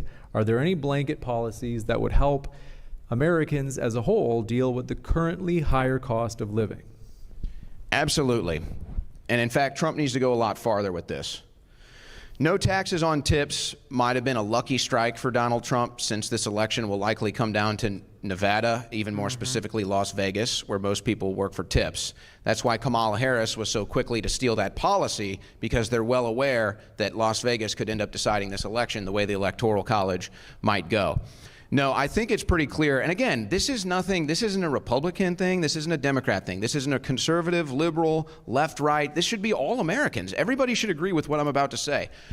By the time it's all said and done, we're taxed at about a 30% rate. By the time we buy things, sell things, spend things, earn money, whatever it is, you're taxed at about a 30% rate. That is astronomical, okay? What we need to do is a flat tax. And I would just say... Oh, yeah, also there's a Trump interview that we can watch. Apparently, from what Vosh is saying, there is an insane Trump interview. Do we want to see an insane Trump interview? Or have we reacted enough? Too much reaction causes a headache, a tummy ache. just a sales tax, and that's it. We should have no income tax, no federal income tax, no state income tax, no tax on tips. You should be able to make a transaction without the government getting involved 5 times, reaching in. Jesus. But I guess MAGA is just becoming the Polish Confederacy Party. Just get rid of all the taxes and hope that it'll all work out. That was literally what the Confederacy Party tried to run in Poland on. Just get rid of all the taxes. All the taxes go away, and we'll just, I don't know, fill the budget with, I don't know, kind words and love or something. There's just, come on.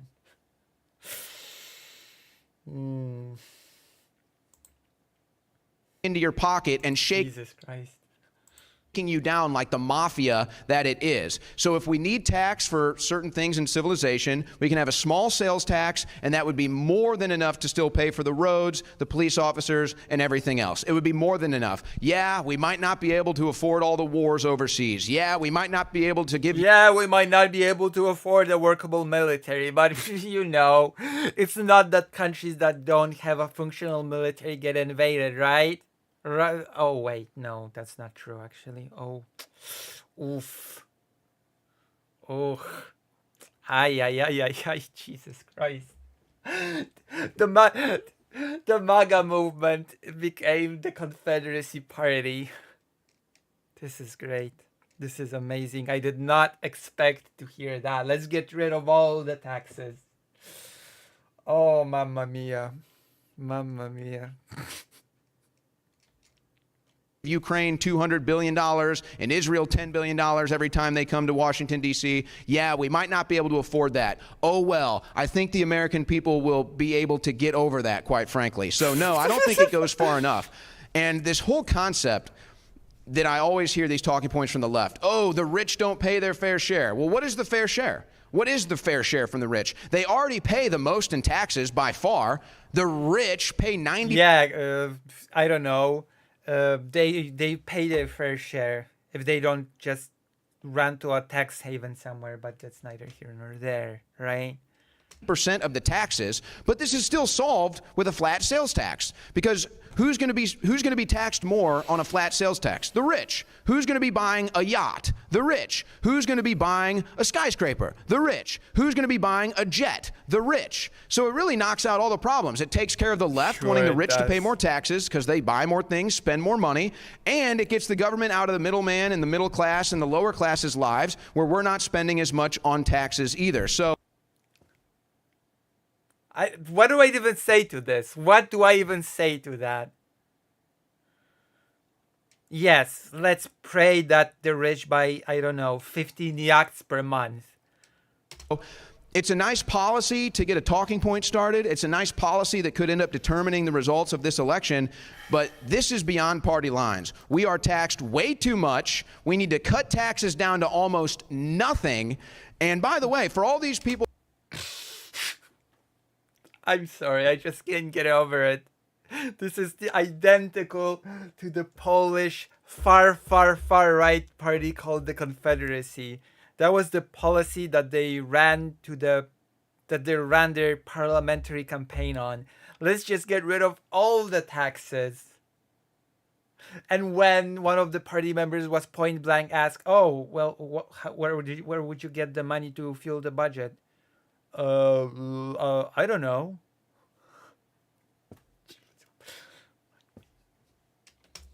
People that want more government services and all this thing, why don't they just volunteer to pay more taxes? I'm sure the IRS would take your check. What? Come on, dude. You're not being serious. This cannot be serious. Like, how do I even respond to this? This is not serious. Not in the slightest. I refuse to believe this is serious. Come on. Hey. But I noticed that all the people that want more taxes, they never volunteer to pay more taxes. They want somebody else to pay those taxes, not themselves. Somebody else has to pay those taxes. So I'm not going to do the class warfare crap. Every single American... What do you mean somebody else has to pay those taxes? Everybody has to pay. That's the nature of taxes. What do you even mean? Is it worse if he's serious or if he knows what he's saying is garbage? It's worse if he knows what he is saying is garbage, because that means that he purposefully advocates for something that would harm the country, quite literally, okay? And which would sort of make him an idiot, but I don't know, maybe an opportunist. But the not knowing what he's doing would just make him an idiot. But if he knows that what he is saying is garbage, then he's just I don't know, an evil idiot, I guess. Americans should be upset at how much we get taxed. But yeah, I would say that if he knows that what he is saying is garbage, then that's worse. Ignorance is bliss. We used to throw tea in the Boston Harbor for a 2% tax. Now we tax about 30% of the money that we make and spend. It's over the top. It's out of control. We need to cut this thing down. And Trump just going after tips, payroll, and all the other things he's mentioned. I think Social Security. Yeah, that's a nice start. Let's keep going. Let's keep cutting. And cut the government down about 98% too, and you won't need all these. Jesus Christ, really? Yeah, I guess let's just get rid of everything. That's just... Wow. Amazing. Like, yeah, just let's get rid of the entirety of the government.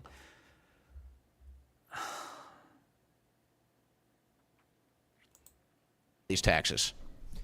Jeez, I hope Destiny has an opportunity to I like these pens, by the way. I use these pens. It's a pretty nice type of pen. But I hope he gets I don't know. I sincerely hope he gets an opportunity to say anything, to respond. Dissolve the United States completely. Are you sure this guy is not Twitter anarchist? We'll kick it over to Steven for his 3-minute response. Where do you even begin? Good luck. The unfortunate reality. Can you hear me? Yeah. So, I mean, like, if you have no understanding of economics, I guess we can say that a flat tax is a good idea. Allow me to introduce a very simple concept. It's called marginal utility. Okay. What does marginal utility mean? It means that the next dollar that you have means a little bit less to you than the one that you had before. So what does that mean? Well, if you go to somebody that makes $40,000 a year and you say, hey, give me $5,000, that $5,000 from that person means a whole lot more than you go to a person that makes $500,000 a year and say, hey, give me $5,000. Because the marginal utility of the next dollar that you earn is less and less and less. Once you're making past 7 figures, you might not even miss $10,000 or $20,000 or $30,000 missing in your account, because who keeps track of it? Whereas when you're poor, or when you're working poor, or when you're lower middle class, or even middle class, you do notice when there's an extra few $100s that go to a tax, an expense, whether it's childcare, whether it's whatever else. These are costs that everybody has to deal with. In order for our society to function, in order to support the successful businesses and billionaires that we have in our society, some level of redistribution is probably required. Probably doesn't work when you have a society with some people that make billions of dollars, whether that's in the appreciation of assets or whether that's through W-2 wages or whatever, right? Millions of dollars through W-2s, right? And then you have a bunch of people that can barely afford to live in the cities that they are working for these people in. When I stream my stuff on Twitch, or if I stream my stuff on YouTube, I'm not just relying on my stream and the people watching me. I'm not even just relying on the engineers that keep all of that infrastructure working. I'm also relying on the people that keep the buildings clean. I'm relying on the people that work as baristas and servers that serve the people food, that might work in these downtown areas. I'm relying on the bus drivers. I'm relying on the emergency medical services. There's a whole... I rely on the firefighters. I rely on the soldiers. I rely on the nurses that take care of the older member of YouTube staff. I rely on the... and so on and so forth. True. Chain of people that exist that make it so that I can do my job, that I think it's okay to pay into. And anybody that's in America, a country that allows you to be the best version of yourself more than any other country in the world, I think that when you live in this... Oh wait, I'm in Poland. I guess I'm not allowed to be the best version of myself. My bad. Sorry, Steven. Sorry, Steven.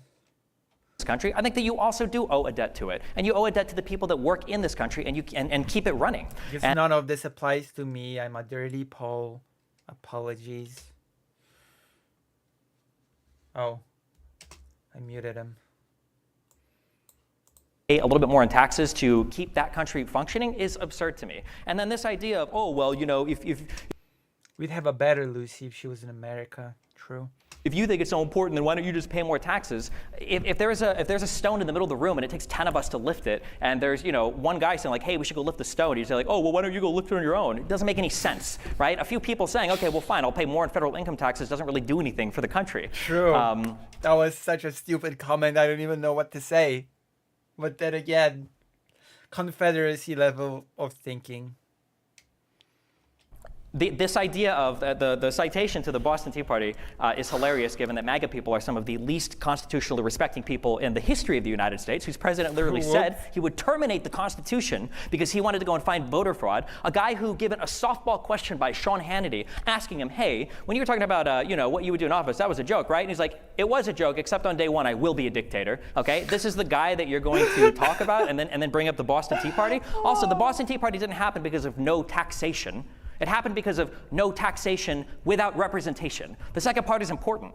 We can consent to being taxed. We can vote on politicians that do taxes. We can vote on politicians that do spending. If you want to do something about the level of taxation as well, you have to pair it with budget cuts. This idea that Donald Trump is, again, the guy that is going to help you because he's going to cut taxes, where are the budget cuts? What are you actually cutting from the budget? And keep in mind as well that on the federal spending, 25% of this is in our discretionary spending. So when you're crying so much about, oh, foreign aid to Ukraine, which again, you haven't addressed, but it's like 20 billion in cash, not 200, okay? The rest is usually in the form of old armaments, so we have to pay them anyway.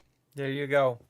He finally addressed it, that saying that it's just the US giving old stuff and using the money to replenish it with new stuff, which is good for the US, I would assume, if you care about the US defense, right? If you're America first, then you should want the US to have the best equipment, the best military stuff, if you at all care about US security, no? America first guy? This is so baffling. So many levels. Way. Where was the spending cuts from Donald Trump? They didn't exist. So what, are we just going to continue to deficit spend 75%? We have to move. Thank you very much, Stephen. Can I get a quick rebuttal? No. Have a quick rebuttal? No. No, you cannot. The open dialogue. We'll have you open the open dialogue as we have 15 minutes devoted to it. This is your chance to start Jesus, that come rebuttal on. right now. The audio sucks. First of all, what cities are so expensive to live in? Democrat-run cities. And again, he talks about redistribution. Is this the open? You talk about redistribution Why are those again. cities when those cities are expensive, do you acknowledge that those cities produce more economic output for the country than all the red cities? Uh-oh. This is what I mean when I say these people don't live in reality. But like, why can't you acknowledge that? Because you'll very quickly say things like, oh, well, there are more homicides in Chicago. Yeah, there's more people that live in Chicago, and Chicago is what makes Illinois all its money. That's where the money comes from, or the blue cities. It's not just blue states that subsidize the existence of red states, which is true. And by the way, Just a reminder that in Chicago, it's the I Love Lucy Day, still in the US, I believe. Just saying, it's a Chicago national holiday. all of those governors were so happy for the American Rescue Plan when Biden was there to hand out money to shore up their budgets. But then when you want to talk about expenses and living and all these other things, now you want to talk about how blue cities need to be held responsible, but you don't give them credit for the economic output? It's So insane. it's a nice deflection. So Democrat cities are the most expensive to live in. So I'm glad you at least acknowledge that. And again, More you can expensive to live in the always U.S. than Uganda as well, right? It is, right? So you can always volunteer to pay more, all right? If you want to redistribute wealth, you can be the hero, man. You can empty your bank account. I guess he's not going to address it because he's just too stupid. Maybe he just doesn't understand what he's being told, but whatever. Right now, but I bet you don't. I bet you're actually living pretty rich. I bet you do pretty well. And you want to bring up the Constitution. The Constitution actually states when the United States government becomes corrupt, it's our duty to reform the government. That's I'm sorry, actually what article in the clause is Constitution. that? Is to terminate, Second suspend of all, the rules you of can read it Constitution? again. Which Constitution are we talking about? We live in a constitutional republic. We don't live in a democracy. What is also the contradiction there? What do you think? Hold on. What is a republic and what is a democracy? A democracy is where... Oh my God. Oh, well, I did not see that coming. Oh my gosh. Oof. Trump's strongest soldier. a bunch of lunatics like you can vote away my rights. A democracy is where 3 wolves and a sheep vote what's for dinner. I said, What the fuck?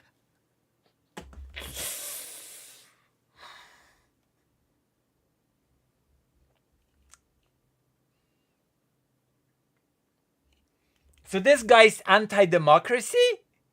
Am I hearing this correctly? This guy's actually just anti-democracy? Okay. Sure. Oh my gosh. This is a very entertaining debate. Yeah, of course. The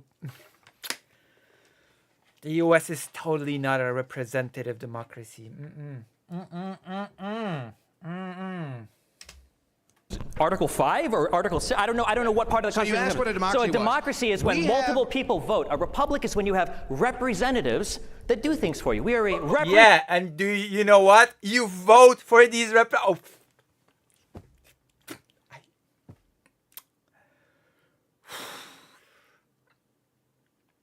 Wow. This is literally like the Confederacy Party. But the Confederacy Party barely has any seats in the government in Poland. The Confederacy Party is marginalized to the point of insignificance. This is the Republican Party, one of the 2 main parties in the US. Their candidate might win the presidency.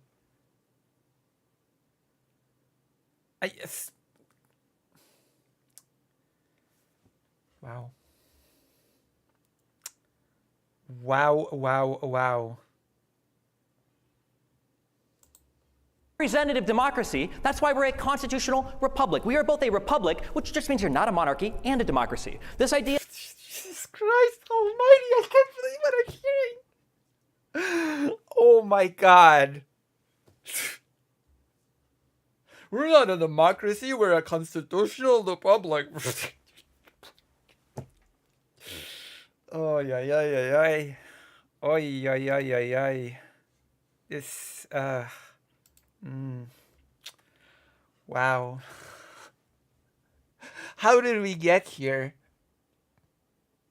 Conservatives are sensitive about calling the US a democracy because they rely on the Electoral College to gain power. And to them, it makes Trump's crimes. Jesus, come on. Oh my God. Oh. That we must be a republic because I'm a Republican and we're not a democracy because you're a Democrat is fucking retarded. Come on.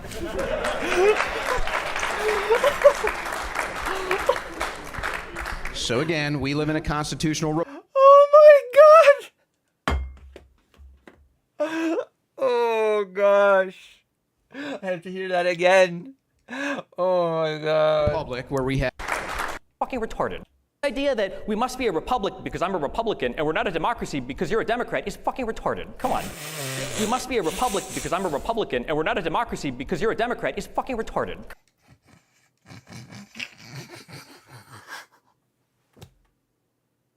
Democracy is when the Democrats are in charge. You heard it here in this debate. And the Republic is when the Republicans are in charge. Oh, this is an entertaining debate, if anything else.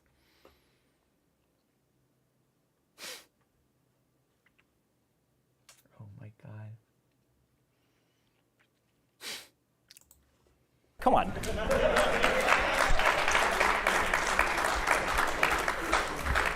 So again, we live in a constitutional republic where we have unalienable rights given to us by God, the Creator. Democrats don't want you to know that because they want to be able to... What the fuck? Oh my God. Come on. This has turned into a farce real quick. My God. Oh my gosh. The Democrats don't want you to know this. What is this language? Come the hell on.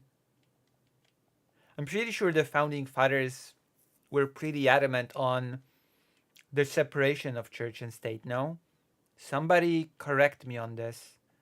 I'm not an expert of on the founding fathers and the Constitution, but weren't the founding fathers actually pretty adamant on that separation of church and state?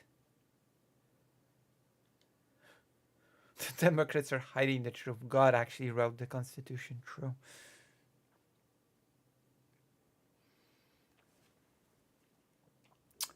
True. Vote away your rights, like they want to be able to vote away your Second Amendment rights, vote away your First Amendment rights, and they'll go right down the line, okay? So that's why these people love democracy, because they want to be able to vote away talking about this person's anti-democracy.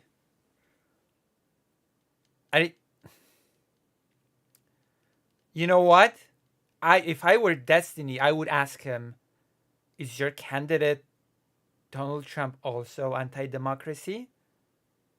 Does Trump hate democracy?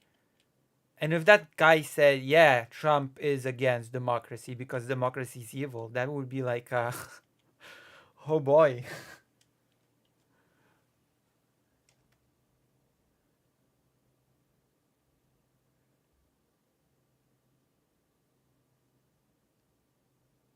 Rights. Abortion that we lost to a conservative Supreme Court. Are we talking about the Second Amendment when Donald Trump did the bump stock ban? I'm sorry, how were your gun rights attacked under Biden? It was a bad ban. And it came under Donald Trump, so why would he be the guy, no offense, but a liberal from New York, which is what Donald Trump is, that's the guy that you want defending your gun rights?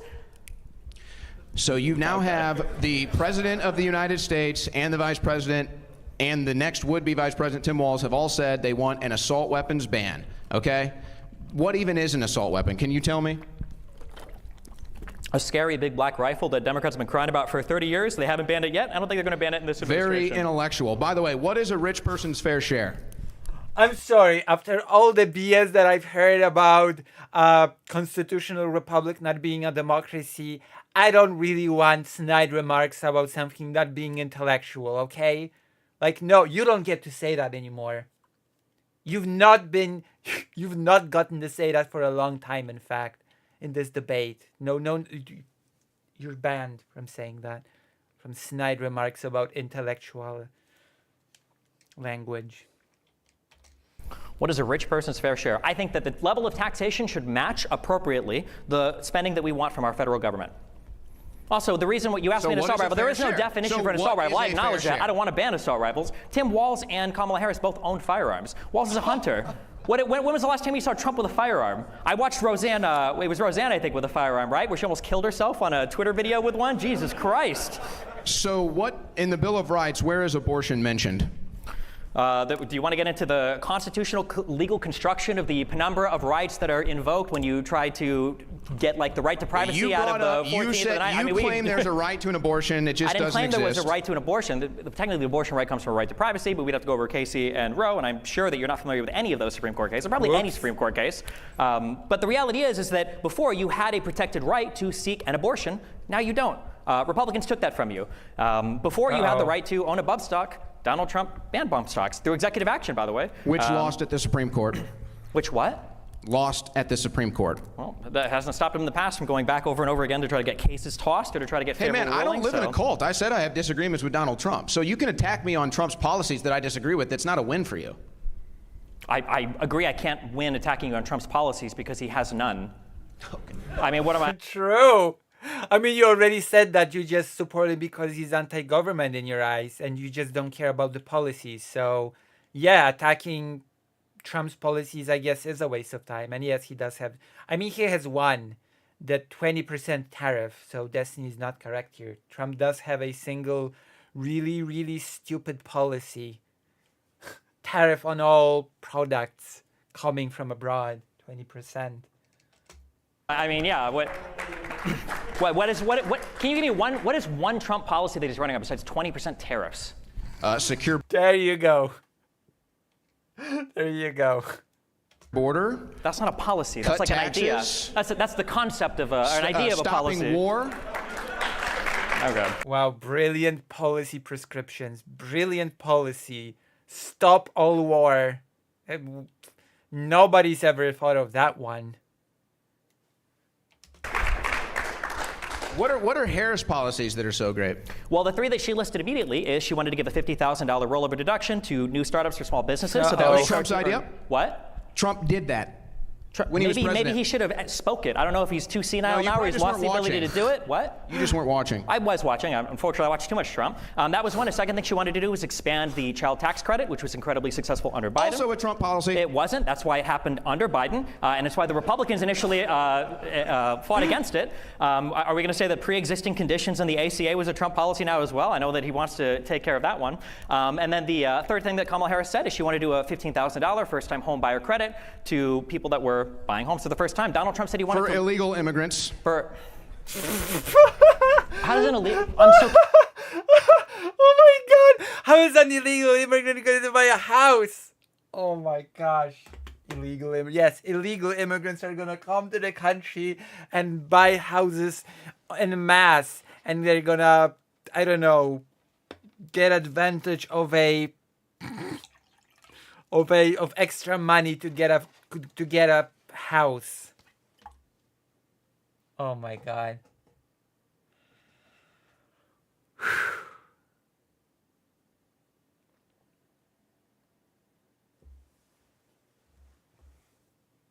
This guy has to be trolling. I agree. I so agree. Oh my gosh.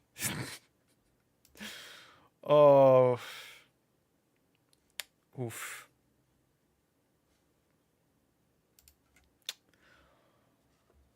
Oh.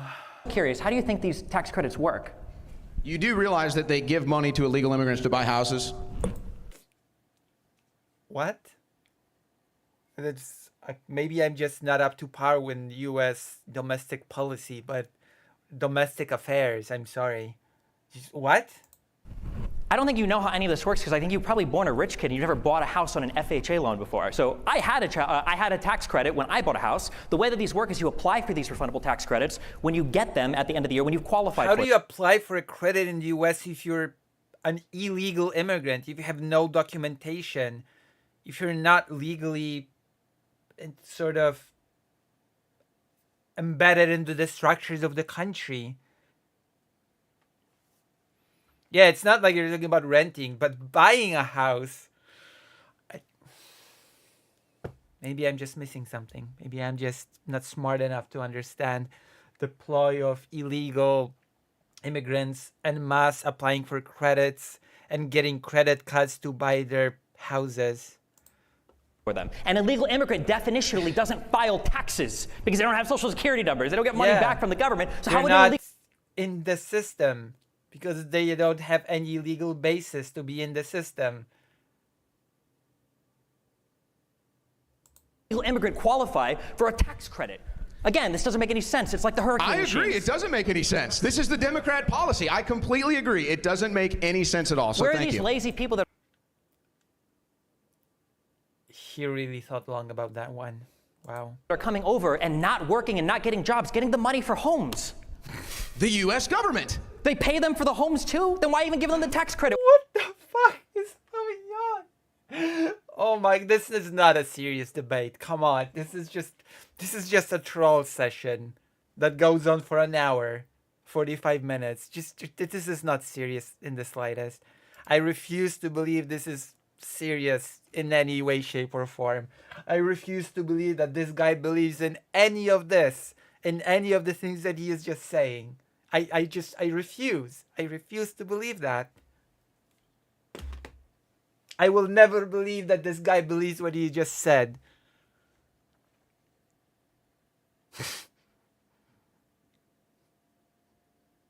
Duffel bags of cash. Like, wow. Oh, gosh. Is this person an accurate representation of the entire MAGA movement, do you think? Do you think that's like a... Why not just give them the homes outright? What Don't the give them fuck any are we talking ideas. about? They might do that next. They might actually do that next. Where are they getting all He thinks he's being snappy and smart with these responses, but he's just making himself look dumber and dumber and dumber and every second. This is the best Destiny debate ever. Clippers eating good, says Kelby in the chat. I agree. This is really, this is something else. Oh my god. Oh, I'm feeling entertained. You know, well, like in the Gladiator. Are you entertained? Well, yes. Yes, I am. I actually really entertained. Oh my gosh. Being the one wearing the suit makes it even worse in a way. Yeah, it does, doesn't it? They do. Yeah. Actually, they do. Who pays for the hotels that they're staying at in New York City, in Chicago? Oh, yes. Paying for someone's hotel clearly is in the same ballpark as giving them a house. I don't even know why you would go for that argument and think that it's a good idea, that it's smart to say something like that. I don't... What are you thinking? To compare paying for a hotel room to getting someone a house.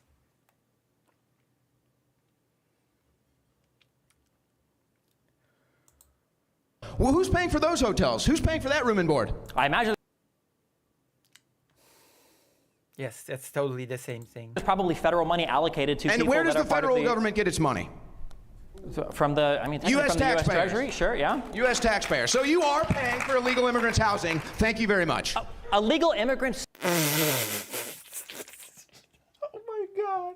Yes, paying for a room for a person in a hotel is definitely the same thing as giving them a tax credit for a house, or even just giving them a house outright. Yes, brilliant, amazing. That's just, oh my gosh. Lucy, I must depart. I will see you soon. Thank you for being here, Greater Rain.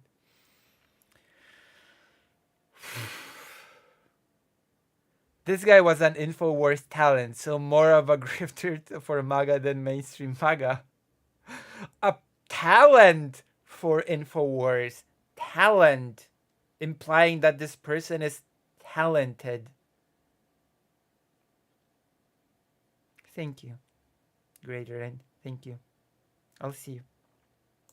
Staying in apartments and hotels temporarily is not them buying homes with a tax credit. This is like saying we can do cloud seeding, therefore we've created hurricanes for attacking the United States. You see that it's a mutton belly. It's not the same at all. Let's just Brilliant. move on. Yeah, of course. Yeah, you should move on as fast as possible. Like Speedy Gonzalez, you should move on into the sunset from this whole debate, to be quite honest. You should move on from it all. Jesus. It is in your best interest to move on. I've been telling Republicans that since the 2020 election, and they still haven't.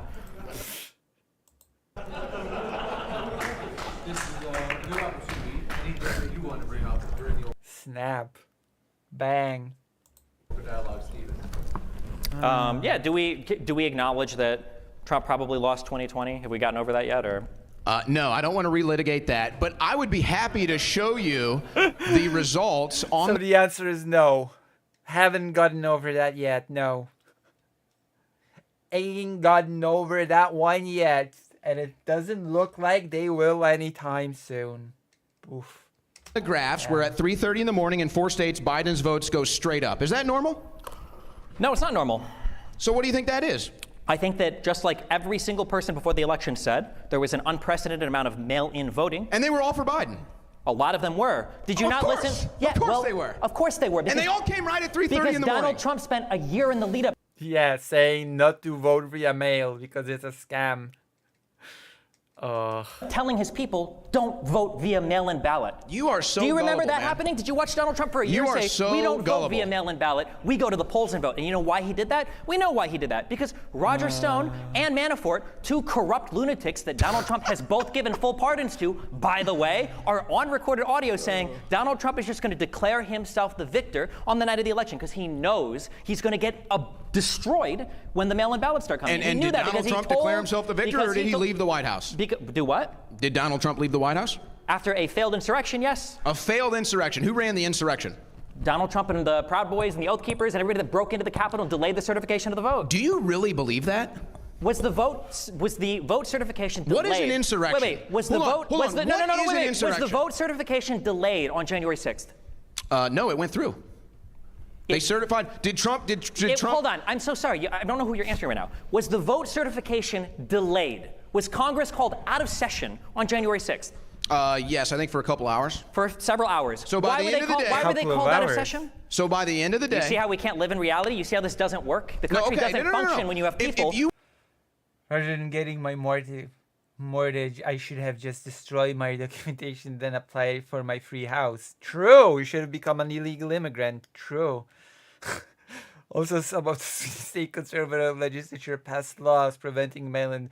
That is actually a very legitimate way to get a house in the U.S., I guess. If you can't afford a house, just burn your documentation and become an illegal immigrant.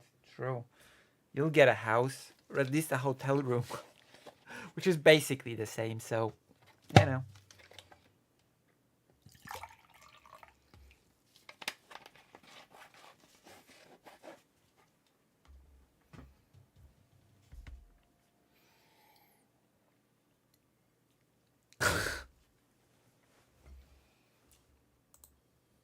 You want to go back and call this an insurrection? The craziest thing is it's all on video. We've seen all of this. So none of this is a mystery. Tell me what an insurrection is. Just define it for me. I don't have to define it for you. I'm just asking simple questions. On January 6th, there was a certification of the vote. That vote was disrupted by violence. If you want to get into what an insurrection is, you could say that it was a crowd of people that had gathered with a common purpose to use the means of violence or intimidation to disrupt an official federal proceeding, such as the certification of the 2020 vote, the outcome of that election, which is why it would probably qualify as. Whoops. Uh-oh. Oof. Oh. An insurrection. Okay. How many guns Did you get that free house? at this insurrection? You don't need a gun for an insurrection. Zero. Zero? Wait. Well, it wasn't under Biden and Kamala Harris. How many have any guns? Oh, the cops had a gun. That's right. They killed an innocent so person. That's what you just said, which is wrong. That's right. They killed an innocent person. With a slingshot? What do you mean there were zero guns at the insurrection? So, okay, so the government had the guns. So that's good. So that's what happens when only the government has the guns. Just to be clear here, none of the people on the grounds of the Capitol had any firearms on them? No, not a single one. Really? Not even though the Secret Service said 80% of the people that were at the ellipse just an hour earlier listening to Trump's speech didn't go through the magnometers because they saw people in the crowd that had firearms they didn't want to go through that all marched to the Capitol building. What, did they drop their gun off at a hotel? Did they give it to a friendly police officer? Not did they a find a single fellow gun. DC BLM guy to hold onto their rifles? Not a single gun was ever recovered or on record at the January 6th insurrection. Oh, recovered. And well, what type of an insurrection? How many pipe bombs were found what type at That's a January great 6th question, event? actually. Who laid those pipe bombs? We don't know. We never found out. We don't know. How convenient. The government can recognize somebody's earlobe in a video and track them down and go arrest them in the middle of a hurricane, by the way. The FBI went into North Carolina in the middle of a hurricane and arrested somebody, but they can't find who laid the pipe bombs. They have no idea. And Kamala Harris doesn't remember where she was that day either, even though one of the bombs was allegedly right outside of her office. She has no idea. She's changing her story. But what type of an insurrection? No one is changing the story. You guys filmed this Kamala from start has to changed finish. the story. We can Kamala watch you guys cheering for it. We can watch you cheering 1776. What was 1776? I know you hate 1776. Wait, I know you hate what that. was 1776? What was that? That was the founding of the country. Which was it? What was the event? What would you call that? When we overthrew royalty and created against the government, created would you call a constitutional republic. Would you call that an insurrection? No.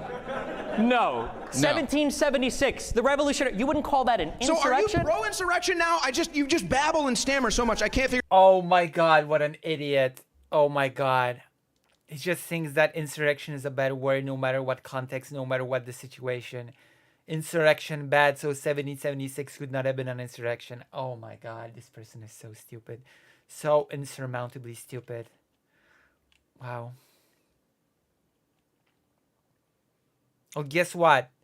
Polish history is a history of several insurrections, failed insurrections, mind you, but all the uprisings against the three empires that partitioned the Polish-Lithuanian Commonwealth, yeah, those were insurrections. Yeah, because not all insurrections are bad. Insurrection is not some dirty word for a thing that is bad. Figure out where you're at. Tell me what kind of an insurrection, when an emergency notice goes out to go home, everybody goes home and calls it a day. Is that what kind of an insurrection ends when the leader tells his followers to go home? All of them. Perfect. That's kind of how it works. That's how a cult works. So there was no insurrection. Trump didn't want to overthrow the government. Thank you for admitting that. That wasn't too hard to get out of you. We can't even follow basic logic. Oh my God. Oh my God. I cannot believe what I'm witnessing. Oof. Oof. Oh my God. This is so embarrassing. I'm secondhand embarrassed by this spectacle.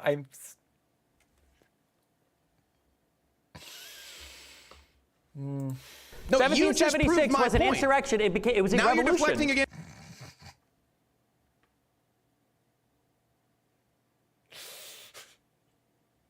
So you tell me, does an insurrection end when its leader tells the insurrectionists to go home? Well, yeah, it does. When the insurrection leader tells the insurrectionists to go home, it ends. Oh, so the insurrection never happened. What?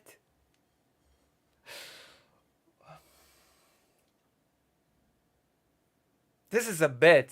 I bet at the end of this whole thing, you're just gonna shake hands. It's gonna be like, ha, you've just witnessed a comedy skit bit, and we were just testing the audience to see if they would actually think that what I was saying was serious. And, you know, this was just a test for spreading misinformation.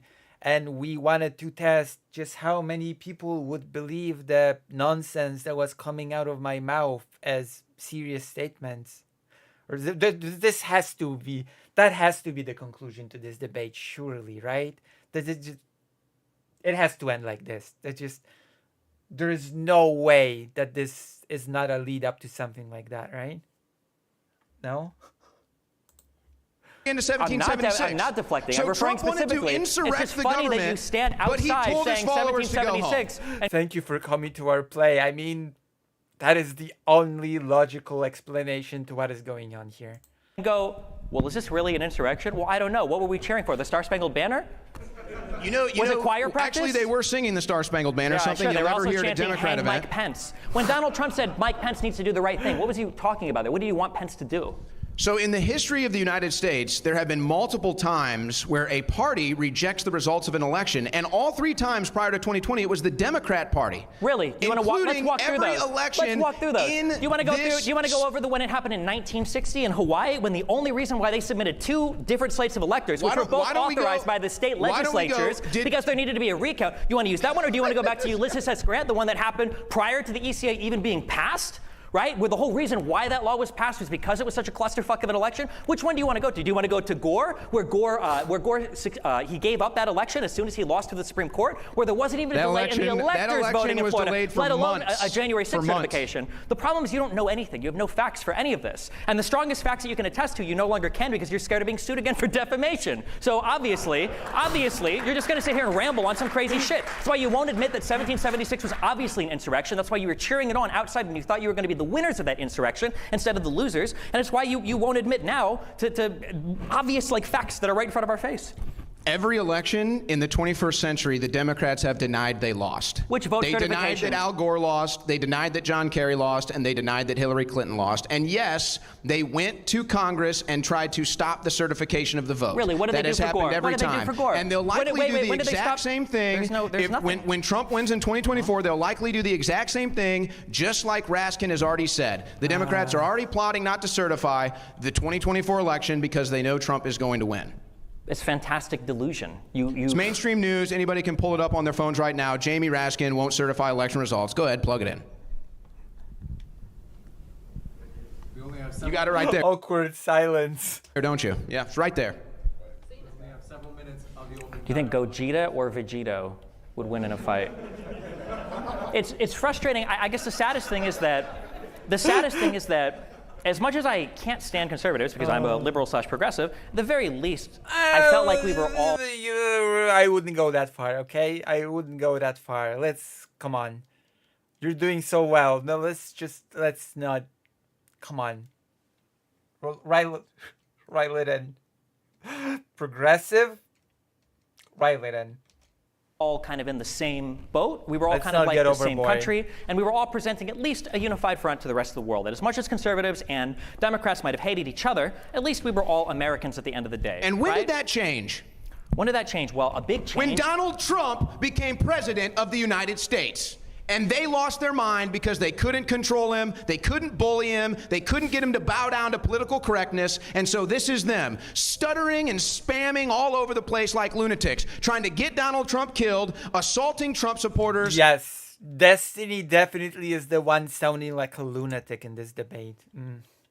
True. So true. There's only... Okay. And lost their minds. Why do you think Elon Musk left the Democrat Party? Why do you think Tulsi Gabbard left the Democrat Party? Why? Oh yeah, Elon Musk, the most brilliant, rational human being on earth.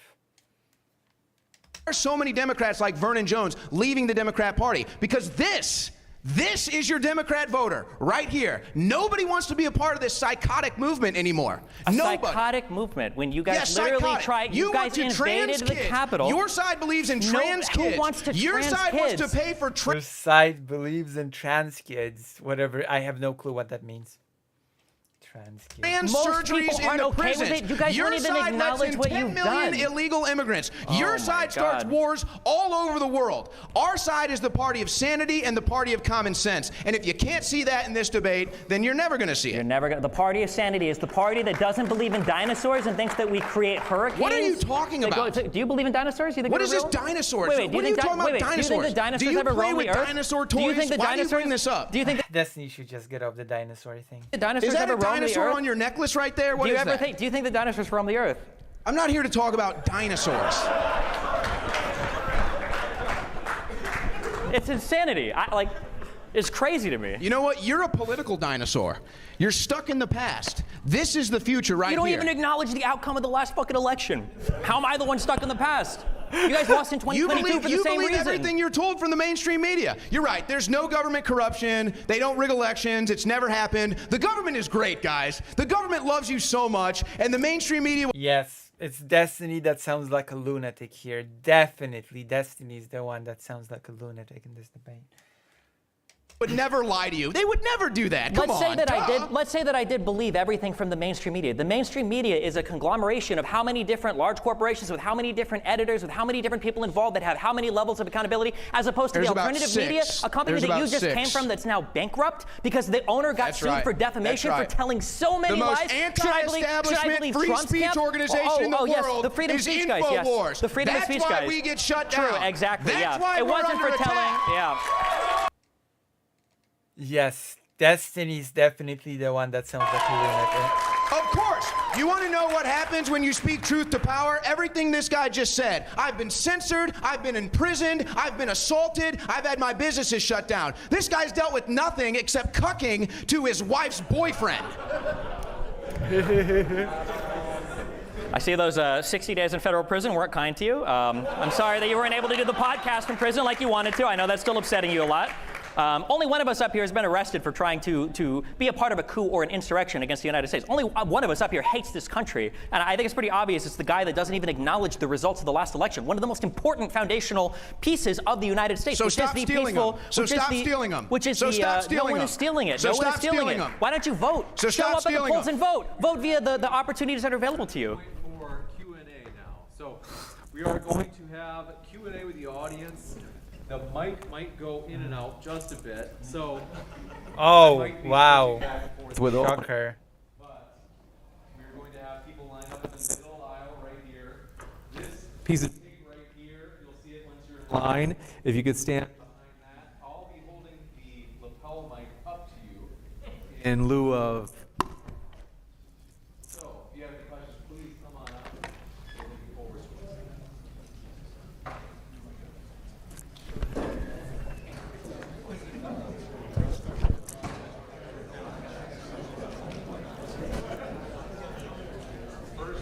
question.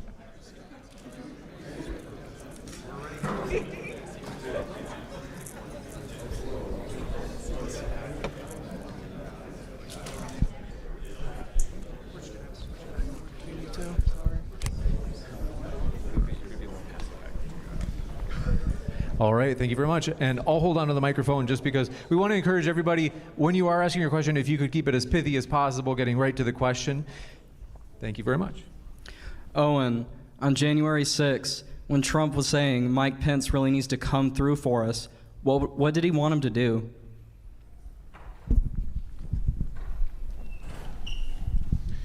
So, leading up to the 2020 election, in the name of COVID, a bunch of states changed their election rules, and they didn't follow the actual laws to do so. They didn't go through the state legislatures. So Donald Trump wanted to have those things reviewed in a legal process, and he needed Mike Pence to refuse to certify the results so the legal investigation could play itself out, something that's happened multiple times in U.S. history. So also, they wanted to review signatures. They wanted to review mail-in ballots, which we now know, thanks to investigations that have been going on for the last 4 years, some ballots were sent from empty parking lots. Some ballots didn't even have signatures on them. And in fact, the illegal votes that were now discovered in Fulton County from 2020 outnumber the votes of margin of victory for Joe Biden. So that's what he was asking Mike Pence to do. Mike Pence should have did it. He refused, and so I think the grammar is should have done it and not should have did it.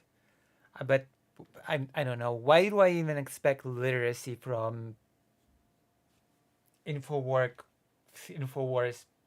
pundits, Infowars talent? the rest followed. Should have. So then to reiterate, he was telling Mike Pence to not certify the winner of the election who actually won the election because of his delusional belief that there was voter fraud, of which you're admitting wasn't discovered, I guess, until years later, although that's probably bullshit as well. Pull it up, it's mainstream news. It's not. That's for both. Yes, literally multiple lawsuits. All of them failed. Literally every lawsuit has been demolished in every state court. Yeah. All right, we're going to jump into the next one. All right, for both of you, what happens to the Republican Party if Trump wins this election? He can't rerun, so what happens after? It ends with Trump. Who knows? Everybody around the world, everybody in the United States is looking at the Republican Party for nobody knows what it's going to look like after Trump. If he loses, they don't know if he's going to run again. If he wins, nobody knows if Trump will just be happy to win and be a lame duck, or if he'll go full authoritarian monster mode and try to take apart as much of the government as he can, or what the Republican Party will look like afterwards, because the Republican Party has to fall in line to Trump, or he will destroy your career or destroy your media network. Two things he's done before plenty of times. Who knows? Just real quickly, Georgia voting fraud allegations result in criminal charges. Georgia Bureau of Investigations, arrest made in Brooks County voter fraud investigation. So I can go on and on. Here's the 19 people charged in Georgia election fraud case. So it's a real story. But I'm sorry, did you say if Trump wins or if Trump loses? If he wins. If he wins. Well, I think what happens is probably the same whether he wins or loses. I think what Trump has done is he's basically remade the Republican Party, and That's so for you kind of sure. have the old neocon establishment type that you no longer see at Republican events anymore. George Bush is not a popular Republican. Dick Cheney is not a popular Republican. John McCain is not a popular Republican. Even Nikki Haley and Lindsey Graham get booed when they go to Trump rallies. So that's kind of the establishment right, if you will. The Republican voter base and really the populism that is behind the Republican Party has now, behind Donald Trump specifically, I think has now taken it over. So I don't think that's going to change. I think future... I don't know why you would brag about something like that the populism has taken over. The funny thing about what he just Googled is that the cases were against Trump people. He tried to use Trump fraud as evidence of Candidates are going to sound more like Donald Trump. They're going to sound more like Vivek Ramaswamy. I think the message is going to be smaller government, true conservatism. I think the message is going to be stop funding foreign wars, foreign aid. I think the message is going to be bring back manufacturing, mostly common sense stuff. But I think that the thrust behind this populist movement is that we understand there's government corruption, we understand that there's mainstream media corruption, and we want a representative as our president, as our representatives in Congress, who know that, who talk like us, who think like us, and aren't going to be afraid to say it out loud. So I think it's kind of a permanent reformation of the Republican Party post-Donald Trump, whether he wins or loses this election.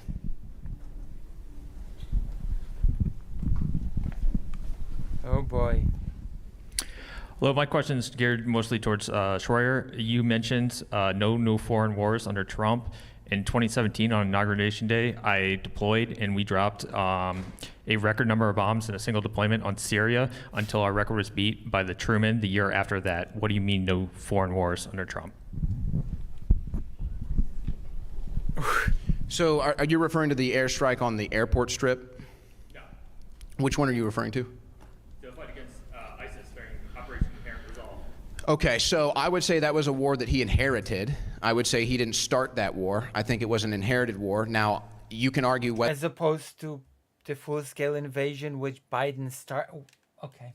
Whether you think we did good in that or bad in that, we could sit here and argue about the Biden pullout of Afghanistan. I think these were wars that Trump inherited. The decisions he made to try to end them, just like the decisions that Biden made to try to end them, you can debate. But he didn't start any new wars. What So I think that's did the Biden distinction here. start? These were wars that were already ongoing What wars for did Biden years and start? years. Past administrations, Obama, Bush, Republican, Democrat, didn't matter. So I wouldn't say that that was a started war. These were wars that he inherited. But I think that the general perspective to understand is that you didn't have the massive conflict in Ukraine. You didn't have the massive conflict in the Middle East, which Yeah, you had the smaller conflict in Ukraine, and Trump could not even stop I that. hope doesn't engulf us now, but they are now sending troops to both of those regions, and so I'd like to see that. I don't think there's enough being done by Trump either to stop these wars, to be honest. I'd like to see all these foreign wars stopped. I want to decouple from Israel. I want to Who's sending troops? decouple from the.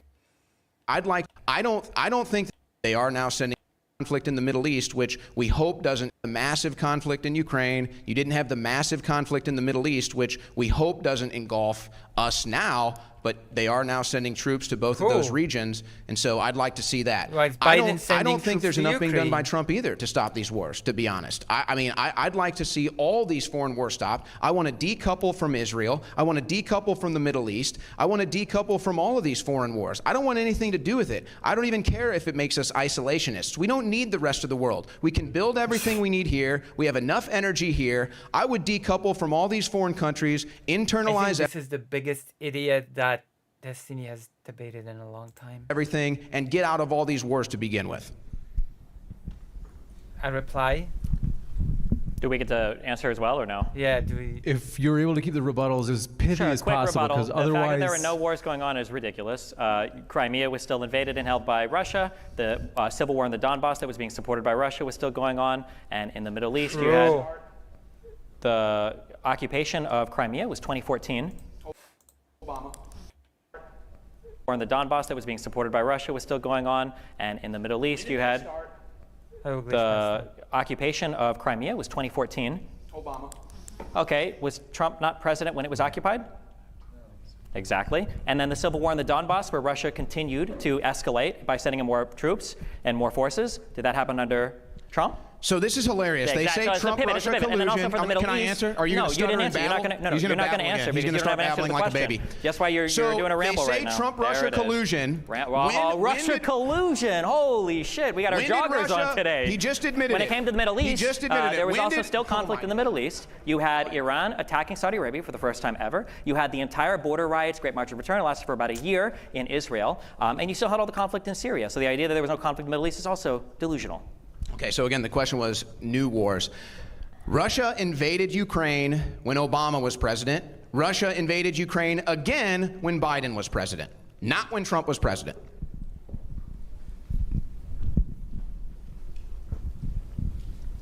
I want to know you guys' opinion when Trump Yet Trump was not able to end any of these conflicts. So was president, when he tried to Of course isolate I missed America you. on a global scale from groups like NATO and try to go closer to countries like Russia or China. Autarky is basically this idea that your country can be its own country and not rely on the rest of the world for anything is stupid. It is very It's stupid, subversive to but the concept of America, the idea that we are a global trading partner, that we can ensure global peace and prosperity What do through I even ensuring expect? trading lanes, ensuring these giant multilateral trade agreements so that do we I can have even access to expect? other people's markets, so they can have access to our markets. You saw what happened when the Houthis started shooting missiles at ships. What happened? The United States showed up and they said, hey, no more of that, and they shut it down. And trade through the Suez Canal continued. We wouldn't be be able to do that in an America supported by Trump or Trumples because they believe, somewhat naively, that we can just withdraw entirely from all of the global world markets and still be as good as we are now, that we wouldn't be able to rely on any of the manufacturing from any other country. We wouldn't have access to any of those markets in the way that we do now. Like, why would we want to take our country back so far? You know who tried stepping away from giant unified markets? It was the United Kingdom via Brexit. Their economy is not doing very good right now. So I don't know why that would be the model that you would try to emulate for a country who has built so much success off of so much cooperation with the rest of the world. The concept for America is actually independence, okay? It's independence. So yes, we can be independence. And I think we learned a lot from this recent port strike where they just ended it a couple weeks ago. We learned that most of these ports are actually owned by foreign companies. That's a problem. We should own all of our ports. We should make money off of all of our ports, and maybe we wouldn't have this issue. But I think that there's a general attitude here. See, I think conservatives versus liberals, if you hear what he just said, conservatives believe we can. We believe in the American people. We believe in American companies. We believe we can manufacture and produce goods, just like we've done for years. We used to have manufacturing plants in all the inner cities, and a man could get a job and make a living wage for his family and buy a home. They've all shipped those overseas. We can bring those back. We have plenty of energy here in the United States. We have innovations in energy. We can go nuclear here. We don't need the world. It's true. But that's the leftist liberal attitude is, oh, we need everybody. You need everybody. You need government. You can't make it on your own. You can make it on your own. America can make it on its own. Wow. What do you even say to that? This is so stupid. It's just, wow. Hey, Destiny, I love the all green. Owen, maybe we size up on the jacket next time. But my question has to go to... That a boy. I'm getting there. Thank you. Destiny, you claimed that there was no money being given to foreign illegals for housing. They weren't buying houses. You're correct on that. But Christopher Rufo did a story. $3.8 billion from the ARPA, American Rescue Plan Act, was given to the state of Colorado, who in turn gave it to Boulder, Denver. They gave $5 million to resettle migrants. $350,000 of that a week was going out to migrants to pay for them in one apartment building. This was the CBZ, owned by CBZ Management in Aurora. Huh? Aurora, right? So this was the same building that was taken over by illegal gangs. I'm wondering how you can sit there and say that there's no American taxpayer money going to these people when they're there doing it and taking over our country, literally. Taking over our country. Okay, so, I mean, there's a multitude of problems with the question, but I'll address the question in the best faith. I mean, if money is given to Colorado and Colorado spends that money on illegal immigrants if they choose to do so, I mean, that would be an issue that you would have then with Colorado, not necessarily the federal government. But also, you also said that they were spending the money resettling migrants. That doesn't sound like money spent on illegals. It sounds like money spent resettling migrants, which is not illegals. But if I take the strongest version of your question, I mean, it's pretty undeniable. I'm sure the United States in some capacity spends money on illegal immigrants. I know that we provide housing, we provide, I'm pretty sure, food stipends. I know there's like some card that these guys obsess over that asylum seekers get when they come in here. They're waiting for their court cases. Waiting time that would have been dramatically reduced, by the way, if they would have passed the legislation in Congress that they shut down because Donald Trump wanted to keep the border open for the election. I'm sure the United States spends money on illegal immigrants. I'm not saying they don't. I just think that the idea that it's just the illegal immigrants that we talk about are looping back to the arguments that were already said. Basically, we are looping back. We're coming back. We are looping. Are like fucking Captain America. Like, these guys come in and they have like 50 kids, and then they steal all of our welfare, and then they are buying all of our fucking houses, and then they're also working all of our fucking jobs, and they're like, I don't know how they can do fucking everything. I don't know if they maybe the reason why Biden did so poorly in the debate is because all the adrenochrome was going to the crazy legendary fucking illegal immigrants or whatever. But yeah, I mean, yeah, I mean, I'm sure we spend money on illegals. I wish we had comprehensive immigration reform. I do think that spending money on America is important, and I think that's a good argument. I think that when you look and you see, okay, well, even if it wasn't $200 billion, Destiny, it was $20 billion. Why are we spending $20 billion in Ukraine when my neighborhood is fucking falling apart, or my city doesn't have the money to pay for these things that I think are important? I think these are good questions, okay?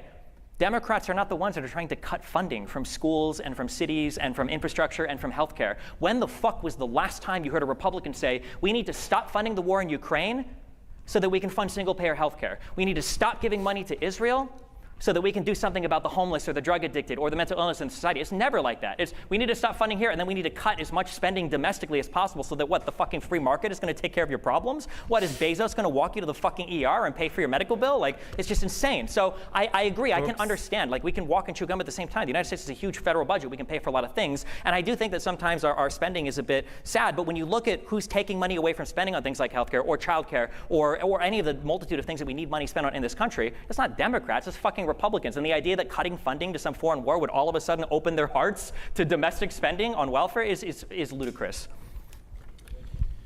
Actually, I'm a Republican, and I literally just said we should take money from foreign wars and spend it on America. So I Spend it on America is such a broad way of saying, oh, is this like a let them fight situation and walking down? No, actually, Destiny is doing pretty well on this. So I would say that, no.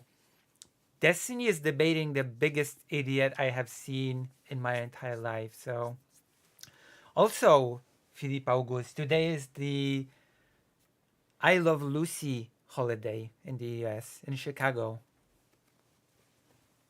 Also, earlier we were watching the Hassan versus Asmongold debate, but I've decided that no, we're not going to be watching the entirety of the 3-hour debate, because the arguments just go in circles a bit too much for my liking in that particular debate. literally just said that. So you'd be for a public option over single-payer health care? No, I didn't say that either. Yeah, of course you didn't. Yeah. But if you have more money in Americans' pockets, they can afford their own health care. See, if you get the government out of the transaction, then Americans have more money. Every day is Love Lucy Day. True. Thank you. That is what Dr. John said as well.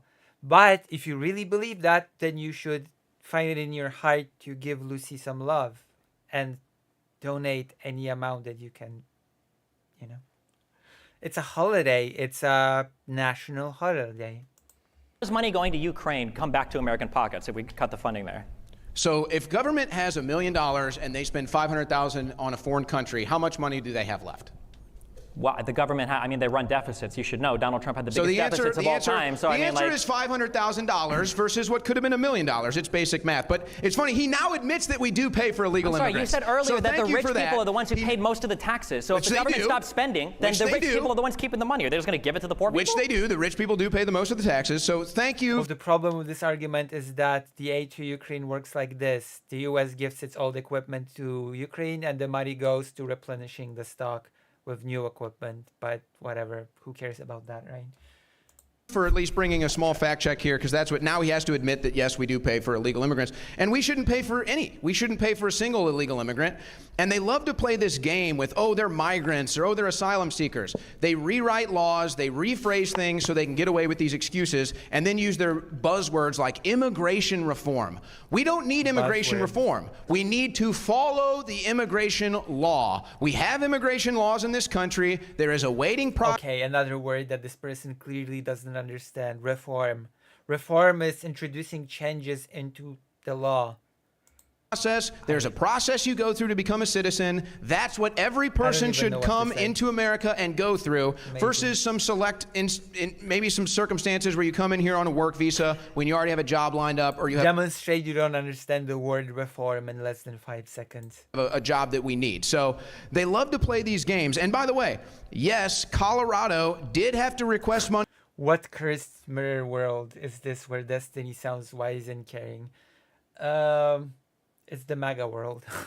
From the Federal Emergency Management Agency. That was literally a request. They had to get the money from the federal government to pay for these illegal immigrants that are all over all of these blue cities. And by the way, you notice another thing too. The Democrats are always complaining about the state of the education in this country, and rightfully so. It's in the tubes. Who runs the education department? The Democrats.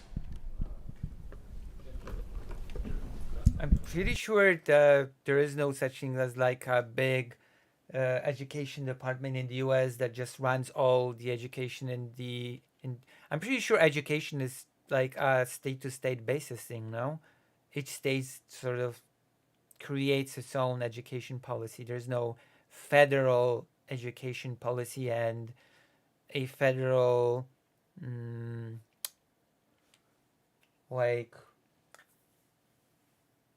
lesson plan, right? There's no curriculum that's just federally imposed, right?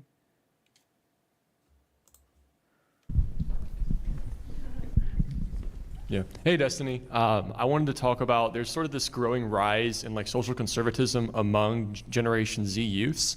And I sort of wonder as a 22-year-old where I see a future in the Democratic Party for me as someone who kind of leans left economically, more about. Sounds older than 22, but you know, don't judge a book by its cover, I guess. Probably left-wing economically, not leans left, but someone who's sort of like center-right socially. And I just don't really see a future right now. And so I'm kind of wondering, should the Democratic Party try and appeal to this growing rise in Gen Z voters? This is according to a Gallup poll and a Pew Research poll done in the last year. Should it try to appeal, or should it just kind of leave us in the dust? Because the Republican Party, I don't see a future where they start caring about Americans and funding single-payer health care and funding housing, unfortunately. But at the same time, I'm a bit unsatisfied with. It's not PC for me to say that social conservatism ages you, so I with the Democratic Party's social turn. And so, yeah. I think that the goal should be to tell all of your friends to vote for Kamala Harris so that the Democrats can win with the largest margin possible, so that we can load all of the insane fucking college tankies and progressives up into a fucking Elon Musk spaceship and send them off to the fucking moon, okay? I mean, this is an issue that I talk about a lot. The far left of the party is fucking crazy, okay? That's like, nobody can deny that. I fought with the far left, honestly, probably more than Owen has. When it comes to insane people, there's a reason why I'm banned from Twitch, and it's not conservative, it's because of crazy people on the far left. That being said, something that I think is good to keep in mind is the far left is politically non-existent. There are no far left lawmakers. Even people like AOC and Bernie Sanders now are called Israeli genocide supporters by the far left. All of the college kids have now abandoned, Ilan and Rashid, like all of the Justice Dems and Bernie are all completely, off the table now. They're not radical enough for them. So I think that trying to win with the largest margin possible, so that on social media we can continue to ignore these people because that's the only place they exist, is important. But the radical element of the Republican Party is like 95% of the party, okay? Like the last YouGov poll I saw, I think said that 25% of conservatives, probably Owen included, believe in satanic sex cults, okay, that like Hillary Clinton and Podesta belong to, okay, where they perform blood sacrifice rituals on children, all right? And 80% of conservatives, Owen definitely included, don't believe in the results of the last election. This is like the big majority bulk of the party, and that is very scary, and it is a huge problem. So I agree, far left is super fucking cringe. I hope that Kamala wins with enough of a margin that we can safely eject these people and never listen to him again. They can all go vote for Jill Stein. Oh no. I'd like to address you for a second, Nobody should vote for Jill Stein, by the way. Jill Stein is basically, if you vote for Jill Stein, it'll end up being a vote that will benefit Trump. Just saying. Just in case. There's a federal deputy of education that primarily deals with funding stuff. If you wouldn't mind. So I think what is important for young people, you can stand, you can sit, it doesn't matter. I think what's important for young people to understand is the broad difference between what the right wants to do politically and what the left wants to do politically. You're going to have issues you agree with some leftists on, some conservatives on, and that'll probably go on the rest of your life. You're more of a centrist. But I think you need to understand what the core is of the modern day left, and this rings throughout history. The American left, the Democrat Party, cannot exist without power. They need power. They want to tell you what kind of car. Oh yeah, unlike the Republicans that are, I don't know, allergic to power. You can drive. They need power to do that. They want to tell you what kind of. I think that's a good thing. Okay. Regulating people's cars so we can try and create. So then you might like that. But I just think you just need to understand. It's important to understand the core values. That yes, if you want to tell people what kind of car they can drive, what kind of food they can eat, and all that stuff, well, you need power. You need political power to do that. And so that's where the left goes, where the right wing believes more in self-government. We want you to decide. So yeah. Oh yeah, that's why the whole screeching about trans people, because the far right is super for people deciding for themselves. Of course, that makes perfect sense to me. Might have to say, well, I guess if I believe an electronic car is better for the environment than a combustion engine, then I'm going to drive an electric powered car. But, you know, maybe my neighbor I think is a worse person because he doesn't drive one. That's the difference between self-government and the government deciding what you need to do. So they need power to do it where the right wing believes in self-government. So I just think it's important to understand kind of the core principles. I want to address something you just said, you know, satanic cults. Again. Oh, no. Are you going to deny that there was an Epstein Island? Are you going to deny these Diddy parties where they're having all these things? Wait a second. How many photos was Kamala Harris in with Epstein? No. How many photos was Donald Trump in with Epstein? Did you read? See the silence? Did Crazy, you read? isn't it? There's no silence. You just won't shut up. Did you read the WikiLeaks emails in 2016? Did you hear about Abramovich? Did you hear about the spirit cookings? Did you hear about the children in the hot tub for your entertainment? Did you read these emails? This is all public information. Anybody in this room can go look at the WikiLeaks emails. The Democrat committee emails invite Marina Abramovich to spirit cookings, and they have children in the hot tub for your entertainment. I know that sounds crazy, but I'm telling you, go home, look it up. It's all public record. It's all. I'd not go there if I was that guy. Like, Trump is really prominent in the declassified files. Real. Wait, all of that is public record? All of that is real? All of that is super true? Yes. Why didn't Donald Trump do anything about it? I wish he would have. So then why would you elect him again? He failed. Because I vote pragmatically, he put in his and own I guy. know He that this fired his country AGs, will be he put better. in his own guys. See, you exist in a cult. I don't. I'm a pragmatic The guy that you're voter. advocating for is a fucking loser. He failed on everything you want. At least I can point to Biden and go, look at the CHIPS Act. Whereas Donald Trump said, we're going to tear up China and bring back manufacturing. Nothing happened. At least Biden got a bill passed and did something. Whereas Donald Trump said, we're going to do more for infrastructure than we ever have. He did fuck all. At least Biden passed the infrastructure bill, right? When Donald Trump talks, that's going he so fails. well. What's going so well? The infrastructure bill? Yes, it is. So There's through all been the a ton of battling, money, more than ever just before, allocated to I domestic understand. It construction sounds projects. crazy, brother. Believe me. It's a great shirt. I'm sure he made some nice money off that shirt because he's a capitalist like everybody else. I'm just telling you, I would probably have thought I was crazy when I was your. That's supposed to be a dig? Destiny's a capitalist. Just what? Okay. That was supposedly a dig, right? Age too, but when you dig into this stuff and you realize your government is extremely corrupt, your mainstream media is extremely corrupt. Most of the celebrities that we look corrupt, evil man, morally corrupt man. Sure. Up to are extremely corrupt. These are the ones that are telling you how to think. And so, yeah, I don't like that. I don't think you should like that. And you would be stunned if you saw what was in those Democrat emails that he's pretending is not true. So you don't have to call it a satanic cult, but you can go look. Marina Abramovich, Spirit Cookings, Democrat Party emails. You can make up your own mind after you read them. Why was Trump in a picture with Epstein? Why was he on the flight logs? Who cooperated with the FBI when Epstein was trying to bring girls into his trafficking ring at Trump's clubs? Bankrupt man. Donald Trump. Trump's clubs? Morally bankrupt Donald Trump. man. Epstein was at Trump's clubs trying to recruit young girls. We know he's got security cameras in there because we saw all the documents from the Mar-a-Lago thing. So what, was Donald Trump just sitting there jerking off to it the whole time? Or? No, he was cooperating with the FBI. He literally cooperated with the FBI. And when did Epstein get arrested? Cooperated with the FBI? When did As opposed to figuratively cooperating with the FBI. Yes, I hate when people don't know how to use the word literally. Just a little bit of like a pet peeve of mine. Epstein get arrested? Epstein got arrested. So now the Epstein thing is real. So see, now the Epstein thing is real. Now he has to accept that it's real, and now he's talking about it. Bill Clinton flew on Jeffrey Epstein's plane dozens of times. Donald Trump did not. Donald Trump helped bring Jeffrey Epstein to jail and prison. He's the only president that did so. Donald Trump cooperated with the FBI when they were investigating Epstein recruiting young girls. And notice all the people that were friends with Epstein, all the people that went to Epstein Island, all hate Donald Trump.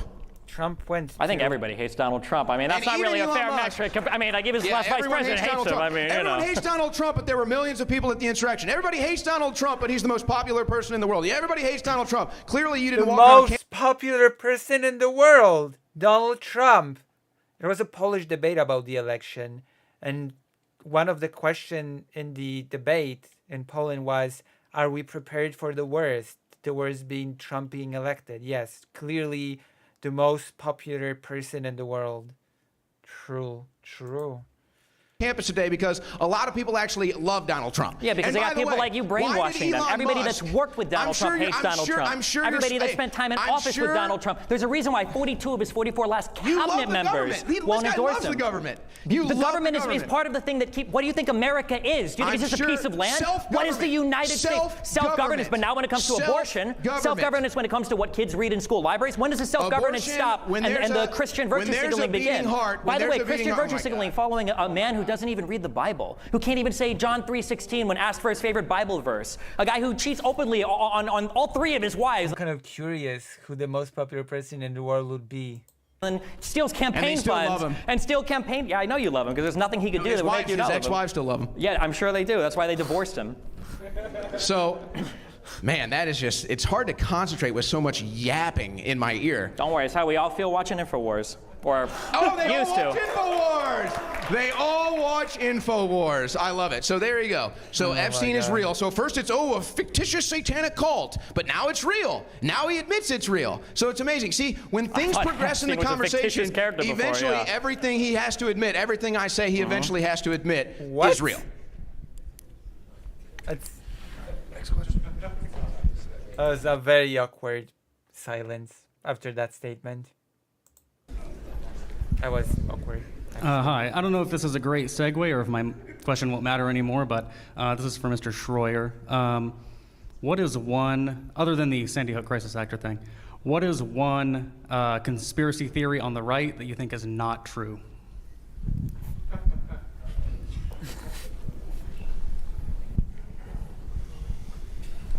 I mean, I don't think they used weather weapons to steer this last hurricane. That's a recent one.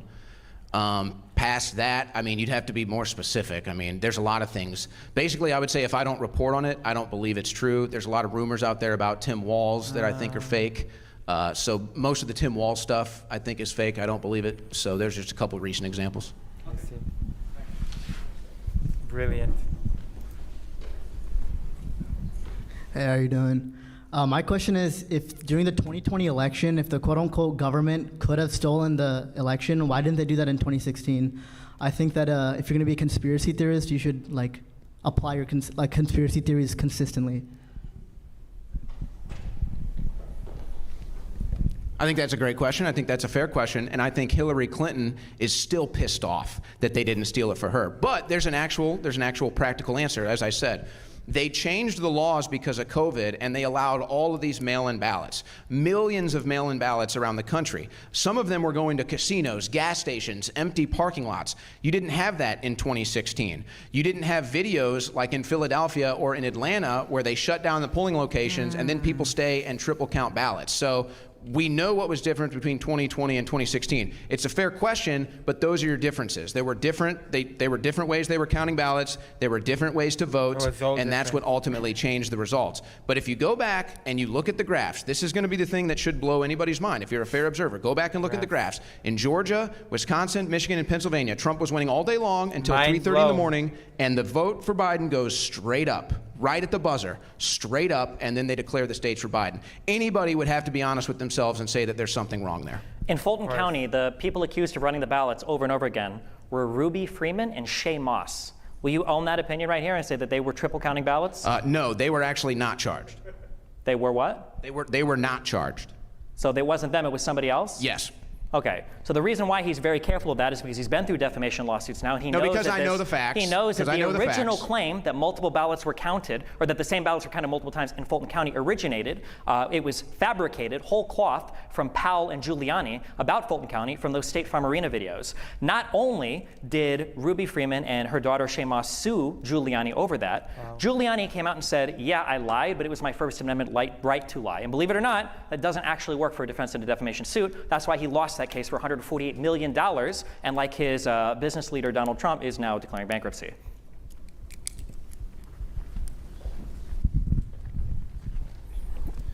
Probably only have time for one or two more questions. Yes, please. Awesome. Hey, Destiny, MAGA Republican. You talked last debate with Doyle about the dinosaur stuff, and then this debate with the dinosaur stuff as well. I don't know what's going on with the dinosaurs. I believe they exist. What's up with that? Do they not, or what's going on?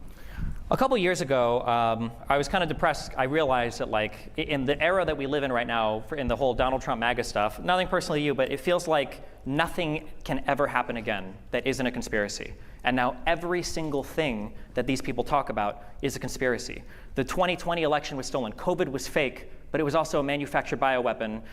The vaccine, even though it was warp-sped by Donald Trump, was evil because it was something to do with billionaires and Jews, even though Israel is the country that had the uptake of the mRNA vaccine more than any other country. The mRNA vaccine was bad because it was Come on, this is a waste of time, man. Answer his question. Emergency use authorization, even though the monoclonal antibodies were great, even though it was the same thing. The issue is that every single one of these MAGA people, I'm answering his question. Every single one of these MAGA people. About dinosaurs. Yeah, because you guys all believe in insane, unhinged, crazy shit, and then you try to run away from it. You're on stage because you're too cowardly to own your fucking opinion, right? You won't own any of it. That's why you're up here and you're like, oh well, maybe they don't have things to change the hurricane. Only blah one blah who blah. brought up dinosaurs tonight was you. Earlier Can you answer said, the question so we can get to another question, Yeah, because I please? think it's worth it for the audience to see, like when media entities that, by the way, are fully aligned with you, are fully funded by Russia, like Tenet Media, by the way. I think it's good to be able to show people. I think it's good to be able to show people what's happening. My bank records have been combed through, as he's mentioned, the lawsuits against me, the government's against me. So yeah, if there was anything sketchy there, they would have already found it. So I'm just saying it's interesting that these people all align wholesale with you in opinion. Yeah, I just think it's funny that conservatives don't believe in dinosaurs. They think that oil is a self-replenishing thing.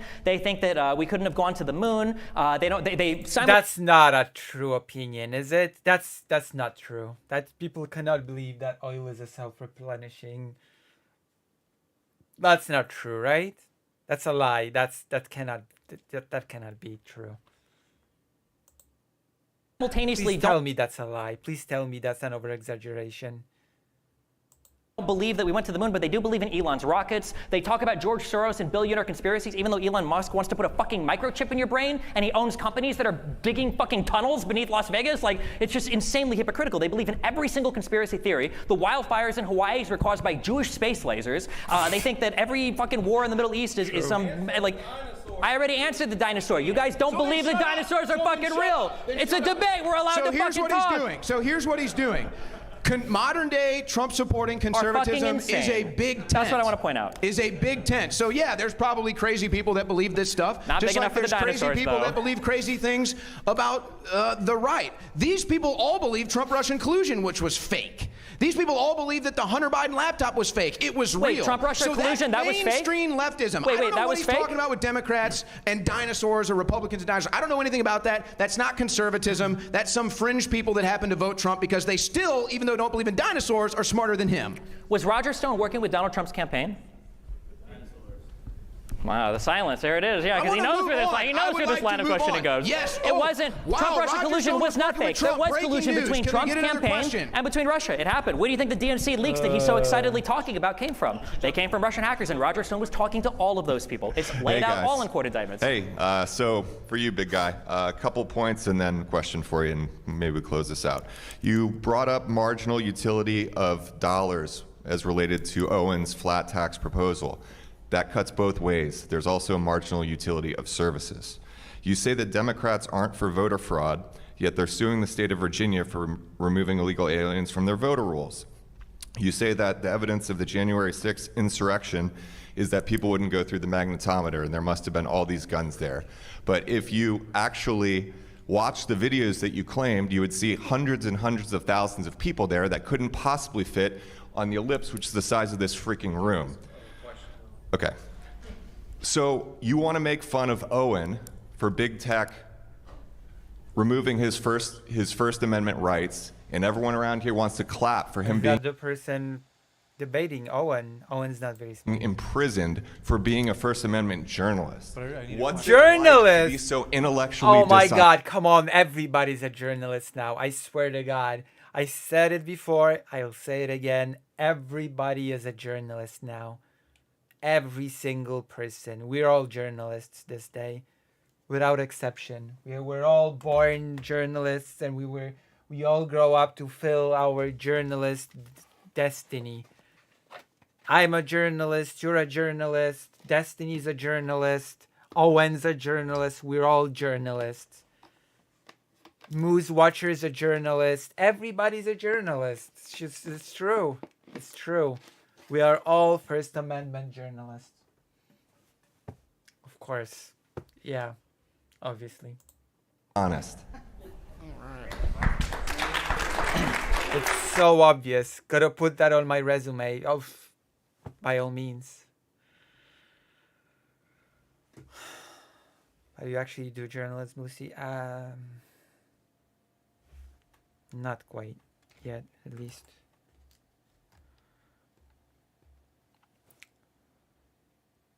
Along with President of Namibia and Emperor of the World. It sounded like the last question for Owen, but I'll answer it anyway. You're not allowed to break into the Capitol and try to prevent the peaceful transfer of power. Who was the first person into the Capitol building? That's because you don't know what the fuck you're talking about. So why the fuck are you asking me a question like you do? The first people into the building were the Proud Boys. You can watch it. It's all on tape. You motherfucking retards videotape the entire thing. It's in 4K, HD, 60 frames per second. Live streamed on YouTube. They were covering it. That's pretty good quality, 4K, 60 frames. People were saying patriots are coming in. How did they do it? They stole a riot shield and they bashed in the window. Listen, if you want to support the fledgling journalism that I might do in full swing, then please consider supporting your favorite streamers, especially since it's still the I Love Lucy Day. Watch it on video. Really? Who do you want? How much do you want to bet? You want to bet $5,000 right now? The first guy into the Capitol was let in by a police officer. You want to bet $5,000 on that right now? That the first person in wasn't charged with a crime, isn't on video bashing the window in with a riot shield that he stole from a cop?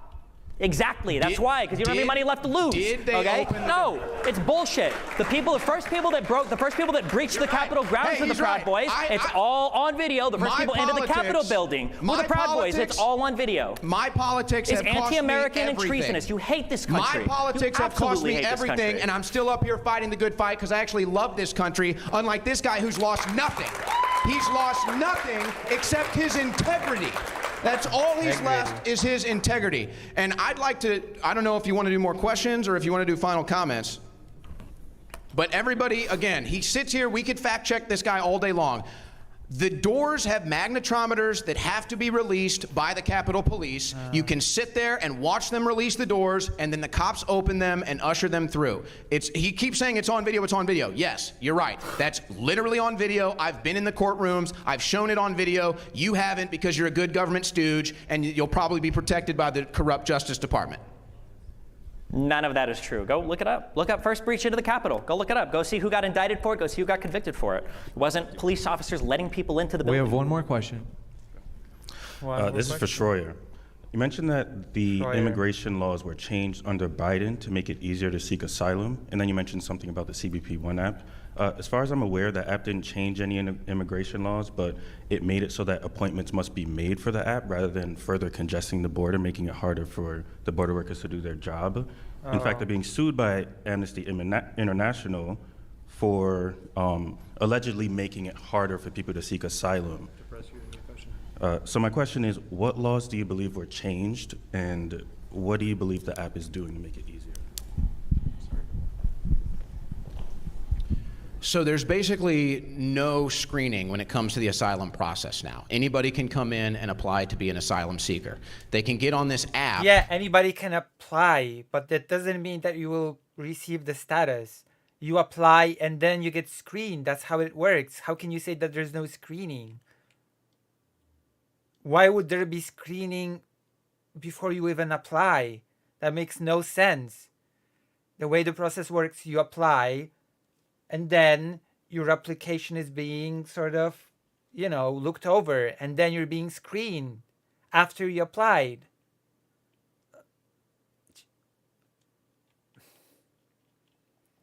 Does this person even understand how the whole thing works? Filed the asylum seeking process. They don't check your ID. They don't do a background check. You just fill out the form and you're in as an asylum seeker. And then you can fly into the country. You can get a flight as well. But I understand, okay, let's say I can't convince you of that. Okay, let's get the political wonk out of the way and let's just talk realistically here. 3 straight years, record number of border crossers. I won't even put a term on them. I won't say illegal, I won't say asylum, I won't say anything. 3 straight years of record number border crossings. That's just a fact. And most of these people come here, if not all, well, probably not all, because a lot of them just escape into the country. Most of these people come here and they get free stuff immediately. You're paying for it. You're paying for their travel. Actually done by Biden I just told you, they changed the policy. They're not stopping people. Anybody can get in. Anybody can get in. No, it wasn't always the case. You used to have to seek asylum in the country next to you, or you used to have to go up through a background check before you could even get into the court systems and come into this country. They would hold you into a detention center or a prison before you could come into this country. Now they just let you in. That's the big difference. This guy thinks that the U.S. should hold asylum seekers in prison. Joe Biden, the Biden-Harris administration. That's why illegal immigration has gone up every single year. There's been a record number of illegal border crossers. That is a fact. And they all, and I wonder if they would even come here if they weren't getting the free stuff. I wonder if they weren't getting the free lodging, the free travel, the free food, everything else, the free welfare. I wonder if they would even come here at all. I think if you cut out the welfare state, you cut out the welfare state and the open border, I doubt they even come here at all. And no other country, no other sane country on earth would have an open border and a welfare. The U.S. is the biggest welfare state. It is known. Many people say this. The U.S. is the biggest welfare state in the world. It is known. State, by the way. Given time got away from me, we have to jump right into the closing statements. Sorry that we didn't get to the last two questions. We are going to start it off with Stephen's 3-minute closing. Thank you very much. Stephen, the floor is all yours. I think conservatives are delusional. I think they hate this country. I think that they are more aligned with the interests of Donald Trump than they are with anything having to do with the concept of the United States of America. I think it's incredibly sad because I think as much as I used to disagree with conservatives, at least they stood on principle for the United States. I think that today, if another 9/11 happened, I think that conservative MAGA people would be more interested in blaming Kamala Harris than uniting around whoever our common enemy was. And I think that's why you have people like Donald Trump on stage begging and pleading for Russia to release 10,000 emails, or constantly giving praise to foreign dictators, to people like Orban, or saying that he wants his citizens to stand at attention like they do with Kim in North Korea. And why he has so many good things to say for all these authoritarian leaders like Putin, but he can't find any support from other democratic leaders around the world. I think it says something about him. I think it says something about the type of people that would support that. I think it says something about him. And if you have good parents, they told you this, if you can't look at a person, look at who their friends are, or look at who they work with. The idea that his vice president is not running with him again, that should send huge signals to your brain of what's going on here. Where is Mike Pence? Why does Mike Pence say, in contrast to you, that Donald Trump told him to unilaterally choose who the election winner would be? That's Pence's accounting of things, right? Why is it that so many of his ex-cabinet members, over 40 of his ex-cabinet members, won't endorse him for president? Why do you get 4-star generals? People like even in World War II, people would go all the way to America from places like Mark Milley saying things like Donald Trump would be a fascist. Why do you have Donald Trump himself saying I would suspend or terminate parts of the Constitution and be a dictator on day one to do the things that I need to do? Why would you have Donald Trump try to weaponize his DOJ to go after his political opponents? Why would he call into Fox and Friends and say I think the DOJ needs to start indicting and arresting people, and then accuse Biden of doing it despite the fact that you have absolutely no evidence of it happening, except for maybe pointing to New York State, which isn't even the federal government? Conservatives are just living in an entirely delusional, disconnected from reality world. I hope that after this election there's a huge wake-up call. I guess we'll see what happens. I wish that people could look at this country and see that we genuinely do have problems that aren't always caused by the Jews or illegal immigrants. I wish that we could come together and work on some problems rather than fabricate of course not all problems are caused by Jewish people and immigrants. Some problems are caused by trans people, don't forget. Don't steal our valor. These issues that aren't even real issues or don't even exist. I wish that when issues that really were presented against this country, like illegal immigration, were put in front of Congress to solve, that the Republicans would be behind it, along with the Democrats. And I think that when you look at the record of leadership, when you compare the Biden administration, of which Harris is a vice president, you saw all of the bipartisan legislation that they got passed, and you compare it to Trump's administration, that was a failure in every single conceivable way, whether it was his inability to actually end conflict in the Middle East, he didn't, whether it was ability to actually solve problems with legislation, he didn't, or whether it was his ability to lead a coherent country that was falling apart under BLM riots and COVID lockdowns and all sorts of other things, COVID of which he didn't even acknowledge was real until it was already, tens or hundreds of thousands of cases in this country. And you can see how much he undermined it, how much that bothered him, because he couldn't even get credit for the vaccine that he so desperately wanted his audience to worship him for. I hope that after this election season, I hope we can come together a little bit better and be better Americans and be on the same team again. Time. Owen, you have 3 minutes.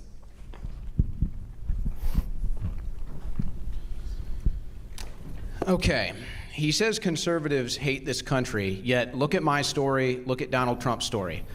I came here tonight, I took the time to prepare myself so I don't look like a slob, and I put my American flag lapel pin on because I care about this country. I came here despite, yes, lawyers watching me all the time trying to sue me like ambulance chasers, the federal government watching me all the time because they want to throw me in prison, and I continue to come out here because I love this country. Don't tell me I hate this country. I love this country. This guy comes presented tonight looking like a slob with a Finding Nemo necklace on, okay? That's how serious he is.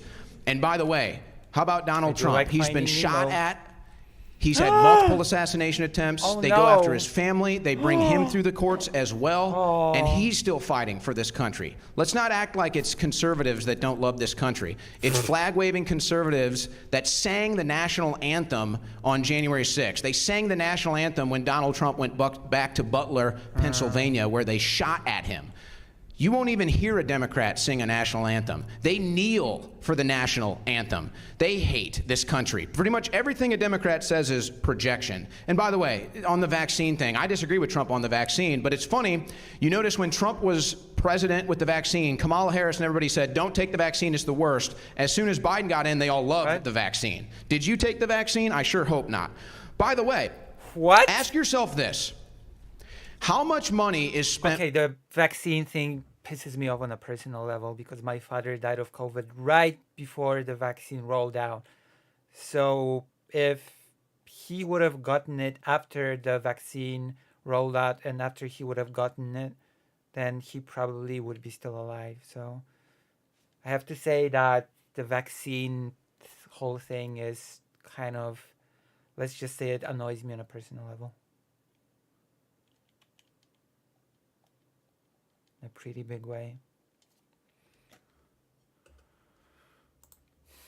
On elections, billions of dollars. Why? Why is so much money spent on an election? Because power. That's why. Power. So ask yourself in follow-up, are elections ever stolen? Is there ever any voter fraud? Can you really tell yourself no to these questions? Or are you going to sit here and believe everything the government tells you and everything the establishment media tells you? And you embrace the conspiracy theory. notice that's where he goes with everything. Just embrace He it. keeps citing people that work for the government their whole lives. He keeps citing mainstream media talking points. So you can choose to live your life trusting the mainstream media, but guess what? You're going to be the one that's deceived. You're going to be deceived about war in the Middle East, weapons of mass destruction, Russian collusion, the vaccine is safe and effective. You name it. They deceive you on everything, and he comes up here and parrots their talking points and acts like he's put in an effort tonight.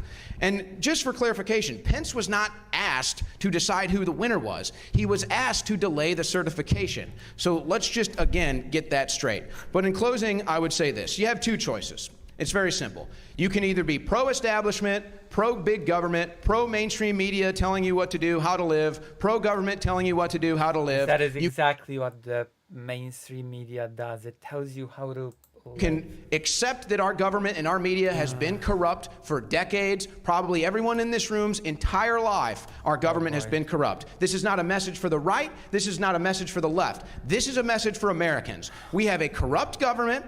We have a corrupt media. That's what we're addressing. That's what we want to overthrow. Those are the people trying to stop Donald Trump. That's why I support Donald Trump, and I hope this reformation with a populist anti-establishment movement in the Republican Party is here to stay. Thank you very much to both of our speakers. Thanks so much for coming out tonight, folks. It's been a true pleasure. So deep. Drive safe. If you're watching online, don't forget to hit that subscribe button. And with that, I'm going to hand it over to Sean. Thanks very much. All right, thank you. That was debate. I'm just going to head to the toilet, and then we're going to talk about a few topics, and then I'm going to head to bed. If you want to support your favorite streamer, and that's me, I have no doubt that's me, then consider throwing something my way, you know? Like, I'm trying to survive in this harsh world of harsh stuff that happens, you know? It's a harsh, harsh world, and we're all trying to survive. I at least give Moose Watcher a sub so that Moose Watcher can no longer be white. All right, I'll be right back.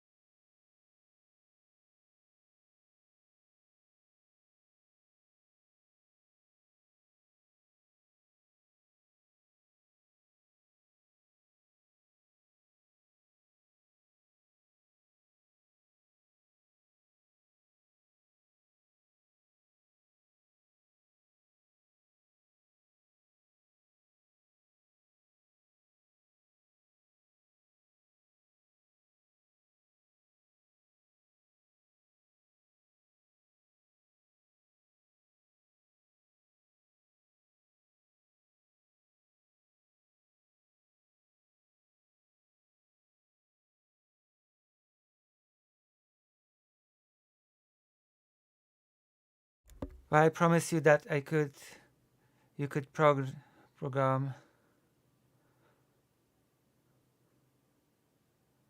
What?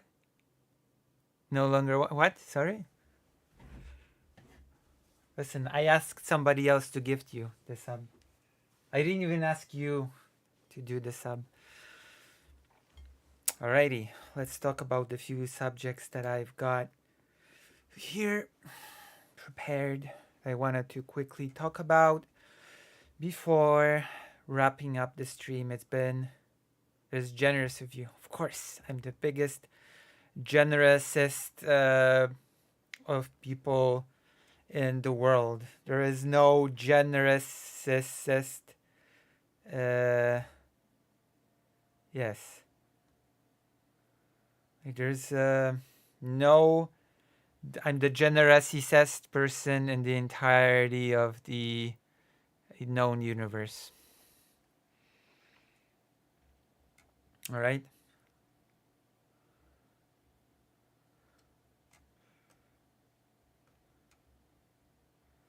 There you go. What a long stream. President Sunday. Damn. All right.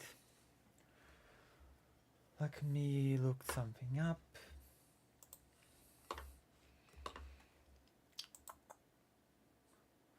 There's one thing that actually got me pretty annoyed.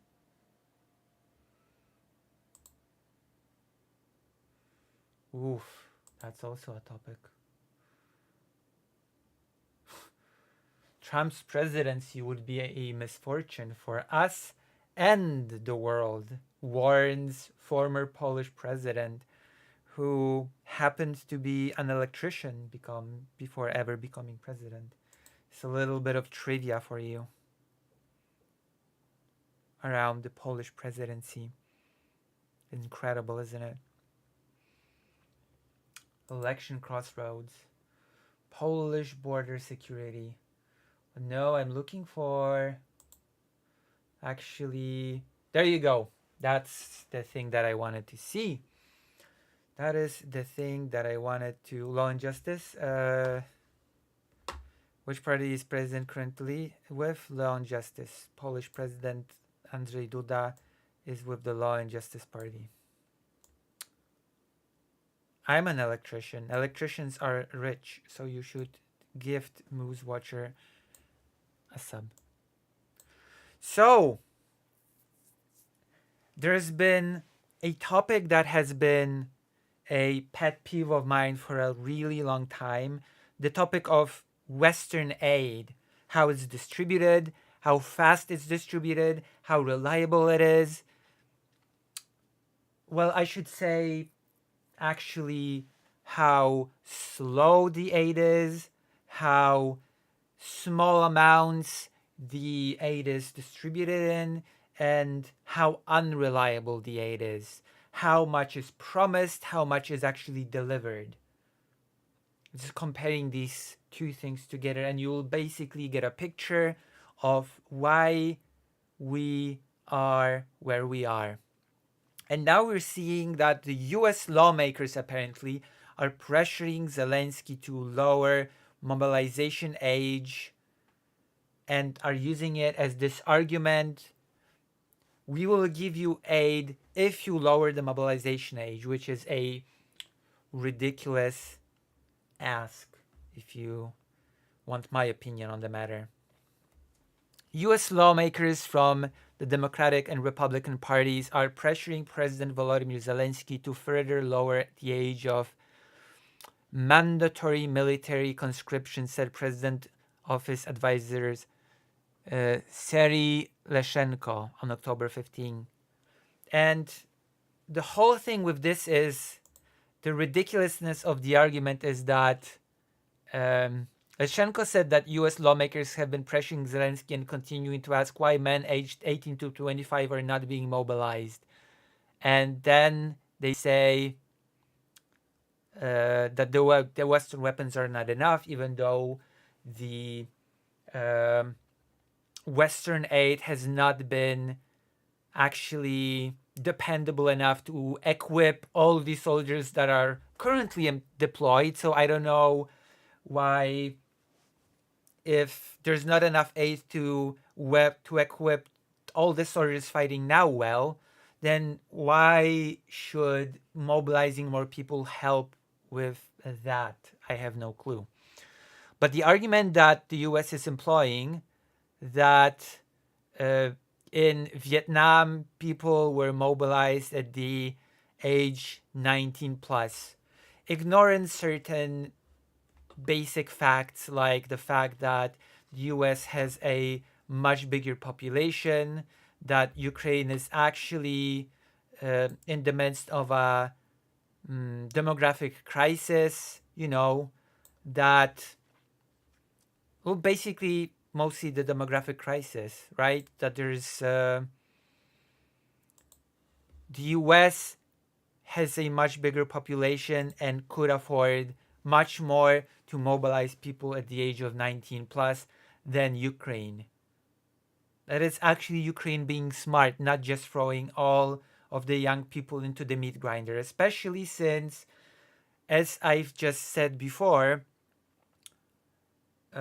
Ukraine does not want to send the young people onto the front line knowing that they will not be able to receive good equipment because the Western aid is actually very not reliable.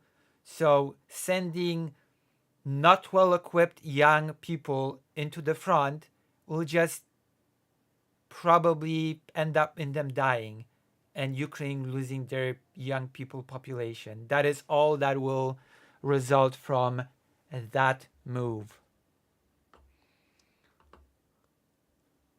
Like, it's ridiculous.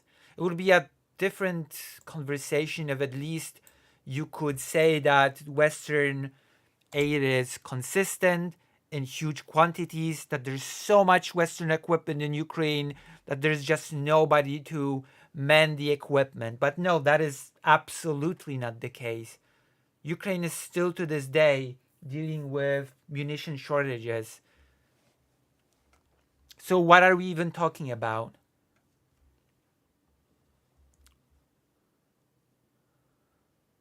Lashchenko has said that Zelensky has thus far refused to budge on changing the conscription age and has instead continued to press for delivery of more US military aid.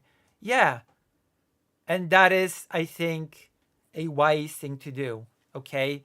Before the West makes demands of Ukraine when it comes to mobilization aid, how about the West keeps its, promises? How about the West keeps to its obligation when it comes to aid, when it comes to the speed of its delivery, when it comes to its quantity? Like, maybe then a conversation about the age of conscription would be more on the table.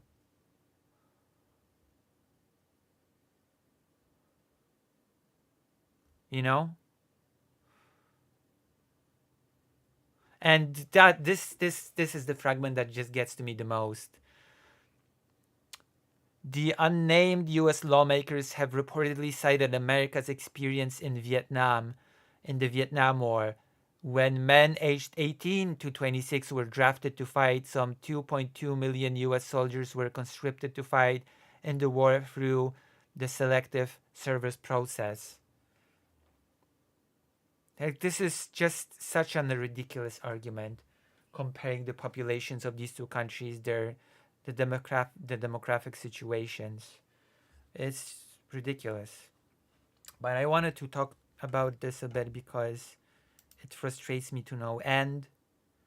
And it's just, to me, it just obfuscates from the fact that the West is not keeping its promise when it comes to supporting Ukraine. That at the end of the day, the West is very quick to make such demands of Ukraine, but not as quick to actually deliver the aid that it had promised. And that is that. That is that when it comes to this topic. We might as well do a few more. I think I have it in me to talk about a few more topics, quick topics before I go to bed.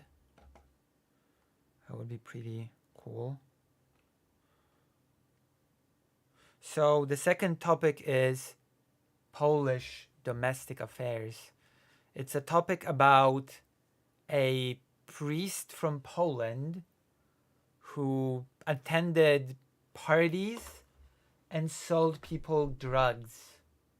A very strange priest who would go to parties, sell people drugs, and would stash the drugs in the church. An edgy priest. A mad lad, you could say. Let's see if I can find anything about this priest in English. No, probably not. And the problem with this priest is that he's also a convicted child molester. He was convicted of molesting children from an orphanage. But this whole situation is just so bizarre that there's this priest that goes to fairly young people's parties that just lives this double life of, I don't know, being a priest, a priestly holy man, and then a drug lord. I don't know, is his second occupation. Oh yeah, also, while selling the drugs, he would invite people very aggressively to sex parties. He would invite people very aggressively to sex orgies, because the church's attitude towards this whole thing is basically, you know, we'll see what happens. We'll see what the investigation will say. Maybe we'll oust him. Maybe we'll not oust him. Even though I will remind you, he was already convicted of being a child abuser. He was convicted on abusing children in an orphanage. So, if anything, the church should have ousted him just based on that alone, not going to parties, selling drugs, and inviting people to sex orgies, which, while weird and, I don't know, highly suspicious, is not quite as bad as molesting children, you know? So that is basically a glimpse into the, I don't know, Polish Catholic scene. I don't want to make too broad a statements about the state of the Catholic Church, but if I go watch the news in Polish and one of the main news of the day is a child molesting, drug dealing, sex partying priest, then I don't know. It's just I'm not sure how to evaluate the Polish church anymore at that point. You know? Maybe it's unreasonable of me, but it's just there's a level of skepticism that sort of gets into me.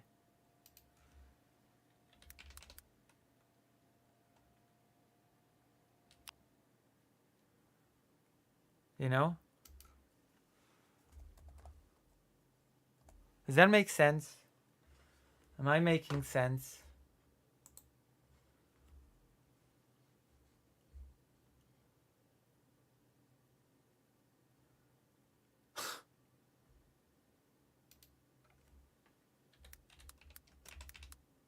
Oh my gosh.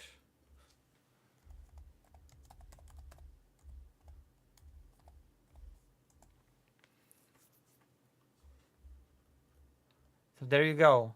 How did you like the story about the priest, the Polish priest? We'll see. We'll see if I manage to make it long enough for it to even be a segment. I feel like I should pad it out to 10 minutes at least or something. I'm not sure if I've talked about this for 10 minutes. Have I talked about this for 10 minutes? It feels like I've talked about this for 2 minutes tops. Maybe I should add some more info. Like there was this weird Oh, maybe I will make it a short. You're right. Good call.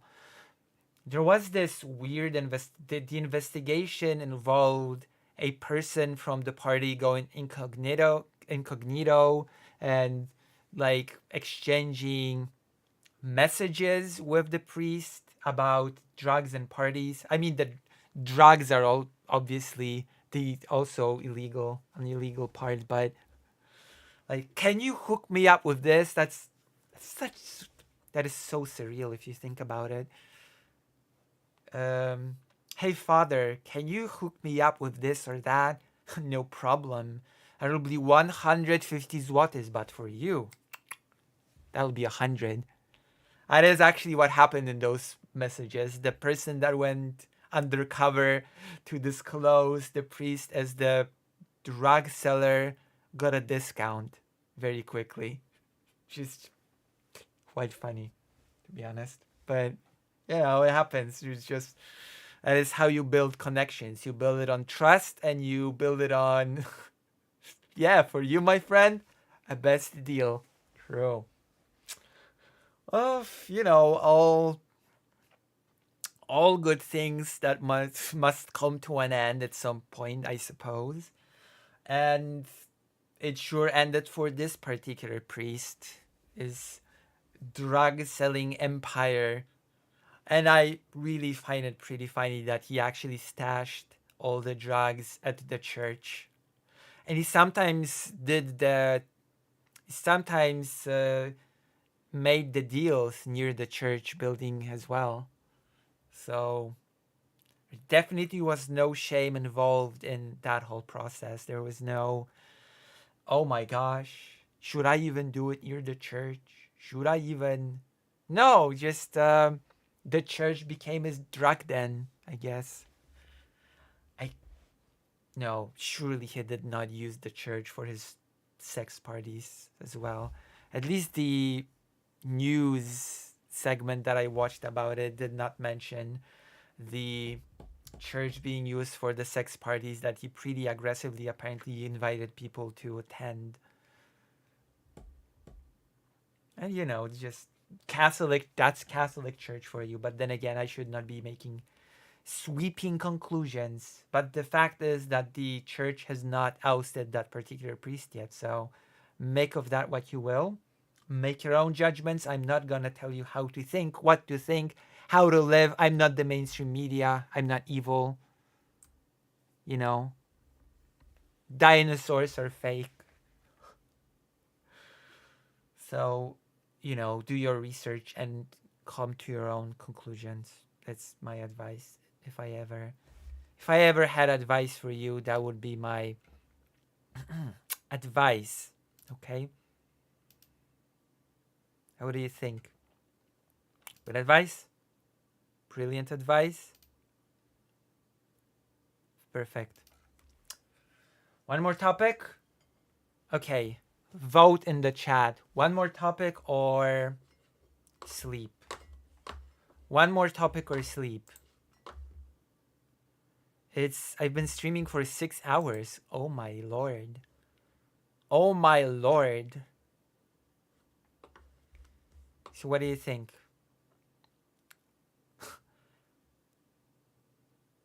Sleep? I should just go to sleep. No more topics. I have one more, but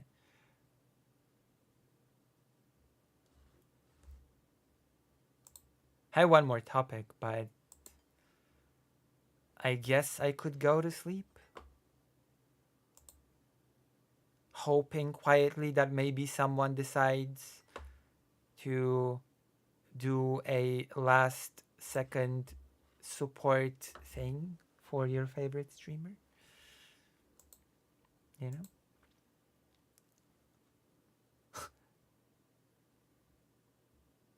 They leave the stream running. What? I'm not gonna leave the stream running. I'm gonna probably raid somebody who's on right now.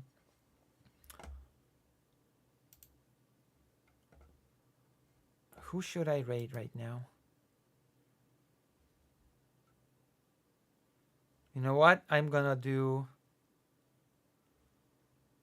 Is there anybody that you'd like me to raid?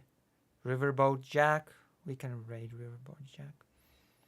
Or President Sunday. Should I raid President... Why, you want me to raid Vosh?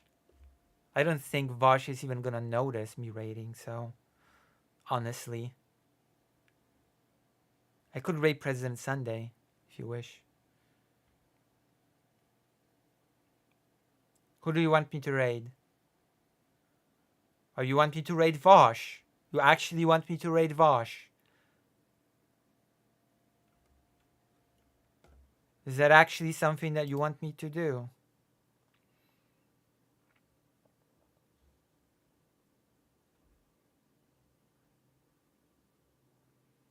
Is it something that you wish of me? A deep-seated wish. Okay, decide quickly, and then I'm gonna end this. It's time to finish this. Okay? It's time to end things.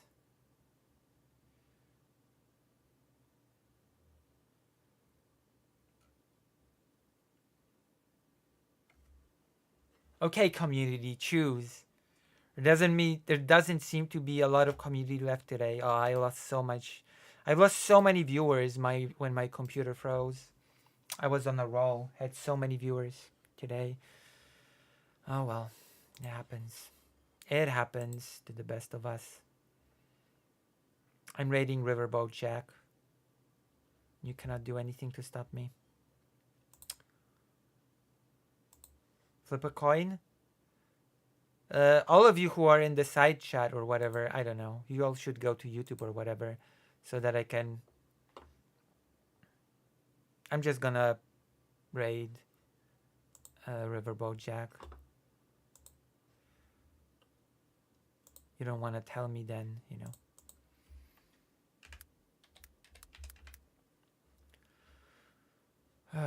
Jesus. Do you know Jack? Yeah, I do. We were supposed to talk, but it still has not materialized to this day.